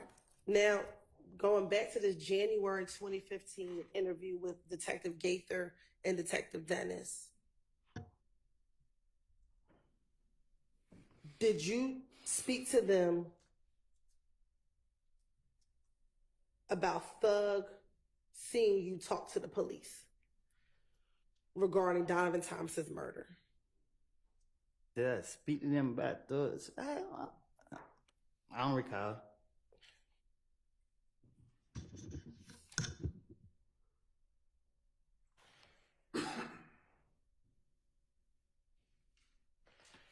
Do you recall telling the detectives that Thug thought you were snitching because you were talking to the police? Huh? In the same January 2015 interview, did you tell Detective Gaither and Dennis that you thought Thug thought that you were snitching because you had been talking to the police after Donovan Thomas's murder? They don't make sense. So I don't recall. Okay. Didn't you tell the detectives in this January 2015 interview, Gaither and Dennis, I think I went wrong when I let Thug know that the detectives keep calling me. You keep talking about what? You finished? I am. You keep talking about what I told the investigators. Listen, I know they want to lock me up. I see them following me everywhere I go. I'm in the restaurant eating, they not eating. And they got me down here for questioning. I know they only question me to trap me up to get me. So I told them anything that came to my mind, or whatever the case is, they don't make sense. When you walked into the police department and to talk to Gaither and Dennis, you walked in on your own, correct? Most of the time they question me. I was in handcuffs. I don't. In early 2015, isn't it true you met with the detectives 5 times? Let me tell you more than that. Okay. I don't know how many times I done met with them. I just know that the police questioned me every time that I was in handcuffs. You have, in front of you, you have 2 dates, correct? Is that January 11th and January 28th? Yes. Permission to approach? You may. I'm going to show you what's been marked as State's Exhibit 378, Yankee Charlie 1. Does that date say February 20th, 2015? Yes. Now I'm going to show you 378, Yankee Delta 1. Does this say February 21st, 2015? Yes. And I'm going to show you 378, Yankee Echo 1. Does this say June 10th, 2015? Yes. Okay. Looking at 378, Yankee Charlie, Yankee Delta, Yankee Echo, do you see yourself in those 3 pictures? Yes. Okay. You're right. This time the state like to tell you 378, Yankee Charlie 1, Yankee Delta, 378, Yankee Delta 1, and 378, Yankee Echo 1 is the evidence. Admitted without objection. Now, looking at these 5, on January 11th, were you in handcuffs when you went to go speak with the detectives? Mm-hmm. On January 11th, when you walked You in, said January 11th? yes, Oh, okay. were you in handcuffs? Nah, I'm like this. Okay. Looking at January 28th, were you in handcuffs when you went to go speak with the detectives? No, I'm like this. All right. On February 20th, were you in handcuffs when you and Deshaun went to go speak with the detectives? No, I'm like this. Okay. And were you only arrested on February 21st when you went to speak with the detective because you're in a blue jumpsuit, correct? Yes. And on June 10th, you were arrested because that's when they arrested you in the house, correct? You said what now? June 10th is when they arrested you at your home, correct? With the white shirt on? Yes. Oh, my hands up on the table. I don't know. But do you recall June 10th being the day that they came to your house and arrested you? Mm-hmm. Is that a yes? You said, mm-hmm. I just need to know, is that a yes for the record? Oh, I think so. Okay. Is that the day that you went to jail and you didn't get out till 5 years later? I started with. On June 10th. Did you get arrested on June 10th? Yeah. Okay. So out of all 5 interviews, you were only arrested 2 times. Is that correct?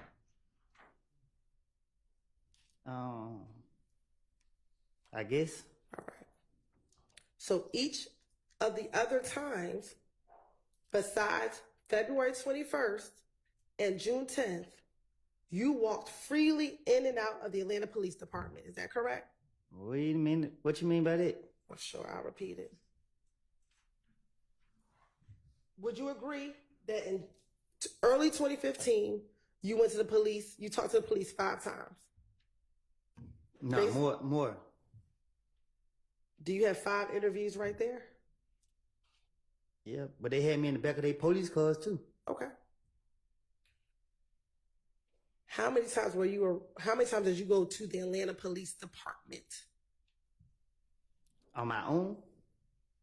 In 2015. We're going to talk about just generally 2015. I don't know. I don't recall. All right. Do you see 5 different times in front of you? I got 5 papers in front of me. Okay. And would you agree they're all different dates? Yeah, they all got different dates. All right. And 3 of those 5, you are not in handcuffs. Is that correct? Yeah, 3 of them I'm not in handcuffs. And only 2 of them you are in cuffs, or you knew that you were arrested that day. God bless you. I guess. All right. The 2 times that you were arrested is February 21st. Is that when you have on the blue jumpsuit? Okay, right there. And June 10th when they arrested you at the house. Is that correct? Mm-hmm.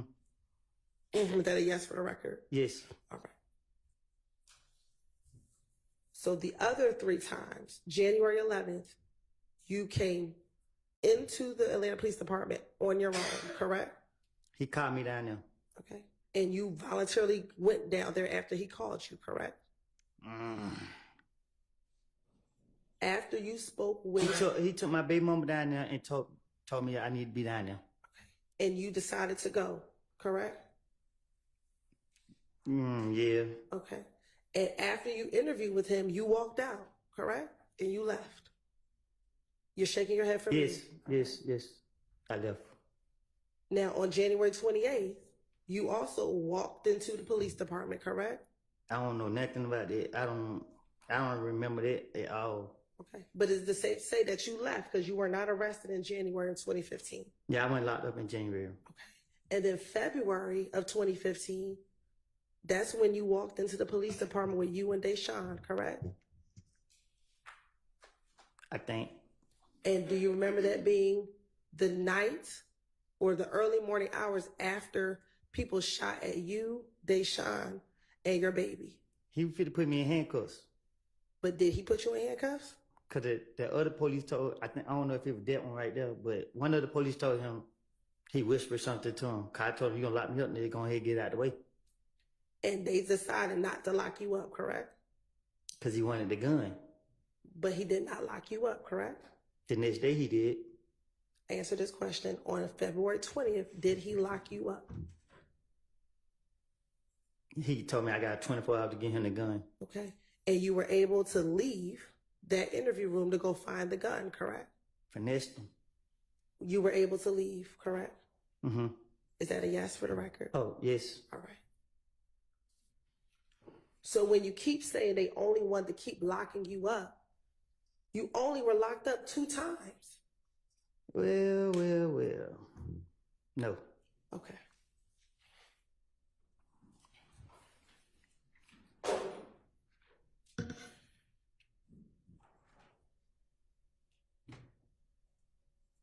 Do you recall today you said you spoke with police in the back of police cars? Do you recall how many times you did that back in 2015? I don't know how many times.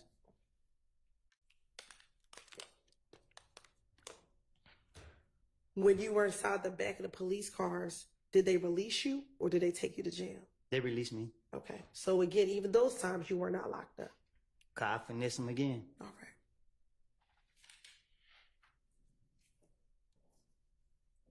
Now, going back to what I asked you about, your belief that you thought Thug thought you were snitching. Do you recall telling the police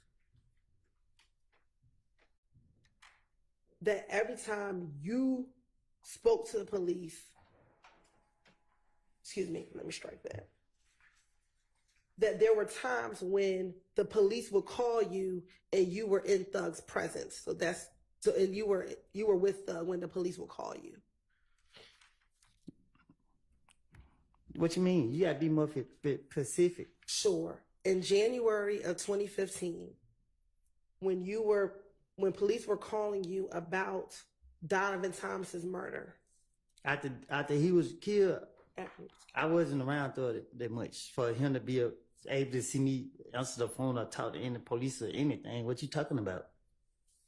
Did you tell the police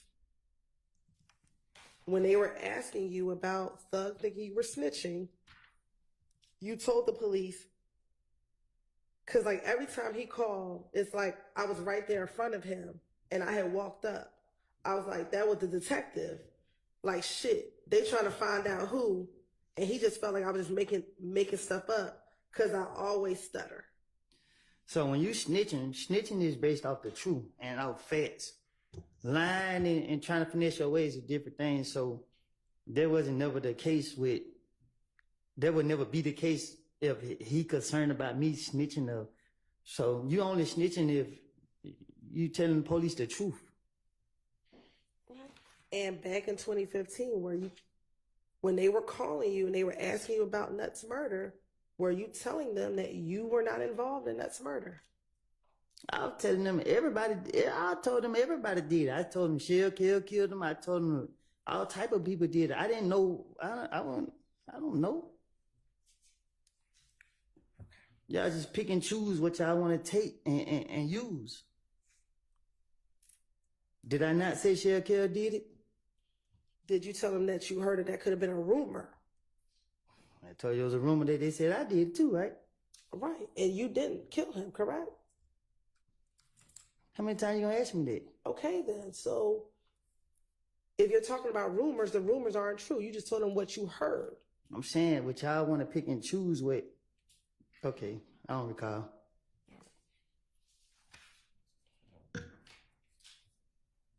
And do you recall, because you keep saying that you wanted to finesse the detectives, is that fair? Do you recall them asking you about an event, a shooting on Spring Street where Doug's girlfriend was having a party at a house or at a hotel on Spring Street? I never heard anything about that a day in my life.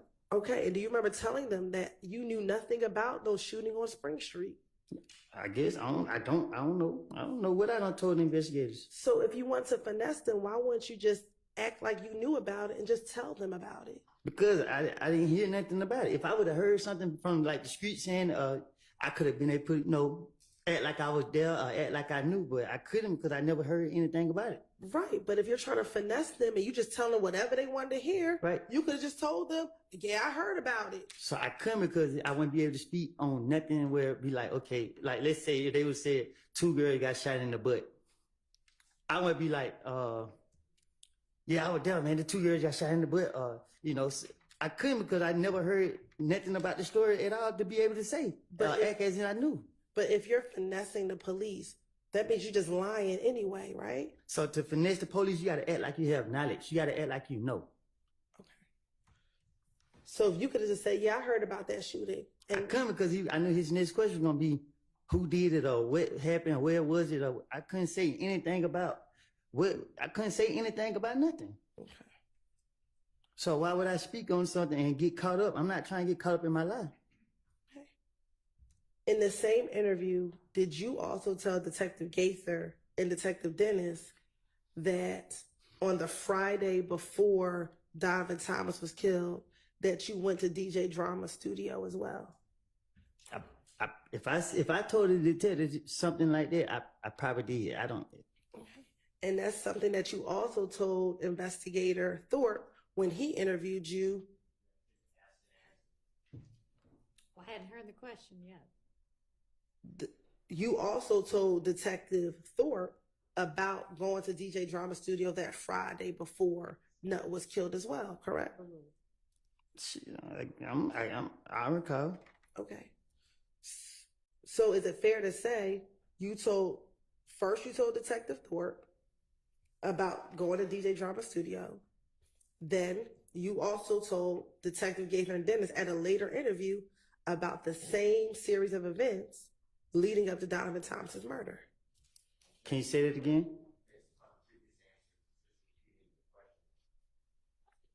I'm going to give her a little latitude. I think she's trying to get clear what the witness's testimony is. Thank you. When you first met with Detective Thorpe in January 11th, you told him about going to DJ Drama Studio the night before Donovan Thomas was killed, correct? I don't recall. Okay. You also now, in this January 28th interview, you've now told Detective Gaither and Detective Dennis also about this going to DJ Drama's studio the Friday night before Donovan Thomas was killed, correct? I probably did. I don't remember what. I don't know.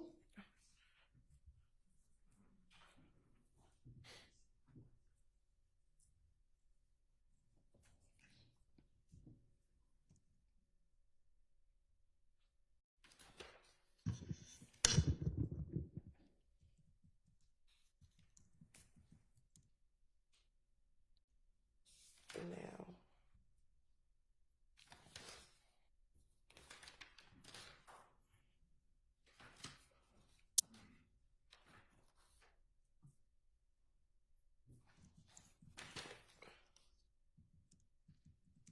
during this same January 28th interview,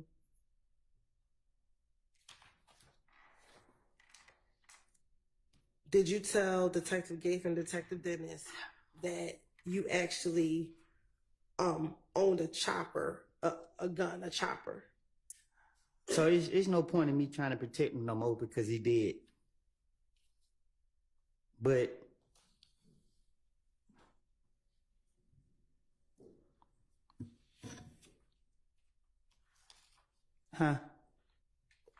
You were making a comment about someone being deceased and passed away. what you were saying? Just go ahead and re-ask your question. Yeah, my question was, in this same interview with Detective Gates and Detective Dennis, did you tell them that back in January 2015 that you, when they asked you what type of gun you had, and you told them that you had a chopper? Can you say that again? Sure. In this same January interview where you're meeting with Detective Gates and Detective Dennis, they asked you what type of gun you had. Do you recall telling them that you had a chopper? No, I don't recall what I just said to them. And that chopper is a chopper that was purchased by Quindarius Zachary or Little D from Cleveland. I don't recall.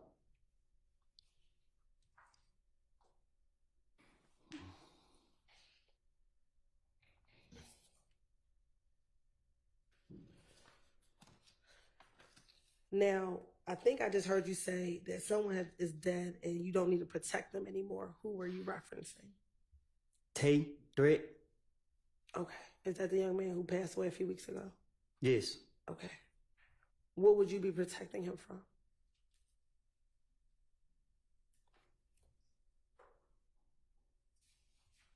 I don't want to talk about it. And let me ask you this. Back in 2015, were you friends with Tay back in 2015? Yes. Okay. And one, I'm sorry to hear about your loss. In 2015, was Tay shot at by IF gang members while he was sitting in his vehicle back in 2015? How am I supposed to know? Do you recall talking to Detective Gates and Detective Dennis about him being shot at in his car? Like, if I see it, I don't recall.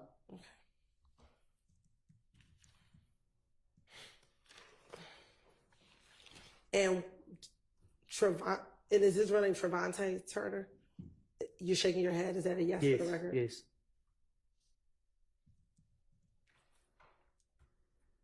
Back in 2015, did Trevante Turner consider himself a part of YSL? No. Do you recall Detective Gates and Detective Dennis talking about the fact that he was shot up by IF gang in the midst of the beef between YSL and IF gang? All right.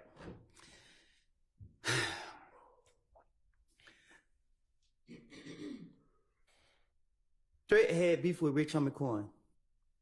I don't know what they beef was about, but Threat had beef with Rich Homie Coin, and he was on his ass. I'm sorry. Who was on who's behind? Threat was on Rich Homie. Okay. And yeah, Threat was on Rich Homie, and Threat got into it with Nut and them.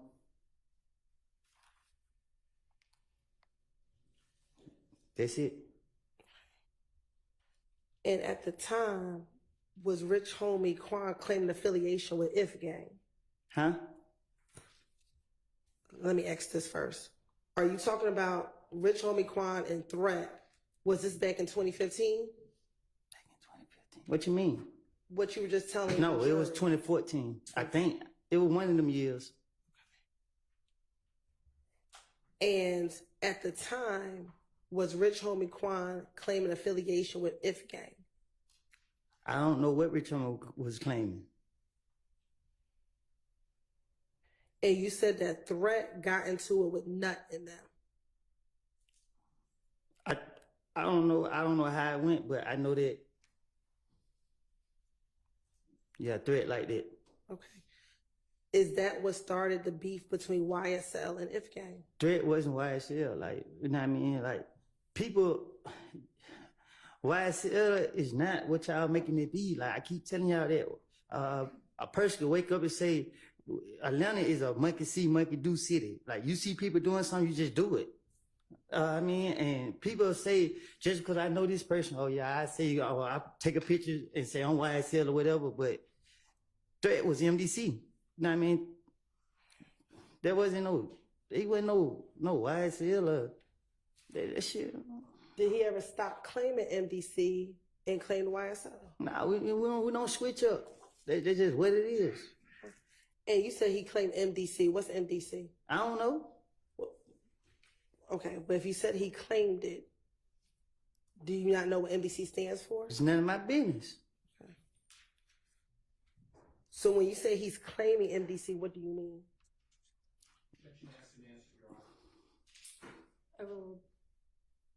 When you say he's claiming MDC, what do you mean?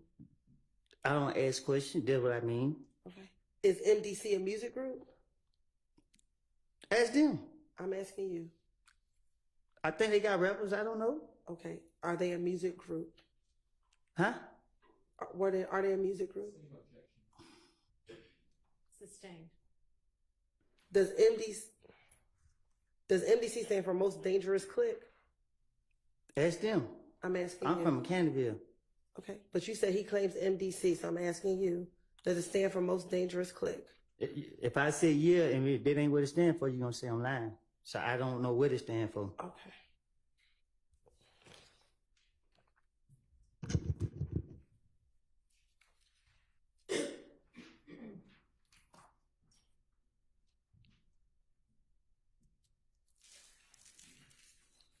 Do you recall telling Detective Gates and Detective Dennis about members of MDC beating up Little D from Mechanicsville in the club, in Club Crucial?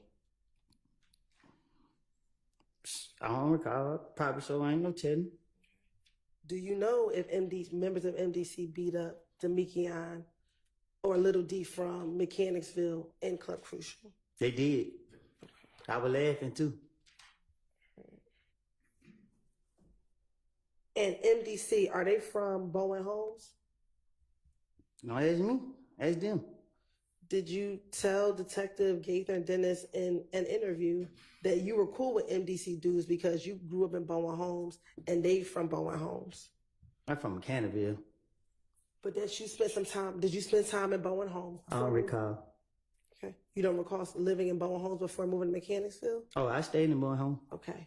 And did you tell Detective Gaither and Dennis that you stayed in Bowen Homes prior to moving to Mechanicsville? I don't know if I told them that. Okay. And that because you did stay in Bowen Homes, you were cool with a lot of the dudes in MDC. Do you recall telling Detective Gaither and Detective Dennis that? I don't recall.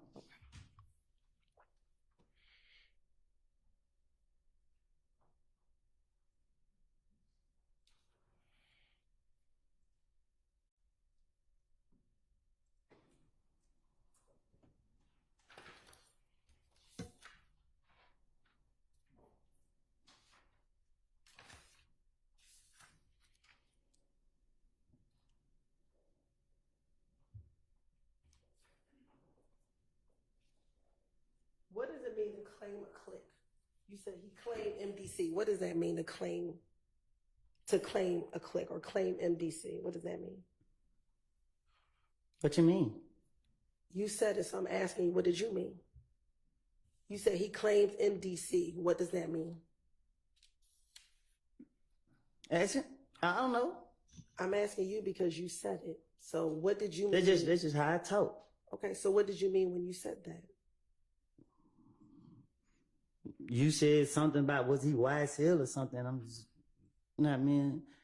Like, you can't tie my friends into what nobody else got going on. Like, when you speaking on gangs, you know what I mean? A gang is a gang. That shit don't have nothing to do with nothing else. I'm sorry. I didn't. Okay, You frustrated me up here. That's fine. So what did you mean? I'm asking a very specific question. What did you mean when you said he claimed MDC? What does that mean to claim it? I guess we gotta Google it then.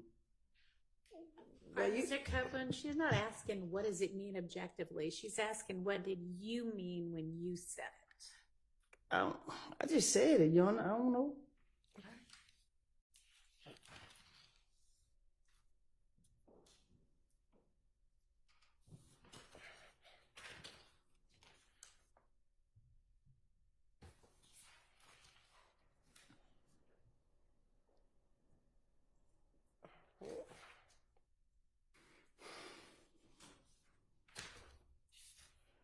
Now, all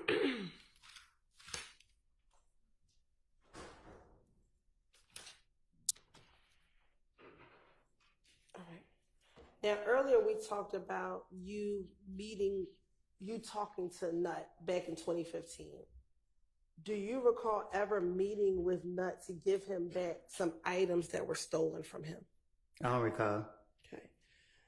Do you recall, isn't it true that you told Detective Gaither and Detective Dennis that prior to Nut passing away, that someone broke into his car and you ended up with the merchandise from his car being broken into? I recall telling you in the back room somewhere in this courthouse that I lied, and I'm being truthful today by telling you that I made it up. So what I said to the investigators in the past, I came forward and told you that I was in the room by myself when I told you that. I don't have no reason to lie. Don't nobody intimidate me. I'm not trying to protect nobody, no nothing. But I'm not going to sit up here and tell a lie that I can't keep up with. That's just it. I don't know. Like, what you talking about? Okay. We're going to get to what you told me, but I'm going to ask you first. Did you tell back in 2015 that you met up with Nut because someone stole some of his items and you gave him those items back? I don't recall. Okay. Now, speaking about what you told me, do you recall telling me and my investigator Long that it was actually you who stole the items and then you returned it back to him? I paid too much. Okay. But do you recall telling myself and investigator Long that you actually took those items, but you then returned them? I did tell you that. All right.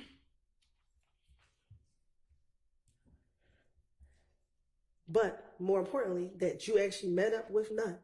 Do you recall telling the police that you met up with Nut to give him back those items that were stolen? I probably did. You probably did tell the police, or you probably did meet up with him to return the items to him? I probably did tell that to the police. Do you have any independent memory today of you actually returning the items to Nut? I did. You did return those items? I did give him his stuff back. So that was something truthful that you told the police? That was. Okay. I don't know if I told it to the police, but I told it to you. Isn't it true you also told Detective Gaither and Detective Dennis in January of 2015 that you called Nut and said, hey man, I got your shit right here, pull up on me, and he came and pulled up on me and you gave him his stuff back? Take a little bit of lie and put it with it. Take a little bit of truth and put it with a lie. That's what I do. And also, during this same meeting that you met Nut to give him back his stuff, you talked to him about the beef you were having with him and Kel. Well, excuse me, with you and Kel. I apologize. Can you say it again? Sure.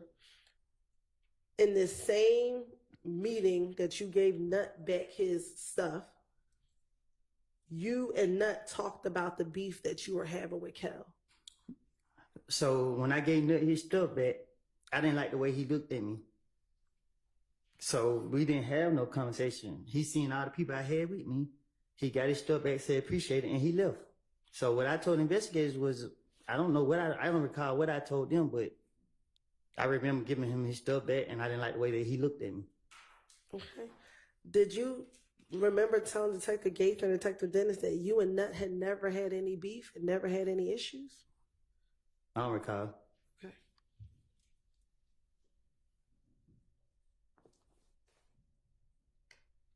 When you met with Nut, do you remember who you were with?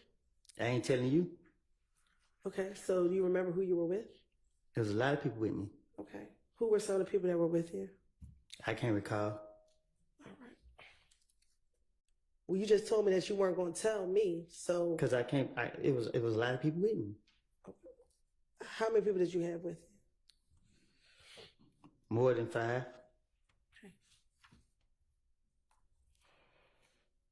Did Nut have anyone with him? I think so. Do you remember who that was? Yeah. I don't know them by name though. He had 2 or 3 people with him. Okay. Do you remember telling Detective Gaither and Detective Dennis that he had his brother Greedy with him? I don't recall. And that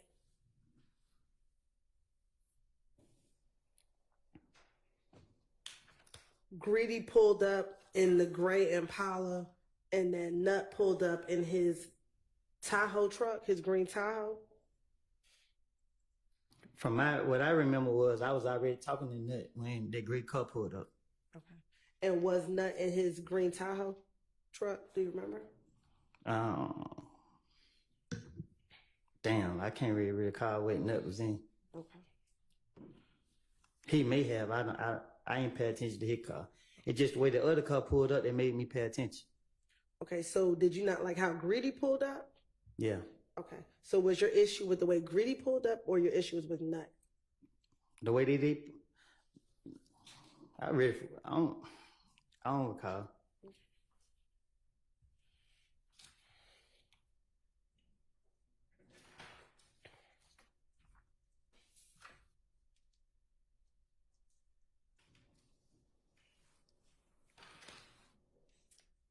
All right, while you're looking through your notes, we haven't had a break in a little while. It's probably time to at least stretch. Let's take a quick break. Thank you.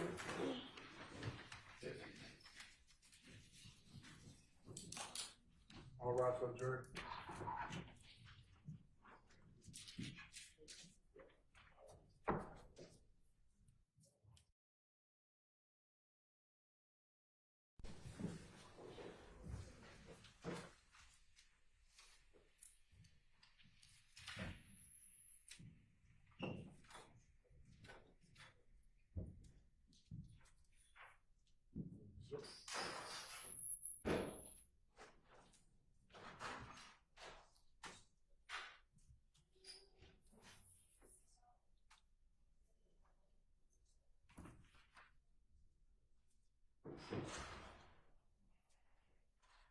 All right, we can all take a break as well. Anybody need to say anything with the record before we do that? All right. That's it. Nose running. That's all.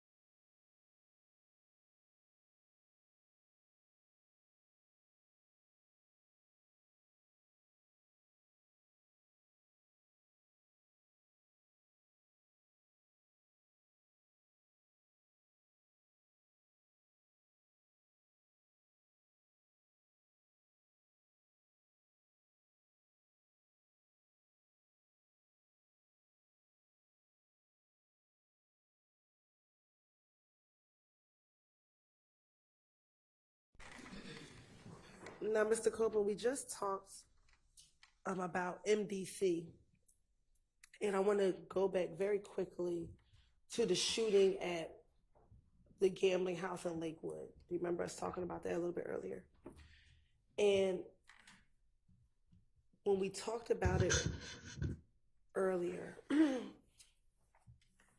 do you recall back in 2015, in the same January 2015 interview, telling the detectives that initially you all thought it was MDC that shot at you at the gambling house?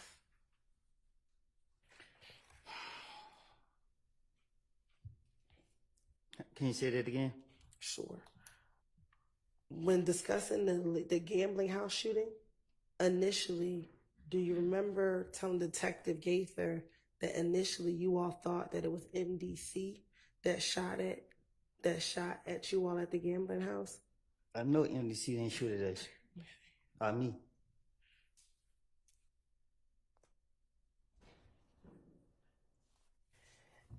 And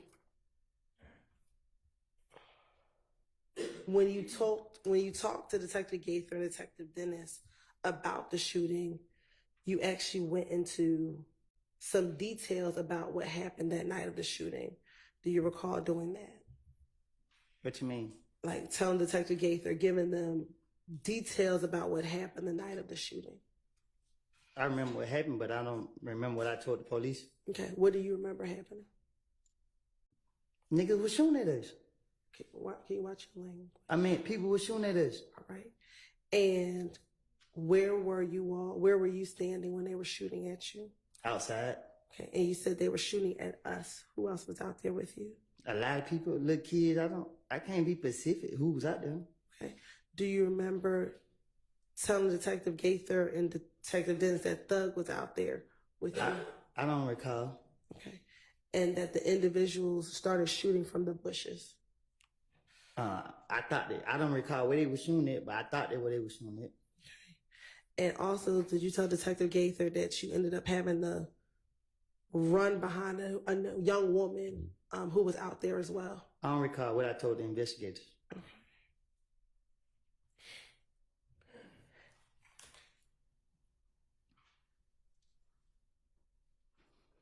And Do you recall telling the investigators that at the Cascade skating ring, you confronted Kel about them shooting at you all from the bushes? What happened in Nut got nothing to do with YSL.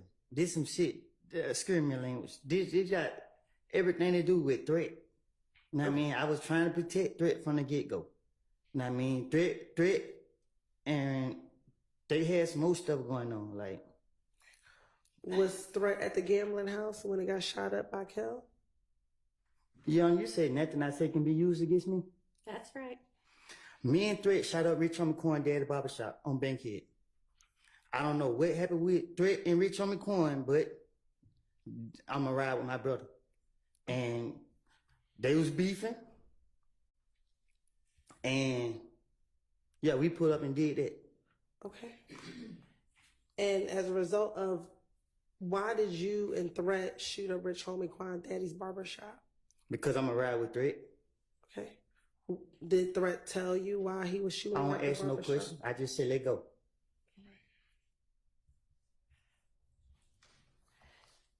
And when Rich Homie Quan's barbershop was shot up, was that in September of 2014? Do you remember? I don't know when. I know we went up there and shot it up.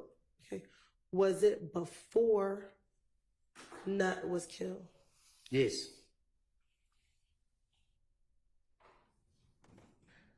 Do you remember what happened the day that you and Threat shot up Rich Homie Quan's daddy's barbershop? What you mean? Like, do you remember that day? What led up to you going to the barbershop and shooting it up? I told him let go do it. What led up to you saying let's go do it? Why? Threat was mad. He was like, he fucking keep scaring my language. He was talking, playing like we somebody to play with, and I was ready. I had them choppers on deck. Why was Threat beefing with Rich Homie Quan to shoot up his daddy's shop?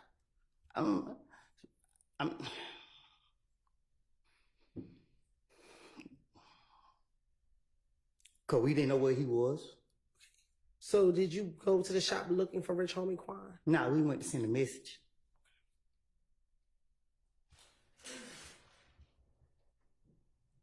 What time did you go and shoot up? I ain't telling you that. Okay. Was it in the morning? Was it? It was at night.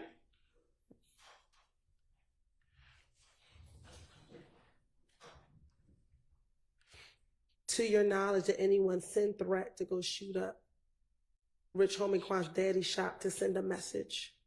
No, he said what he said, and I told him let's go do it. Okay. You said that you all went to go send a message. What message were you sending? We ain't the ones to play with. Okay.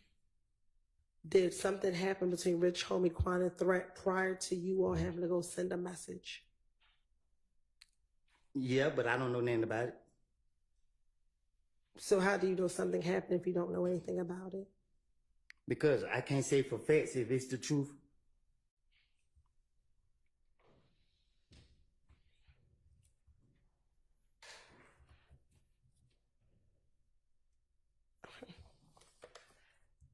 Now, did this shooting of Rich Homie Quan's daddy's barbershop start the beef between If Gang and YSL? The beef was never between If Gang and YSL. Okay. The beef was between me, Threat, and Shell Kell. Rich Homie Quan,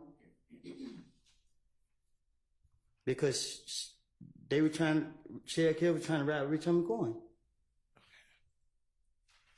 The streets threw YSL into what me and Threat had going on. Well, that takes me back to the shooting at Lakewood, right? Can you repeat that? Sure. You just said that the streets brought YSL into what you and Threat had going on, correct? That's what you just said? Mm-hmm. Mm-hmm. Is that a yes for the record? Yes, my bad. So going back to the shooting at the gambling house, when you learned that Shell Kell was the one who shot up Thug's vehicle, did you and Shell Cal squash your beef when the two of you met at the Cascade skating rink? Nothing I say could be used in no courtroom, That is correct. federal or state. Is that the parameters of the immunity or? Nothing can be used. Correct. And what your question was? When you and Shell Cal met at the Cascade skating rink, did the two of you shake hands and said that the beef was over when y'all met at the Cascade skating rink? I put a gun out on him At the Cascade skating at the rink? Cascade skating ring. Okay. Well, who'd you pull it out on? Share care. And once you pulled the gun out on Shell Cal, what happened? I had somebody with me that I didn't want to get caught up in my bullshit, my shenanigans. Who was with you? I can't recall. Well, if somebody you just I said, can't remember who it was with me. okay. So how do you know you didn't want them caught up in your shenanigans? Because I wasn't fit to put nobody else in my. I just wasn't gonna do that. Okay. So after you pulled the gun out on him, did you shake hands with him to say that the beef was over between the two of you? Nope. Okay. I pulled the gun out and let him know I could have got you right now. Okay. And you didn't shoot him? No, I didn't. All right. So did you tell the police Gaither and Dennis back in January 2015 that you and Shell Cal shook hands and said that the beef was over and y'all two were laughing about it? Well, I'm talking to the police, so I'm not going to tell them what actually took place. If I knew that y'all was going to do what y'all doing today, I wouldn't never even did what I did. Okay. And then after you told the police that you all shook hands, you told the police that Kel wanted you to FaceTime Thug. Thug had nothing to do with what we had going on. That's not what I'm asking you, Mr. I'm Copeland. telling you the truth. Did Kel shoot up or shoot Thug's car the night that the gambling house was shot up?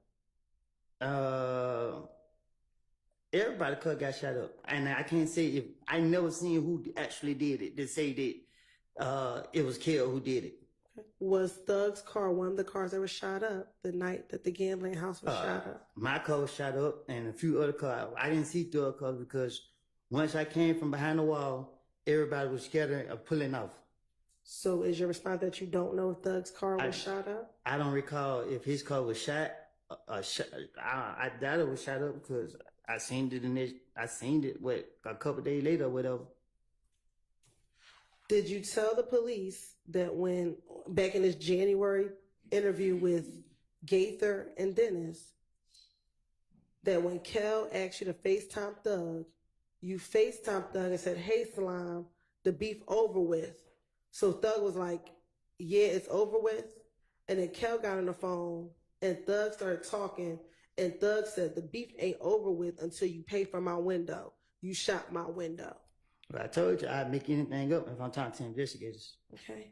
And they clarified and they asked you, is that what Kel said? And you said, no, that's what Thug told Kel. It don't take a rocket science to come up with it. I don't recall what I told investigators. I know I wasn't going to tell them that I put a gun on Shell Kill, and if I didn't have certain people with me, I was going to do something to them. Okay. And that, furthermore, you said, you told Detective Gaither and Dennis, yeah, he shot Thug's window. So Thug, like, I don't care about none of that, about what you all have going on. You still shot at me. Just pay for my window. If you don't pay for my window, hey, man, I ain't letting nothing go. I looked at Kel and said, that's between y'all two. Do you recall telling Detective Gaither and Dennis that? You know, I don't even talk like that. All right. And then afterwards, they hung up from FaceTime, and Kel's like, nah, man, call Nut. And so you and Kel started talking, and you told Kel, just pay for the window. This shit over. And Kel's like, pay for the window? This nigga just tried me. Did you tell the police that that's what Kel told you after he got off the phone with the. When I pulled that gun out on Sheriff Kell, I said, I could have got you. He went his way, and I went mine. Okay. Do you recall telling Detective Gaither and Dennis that you actually did shoot at Kel's house back in June of 2015? In the interview in June of 2015, you actually told the police that you shot at Kel. Do you not recall that? No, I don't. Okay. I don't even think I got a chance to get him. You said that. You told the police you shot in the air, but Kel was around. Do you recall telling the police Can you that? say it again? Sure. I shot in the air, but what?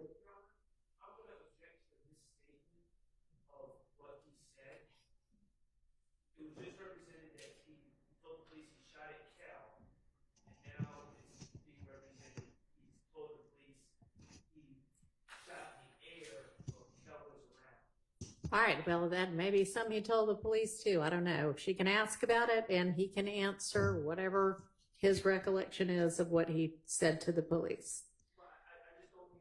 Go ahead. Okay, well, that is true. So make sure that you have a basis for your questions. Yes, I do, Your Honor. Looking at those pictures, did you also speak to detectives in June of 2015?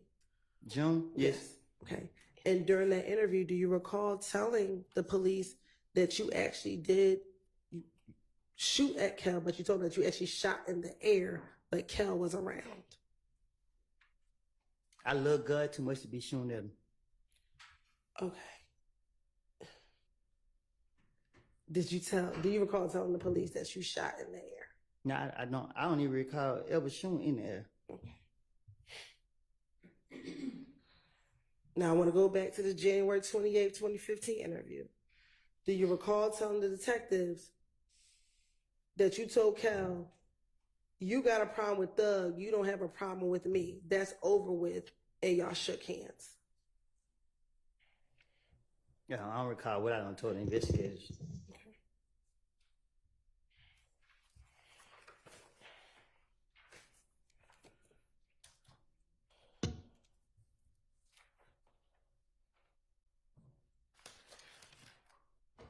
Now, in the same 2015 interview with Gaither and Dennis, after you spoke with them, Gaither and Dennis, about what led up to the shooting on the highway, do you recall giving them more detailed information about the shooting on the highway? What you mean? Sure.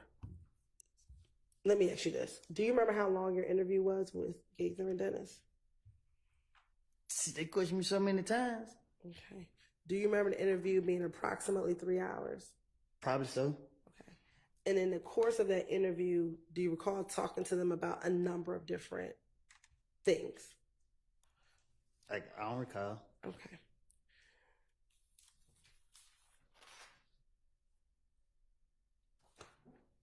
In speaking with Gaither and Dennis about the shooting on the highway, do you recall being at a pool party before the shooting occurred on the highway? No. Okay. Isn't it true that you told Detective Gaither and Detective Dennis that you all were at someone's home or at the pool party and you were getting ready to leave when you saw Booshi, Booshi, get on the phone prior to you leaving the party? I don't recall what I told the investigators. Okay. And you actually thought Booshi might be setting you up? She know better. Okay. But did you think, okay, did you tell the detective you thought that she might be setting you up? I don't recall what I told the detectives. And you thought that Booshi might be setting you up because her family was friends with Nutt's family? I don't know who her family friends with. I don't even know who her family is.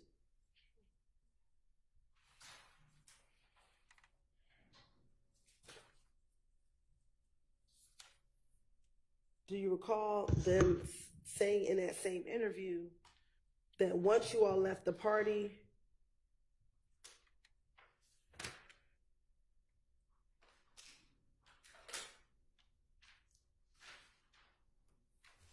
You all got on the highway.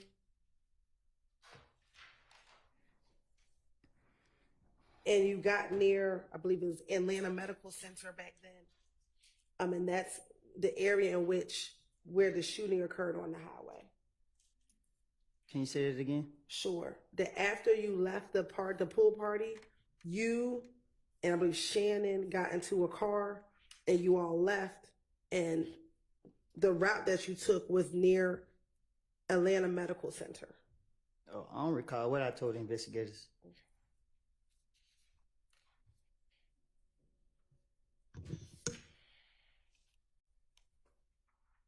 The truth of the matter was I was trying to protect my friend. Threat. Okay. Were you trying to protect threat when you all were getting shot at on the highway? I don't recall what you're talking about. Okay. Was threat in the car with you when you were getting shot at on the highway? I don't recall.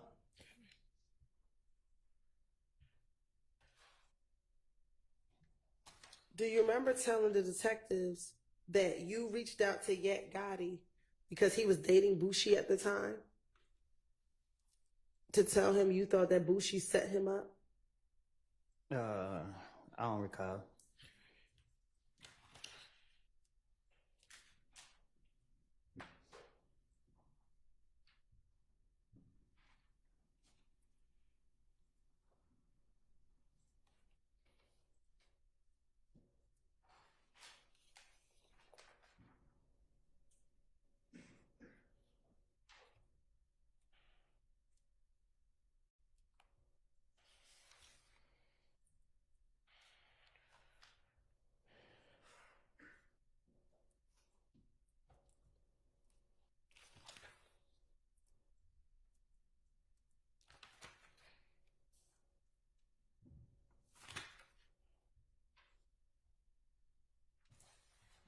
And when you spoke to Yak and you confronted him and said, your girl just set me up, he responded to you and said, who? Bushi? And then he told you he was going to call you back. He hung up. He called back and said, she doesn't know what you're talking about, that she didn't set you up. I don't recall.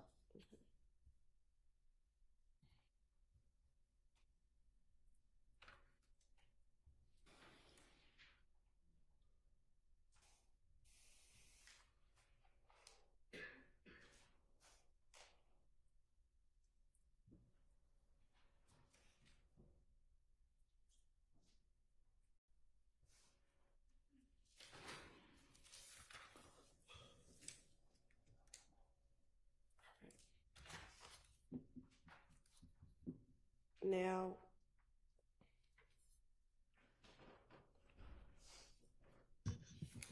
earlier we talked about who you hang with, or back in 2015, who you were hanging with back in January of 2015.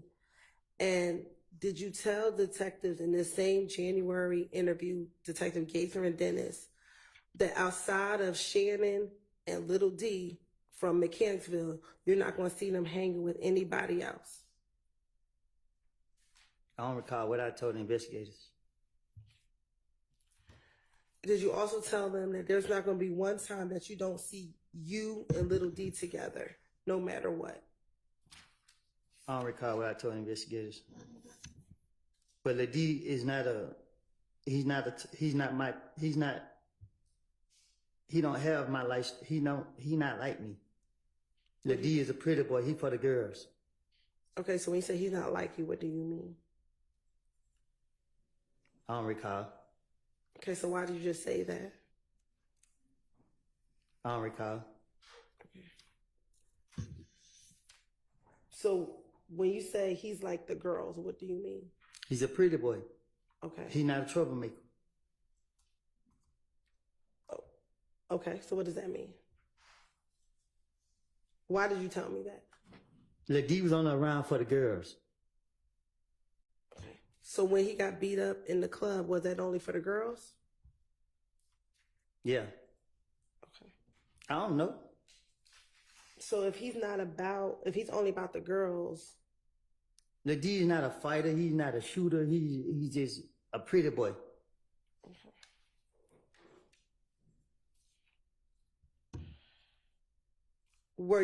Are you aware of Little D shooting at people's houses after he got beat up in the club in April of 2015? No, Lil D don't know how to shoot no gun. Okay. Were you aware of him being convicted for that? Cause Lil D wanna be something that he ain't. So he probably took a charge. Ain't no telling.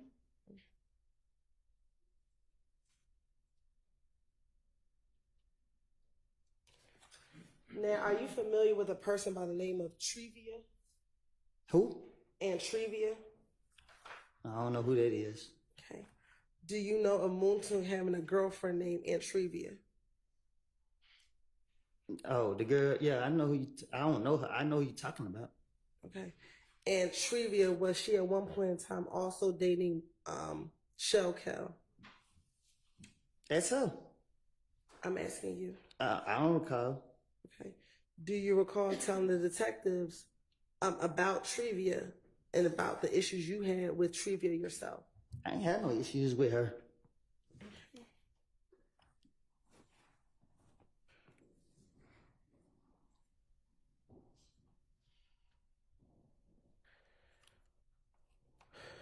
Do you recall telling the detectives about Moontung and Shell Cal getting into an argument at Club Crucial? We grown, we men, we ain't doing no arguing, especially not over no girl. Okay. Do you recall telling Detective Gaither and Detective Dennis? I would tell them anything. And that their argument wasn't over a girl? I don't recall.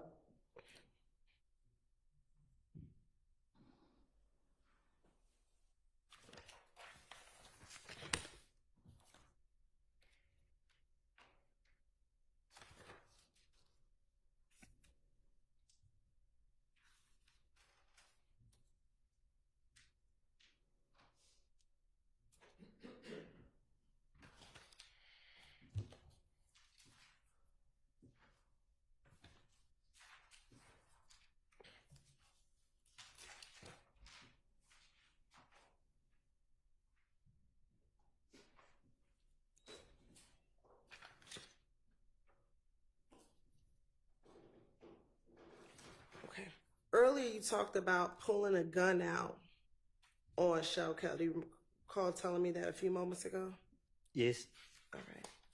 In this same January, excuse me, I thought it was in June, but in this same January interview, do you recall telling Detective Gaither that you actually told Shell Cal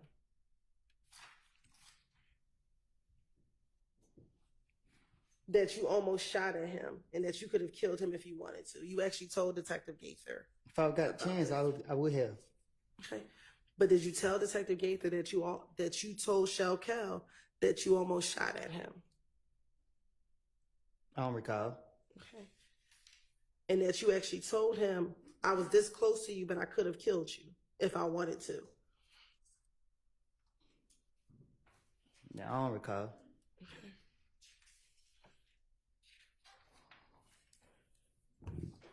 And that's when you told him, I ain't shoot at you, but I shot in the air. If I would have shot you, I could have got you.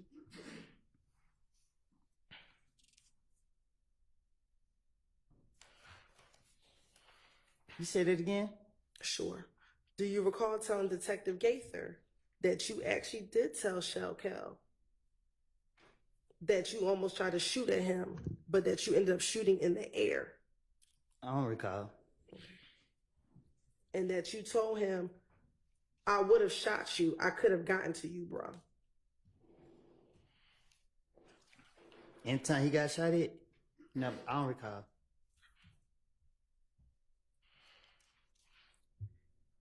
And even when you told Detective Gaither that you intended to shoot at Shell Cal, were you arrested that day at all? Because I'm not telling on myself. But you told her what you told Shell Cal, which was that you were shooting at him. I told her lies because I knew she wouldn't be able to go back and she wouldn't go back and get nothing to prove that what I said was true. Okay, but you just told this jury that you did try to shoot at shell count, so that wasn't a lie, correct? No, I put a gun out on him. It's a difference.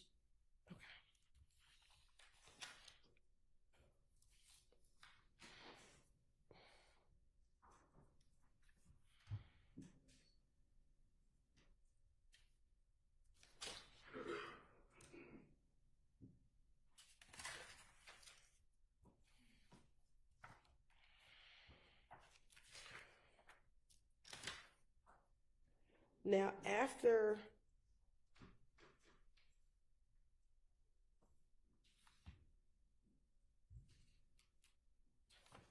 January 28th, did you then go back to the police department in February 20th after you, your daughter, and your child's mother were shot at when you were coming out the house? They took me down there. Okay. And when they took you down there, did you speak with the police? I had no choice. And did you tell them what happened to you? I told them different stories. What do you recall happening the day that you, your child, and your child's mother were shot at? My child was crying. She wouldn't stop crying. We was taking her to the hospital. We came out the door. Somebody was out there waiting. And then what happened? Okay. When you went to come out, child, where were you? Carver home. Okay. And where were you taking your baby? To the hospital. And today, do you recall which hospital you were taking her to? I think Scott's right. This one that I used to always take her to. Okay. And once you walked out the house, what do you remember happening? I look around. I seen the car sitting at the stop sign, just sitting there.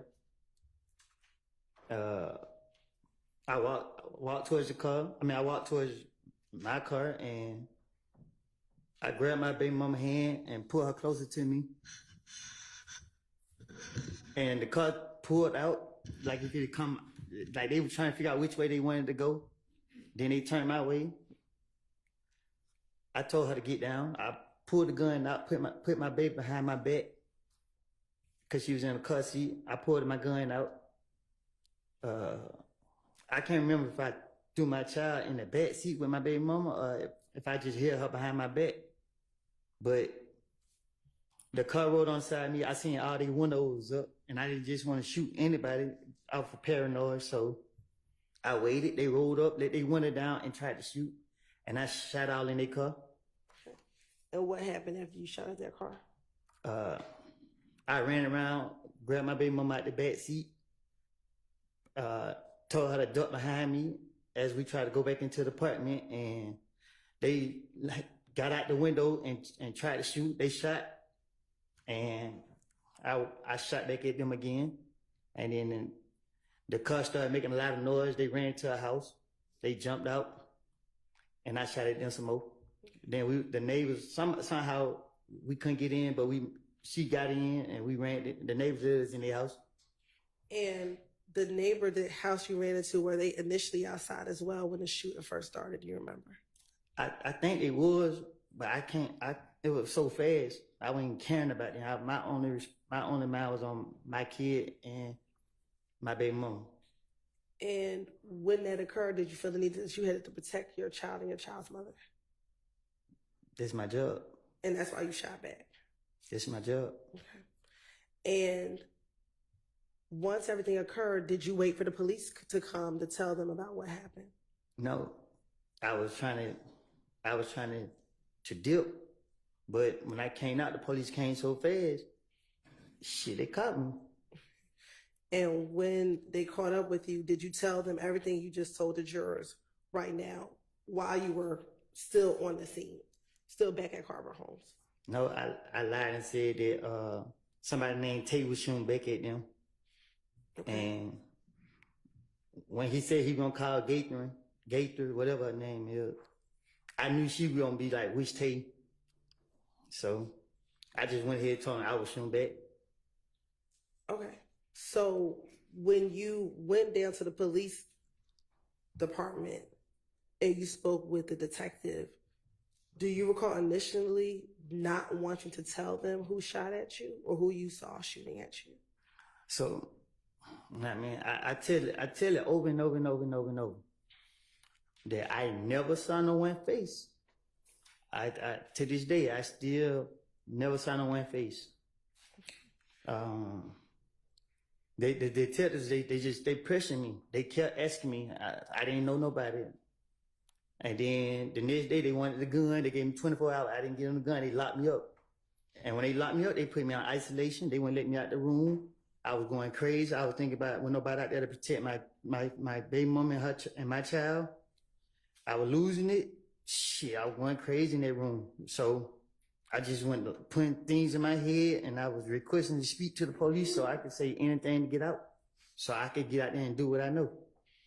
Okay, so I'm going to go back to the interview now on February 20th, 2015, and looking at those state's exhibits. Can you find the one that's February 20th, 2015? It's right in front of me. And is that the one that you and Deshaun were in the interview room together? Yes. All right.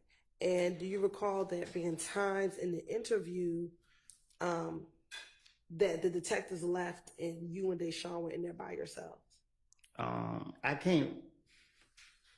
can't really say how that interview went because the police don't question me so many times. And in that interview, initially, did you even tell that first detective that it was Tay who shot you? No, I don't know which. It was so many of them. I just know when I was still in Carver home, I tried to go outside to get the key from the car because I had already left the car running, and Deshaun dropped her purse, which had the key in it. So I was trying to go get the key, and then that's when the police caught me. And the first police that came up, he didn't know me, and I didn't know him, so I just told him anything. But when he was like, they getting the gang unit here, I was like, shit. Because the gang unit know everybody I know, so I just told them I shot back. Okay. And even when you told me you shot back, you did not get arrested for shooting back at Tay, or excuse me, shooting back at the cars that shot at you. Right. So when I went ahead and admitted that I was shooting back, they searched me, and then he was like, "Okay, man, you're not under arrest, whatever."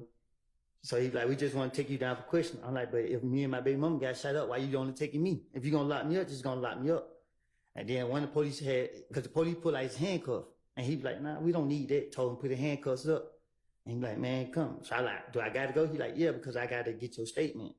So I'm like, "Well, why she?" And he like, "She could come too." Okay. And the both of you all went to the police department. He took us down there. All right. And she wasn't arrested, and you weren't arrested when you went down there. No, we wasn't. All right. And during that interview, do you recall them trying to find out from you who was the person that shot at you? That's what he kept asking. I don't recall, but I know that's what he kept asking.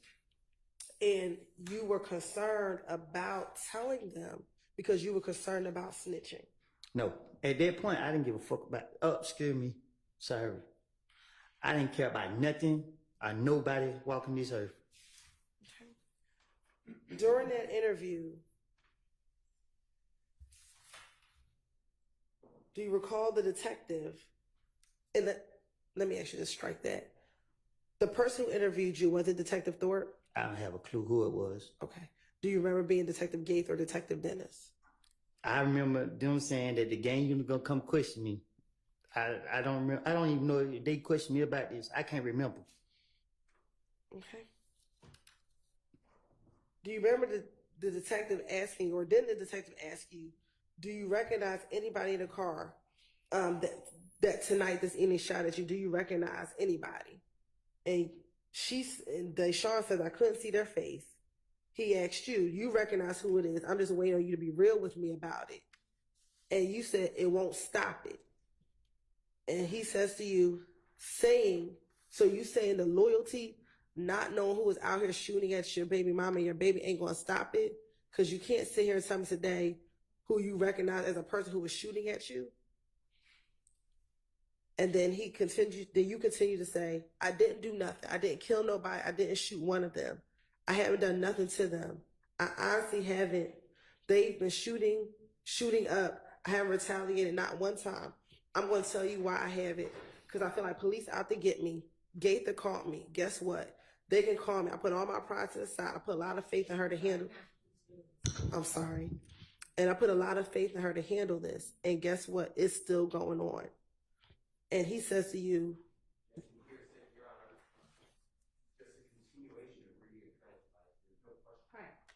Where's the question?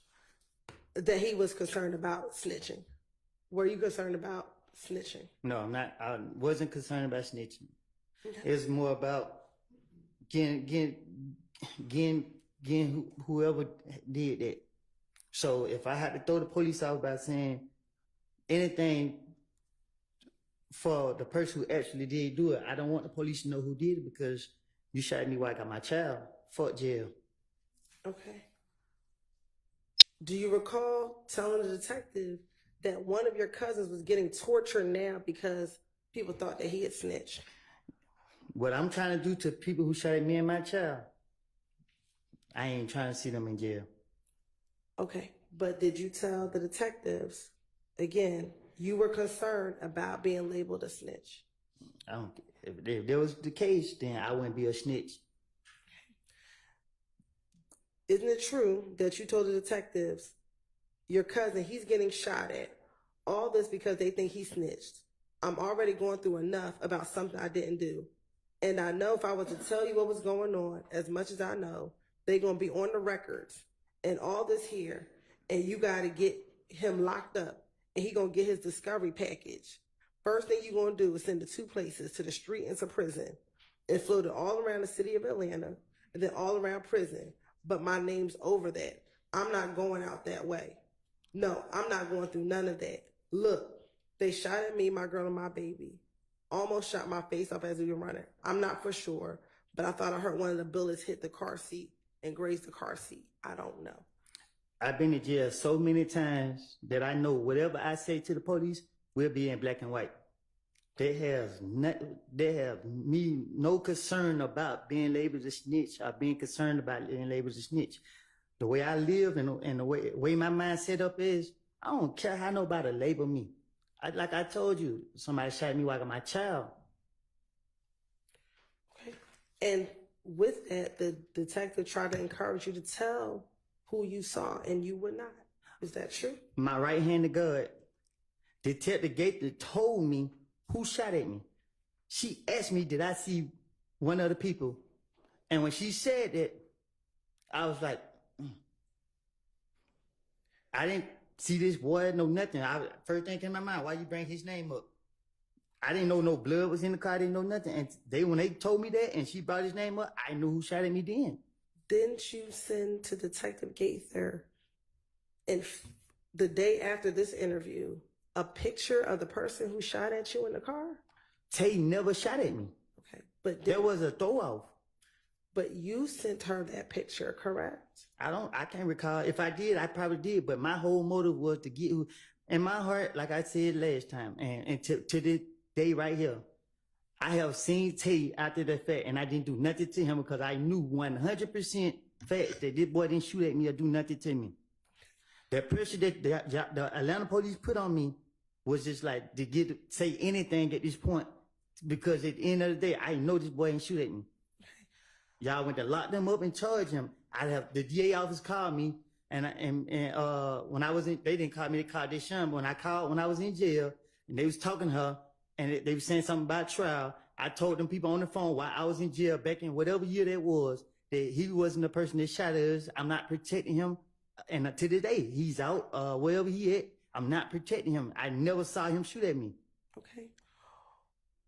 In the same February 20th interview, do you recall there being a period of time when the detective left the room and it was only you and Deshaun in the room speaking? I don't recall nothing that took place in the interrogation. But as we speak today, I'm telling you what I recall. When they shot at me with me, Deshaun, and my child, I remember every second of that night. I still see it every night I go to sleep. I still want, that's it. And is it true that in the same February interview, when Detective Curry left the room, it was just you and Deshaun, you said to her, this shit not going to work. Sit right here and be a damn snitch, so I'm going to keep going. And she says to you, why are you saying, why you acting like you did? I didn't. They want me to say I did. Well, you should just said no. I thought you know all of them. And you said, I do know who it was. You were just saying you didn't know what to say. I did. When he jumped out the car, I know exactly who I saw. And she said, who? And you said, this shit got my blood pressure up. I think they be walking somewhere right here or something with the police right here. They had to be walking somewhere. They could have ran up to the car. And then you say, it's Tay and them. Do you recall telling Deshaun that when it was just the two of you in the room? I don't recall saying that, but I have watched First 48, and any of my family members will tell you, I don't never watch police all day. Any movie, I just watch and learn how they operate. When that police left out, I knew they were still recording us. Like I said, I like it. So why wouldn't, so if you told the detectives, I don't know who shot me, why didn't you just continue to say that if you knew the cameras were running? Why didn't you just tell Deshaun that knowing that the cameras were running? Because my whole motive is to convince the police that I'm going to tell them the truth.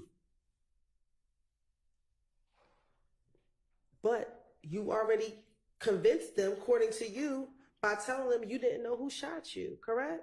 But you got to understand the difference, like how you put pressure on me now. You keep applying pressure. You know what I mean? Like at this point, I'm liable to say anything. But the truth of the matter is, I don't know who shot at me until Detective Gaither said one of the boys' name. And when she said one of the boys' name, she said Blood. And when they locked me up the next day, I was in what's name, and one of the boys came in like, he just came from Cub home, and they found he told me some stuff that happened that I was like, what? I put 2 and 2 together, and that's how I knew who shot at me. Was Detective Gaither in the room when you were talking to Deshaun? I don't know. Like yeah, I'm talking about the whole time frame. When that investigator questioned me, you know what I mean? Like, it wasn't, I know Tay personally. Like, I'm not gonna tell you nothing about what me and Tay had going on, but y'all know like I know Tay didn't have nothing to do with me getting shot at. Matter of fact, you just said you knew Tay. Didn't you tell Detective Curry that Tay had just been at your house a few days before the shooting? Exactly. I invited him there. Exactly. And you told the detective that that's how you knew who he was, because he had been to your house.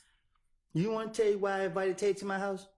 I'm not even gonna do him like that. No, I'm not telling y'all that. Okay. I'm not asking you to tell me anything. I'm asking you, were you concerned about snitching, which is why you did not want to initially tell Detective Curry who shot at you? Objection, asked and answered. Sustained.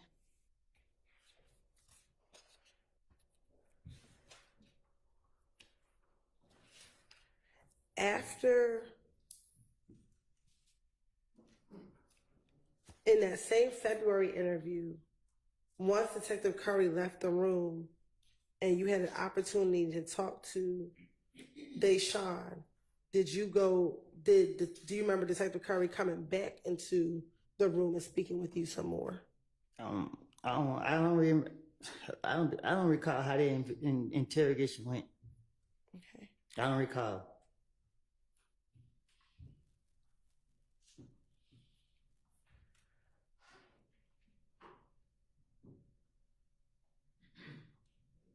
Do you recall being concerned that there was a whole gang after you because they thought that you had killed Nut? I wouldn't be in the streets if that was the case. Didn't you tell the detective at this February 20th interview, I can't run from it. It's a whole gang after me. Different niggas every day. It could be different niggas every day. Every day. I was telling the investigators anything where I could be a victim, because if I caught one of them down bad, that'd be justified.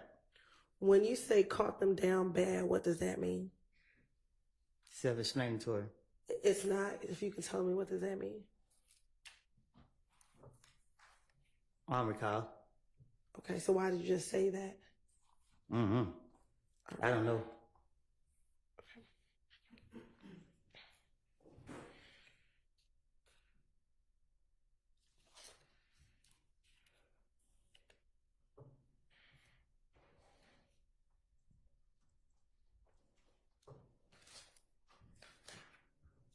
And in February of 2015, when you had this initial interview after you and your child mother was shot at,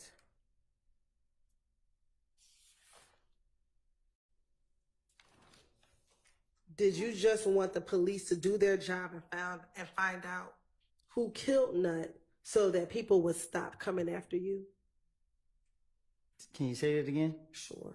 In February of 2015, when you had this initial interview, did you just want the police to do their job so that people could stop coming after you?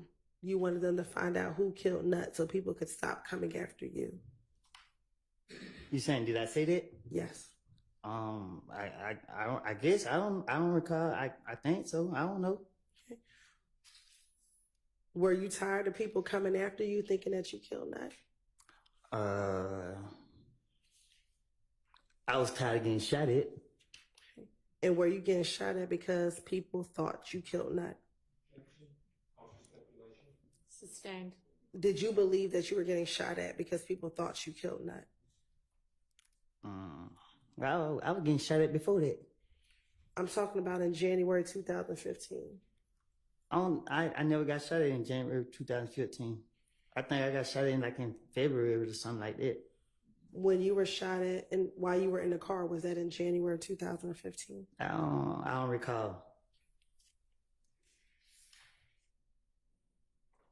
The only time I remember getting shot at is when I had my daughter. That's the only time I think I got shot at, if I'm not mistaken.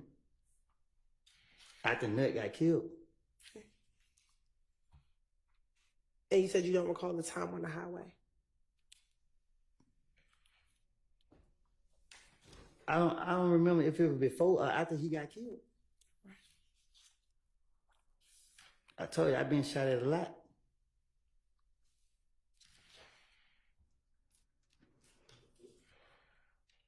Now, you said that you finessed them because they wanted the gun that you used to shoot back at the individuals who shot at you. What happened to that gun? How do I know? What did you do with the gun after you shot at them? What gun? The gun that you used to shoot at the individuals who shot at you. I don't know nothing about no gun. I don't recall. Okay. Did you just testify a few moments ago that while your baby was in your hand, you took the gun and shot at these individuals who shot at you? Oh, I told them I throw that gun in the woods. Who did you tell that to? The police they caught me there that night, and they went to search the woods and they said they couldn't find it. All right. Did you tell the detective who you were interviewing with that the gun was back at home and that you were going to go get the gun and bring it to them? Yes, I think I told them that. Okay. I told them if they let me go, I'd bring the gun back. And that specifically, you won't call Gaither and give Gaither the gun. I don't know if I said that, but I probably did. Okay. And did you ever give Gaither the gun? No. Why not? You crazy? They asked you for the gun. Why didn't you give it to her? I knew I was going to get in the gun from the start. Okay. Did you eventually explain in June of 2015 the reason why you never gave Gaither the gun? What you mean? When you were interviewed in June of 2015, did you tell Gaither why you never gave her the gun? I don't know. Okay. Did you tell Gaither in June of 2015 that you never gave her the gun because it was Shannon's gun? What I'm going to do with Shannon's gun? Did you recall telling her that? Ain't no telling. I probably did. Okay. And that Shannon took the gun with him while he was on tour with the. No, I don't. I tell Gaither anything. Okay. Just like I would tell the rest of the police. But as today, as in the truth of what happened was, I hid the gun in the neighbor house. In their bathroom up under the sink.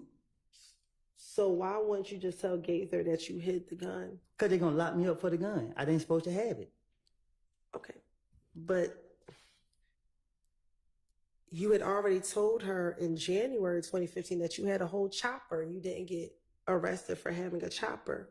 So why would you get arrested for having this gun when you were protecting yourself from being shot at? Because they don't matter what I tell them. They know I had guns, but it's what they catch me with. Okay. And didn't Gaither and the detective who interviewed you the night that you were shot at told you that you wouldn't get in trouble, they just need the gun? Yeah, but I don't know, a fool go for it.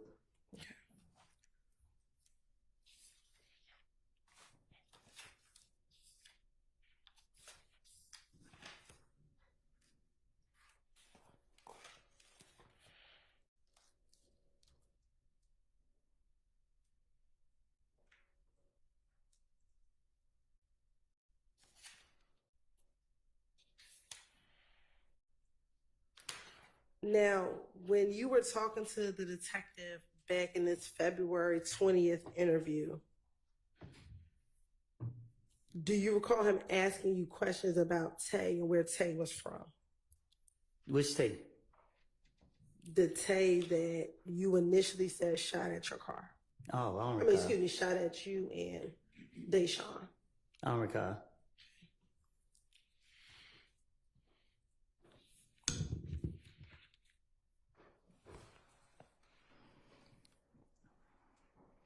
And that Deshaun actually told the police that he's either from Mechanicsville or he's from Simpson Road. Deshaun ain't tell them nothing. Okay.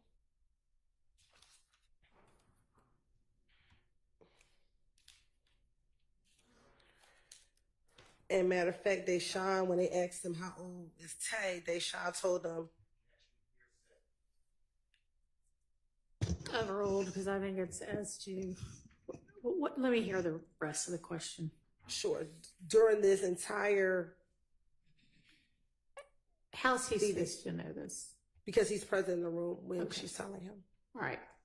I'm going to overrule it. In this same interview, Deshaun was able to tell the detective that this individual by the name of Tay was about 20 years old. I don't recall Deshaun saying nothing to the police other than she ducked down. And that matter of fact, you actually told the detectives that you used to hang out with this Tay before he shot at you. I tell the detectives anything to get him up off me. And specifically told him that you and him used to play basketball at Carver. At Carver High School, the two of you used to play basketball on the basketball court at Carver. I don't recall.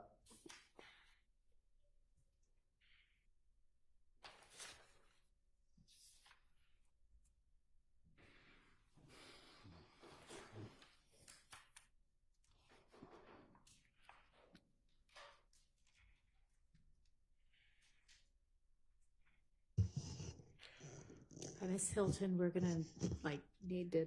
I mean, it doesn't have to be right this minute, but pick a stopping point sometime in the next 20 minutes or so. Okay. Thank you, Your Honor. You said earlier that you weren't concerned about being labeled a snitch. Is that fair to say? Say that again? Earlier, a few moments ago, you said you weren't concerned about being labeled a snitch. Is that fair to say? I wasn't. You was not. What you mean? That you didn't have any concerns being labeled a snitch. Is that correct? I don't get what you're asking. Back in 2015, were you concerned about people labeling you a snitch? I was concerned about the safety of my family, so that's my mindset back then. I'm asking you, were you concerned about being labeled a snitch? A snitch is someone who tells the truth to the police. Okay, so were you concerned about being labeled a snitch? I was concerned about getting those who wrong me and the people I care about.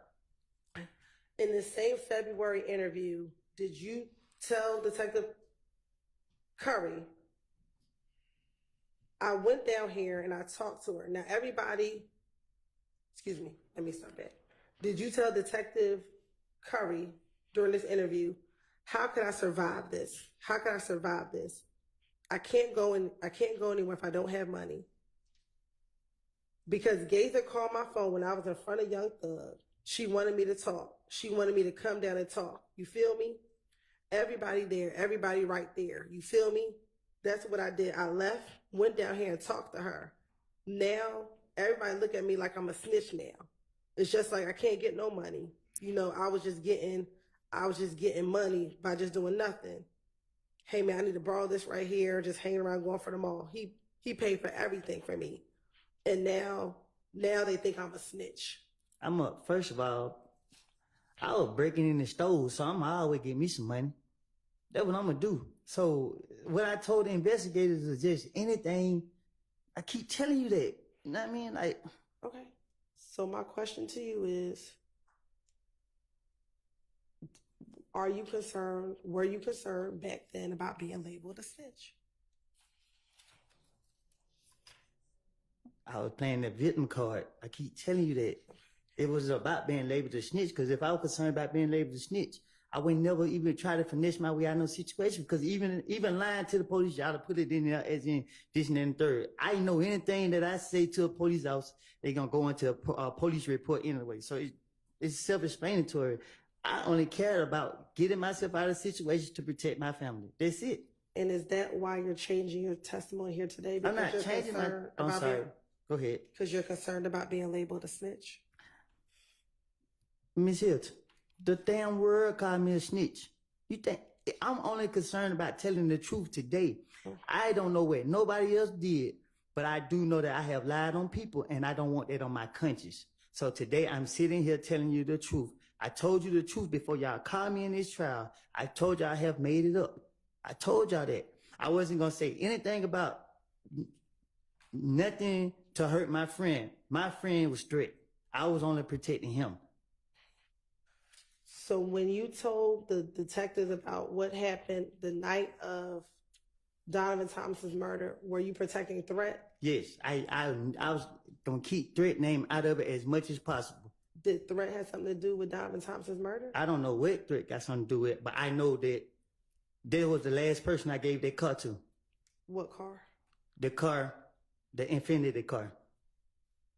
And I wasn't going to say nothing about it. What Infinity car did you give to Threat? The Infinity car that I had. Okay. Is this the same car that you went to the rental car place with Thug and Thug rented the Infinity? I'm talking about the gray Infinity car that me and Zachary was riding in. I wrecked the car, put up on Threat, gave the car to Threat, and I left. Okay. Is this the same Infinity that you told police that you went to the Hertz rental car place with Thug when he rented the Infinity? I just told you that I gave Threat that car. Mr. Copeland, that's not what she asked. So listen to what she asked and then answer that as best you can.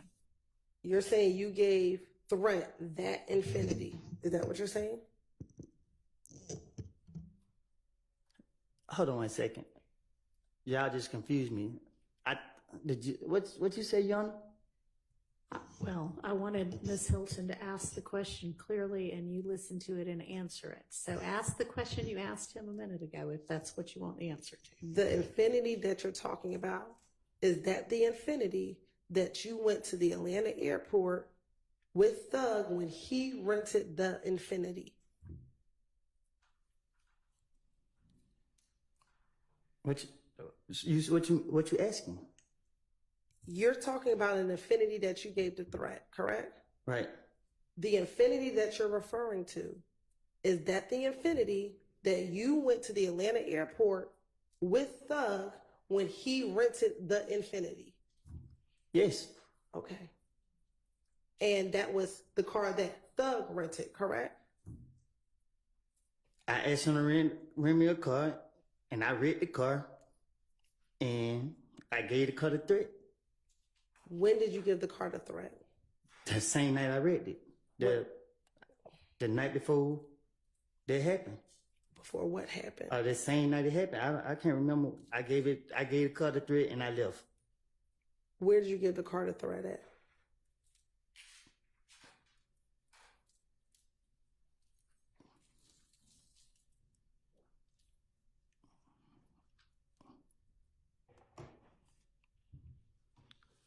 At the studio.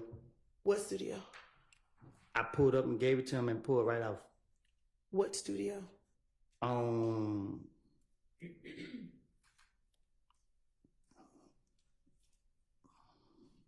It was by Northside Drive, Marietta. It was one of them streets. Was there anyone else at the studio when you gave the car? I didn't go in the studio. I pulled up. I was pulling up, and I seen threat. I gave threat the car, jumped out of the car, it got in my called my brother to come and get me. And was this the date Donovan Thomas died? Was this a few days before? In relation to when Donovan Thomas died, when did you get threat this vehicle? I gave threat that car. I read the car, gave it a threat. So when you wrecked the car, why would you give threat a wrecked vehicle? So I could, what you mean? It wasn't damaged bad. I don't know. I hit something on it, and then shit, the thing on the cover, it was tripping. So when I pulled up, I wasn't giving it to threat, but I just seen him standing outside. And I was like, he like, what you about to do? I'm like, just get the key real quick. I'll be right back. Gave threat the car, and I dipped. I don't know if it was late. So when I woke up the next day, I came outside, and this when I heard what happened. Okay. All right, Ms. Hilton, is this a good time to Yes, stop this is a good for the time to day? stop. All right. Yes. All right, Mr. Copeland, we'll see you back here at 9 in the morning. 9? 9 in the morning. I can go? Yeah, you can go for now. All right, ladies and gentlemen. To maintain the integrity of this trial, remember that you need to decide this case based only on the evidence that it is admitted during this trial and the law that I will explain to you. You should consider only the evidence admitted inside of this courtroom. You may not conduct any research on your own about this case or about any of the people or the places mentioned in this trial. You may not visit any places mentioned in the evidence, and you may not refer to any books or documents that have not been admitted during the trial.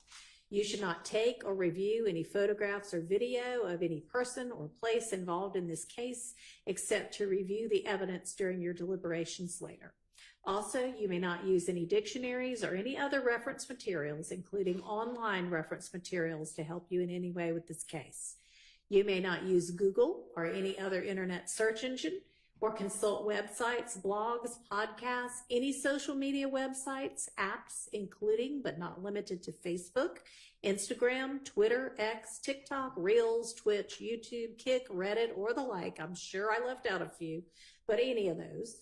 Or any other source, electronic or otherwise, to get information about this case. And do not use any of these sources to get information about legal terms or concepts or about the law. Finally, do not watch, read, or listen to any accounts of this trial that might appear in the news media, whether online, in print, on television, on the radio, or otherwise. And this includes any social media as well. In short, do not seek any information about this case from any source outside of the confines of this courtroom. Remember, you are the ones who've been qualified as fair and impartial jurors to decide this case, and no other influence should affect your decision. For that reason, you may not discuss this case with anyone, including your family and friends, or let anyone discuss this case with you or around you. This includes discussion or sharing information in person or by phone, email, text, blog, or any form of social media. And if anyone does approach you about the case, please immediately let Sergeant Ingram or another deputy or court staff know that.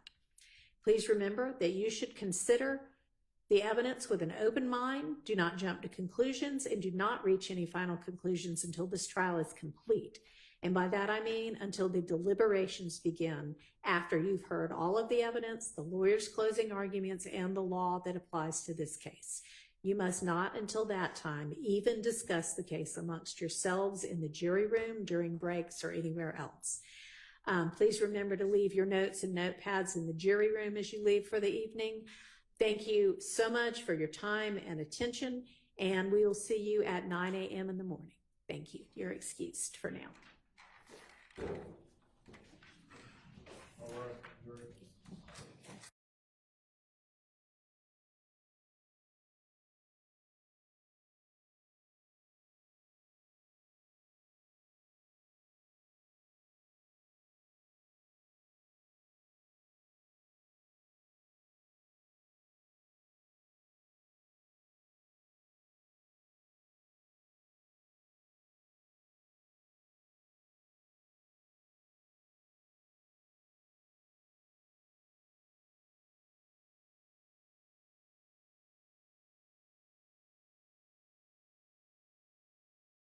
All right, y'all can be seated.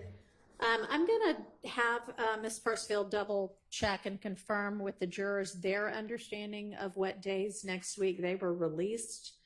I thought it was Monday through Thursday, but I just want to make sure that they don't think they're also off Friday. I got told that maybe the one juror who's taking her kid to school might be doing the whole drive back on Thursday, so I'm just going to double check on that.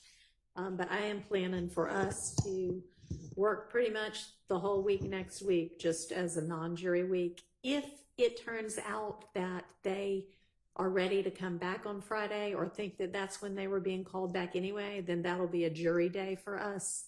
But otherwise, at least it'll be Monday through Thursday non-jury, and we'll just see about Friday based on what they think. I'll just go with whatever they have already been told by the predecessor judge. All right, so I know there's some things we need to deal with next week. I know, Misty Williams, you have sent a more particularized motion to suppress, so I appreciate that. I haven't had a chance to look at it yet, but we'll take that up. There's a motion to exclude late identified, I guess, co-conspirator statements that we'll take up then. If we're lucky, we can get to what everybody understands the exhibit list admissions are. I don't think that's the most critical thing to do, but if we get around to it, we need to have confirmation on the motion in limine 49 concerning the PowerPoint. Do y'all have an answer to that yet? Your Honor, I don't. My answer is preliminary. I just remember what I said, and it was not contained in, partially contained in the motion in limine. So we are looking back at the transcript and the video, because my recollection of it is different than what's being represented in motion in limine number 49, and mine was specifically that we were not intending to introduce it at that time through that witness.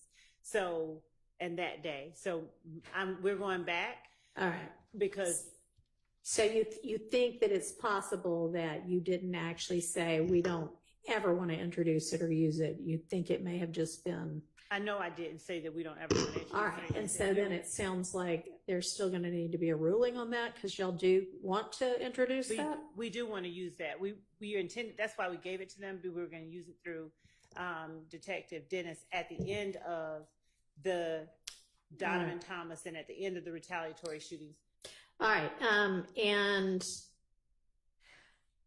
I know that I've got the defense position on that. I don't know if you had said that you filed a written response ever. I did, but to his number 49, I will file a written response, because when we got that, we were looking through, like, that's not the recollection that I had. We were looking through to make sure that he had contained, and it doesn't. His motion does not contain the entirety of what was said in that colloquy, and the matter of the PowerPoint was addressed on 2 different days, I believe. Okay, well, just get that in sometime this week, so that's another thing we can deal with and resolve next week. I know we still have wiretap evidence outstanding that we need to reach at some point. I think that's everything, other than we need to have a date for the remedial training. And Ms. Love, if you can provide to the court the identity of all of the team members, at least the lawyer team members, and if you want to have investigators or anybody else participate in the remedial training, that's up to you, but at least all of the lawyers that are on this team. And I am thinking, I know I have got a conflict Monday morning, Monday the 19th, between 8 and 12. I'll be here for the afternoon. And I'm thinking if that would be an ideal time to do that, I'm just thinking y'all come into the courtroom, there'll be a deputy. You can sit and watch the video and be done with it. Yes, Your Honor, we can do that. We can do whatever it is at the court. All right, Please. that sounds good. So anyway, that's what I know scheduling wise for now. If anybody has any issues or can think of anything else that I didn't just touch on that we also need to take up next week. Okay. All right, and then just as a heads up, you know, in terms of scheduling. Oh, hang on.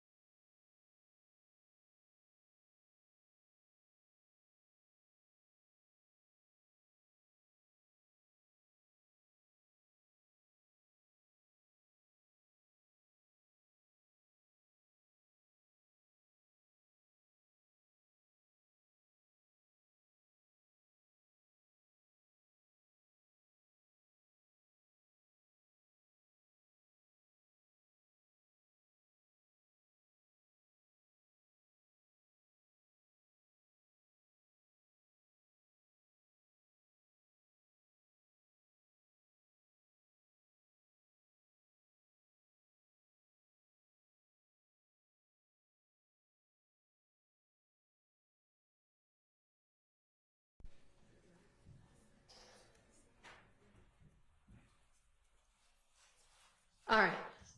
So looking ahead just a little bit.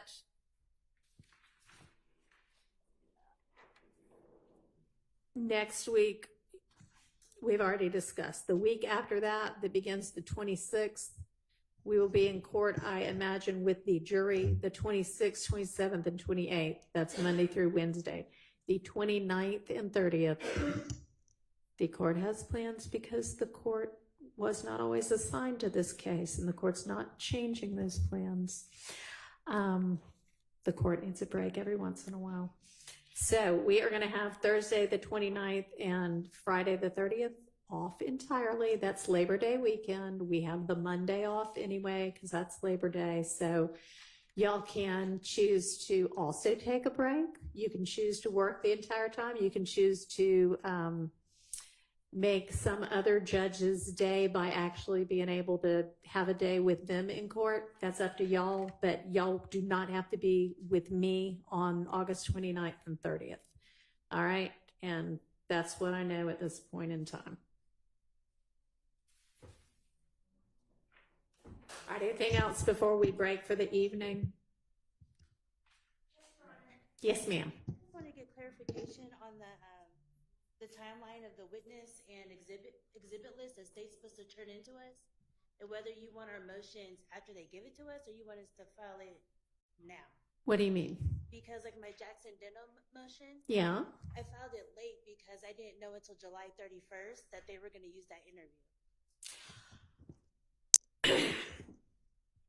I'm not sure that, okay, I mean, if that's what you say, great, you didn't know for certain, but I mean, Jackson Denos are normally a pretrial thing, and y'all can get with the state and ask them anytime, but as soon as you know that there might be an issue with something and you know about it, you just go ahead and let me know. And if we get around to it and the state says, we don't even want to use that because you haven't bothered to ask the state yet or for whatever reason, then we won't worry about it. But yeah, don't wait. Don't wait. Go ahead and file everything. Everything should already have been filed. But yeah, so on the timing.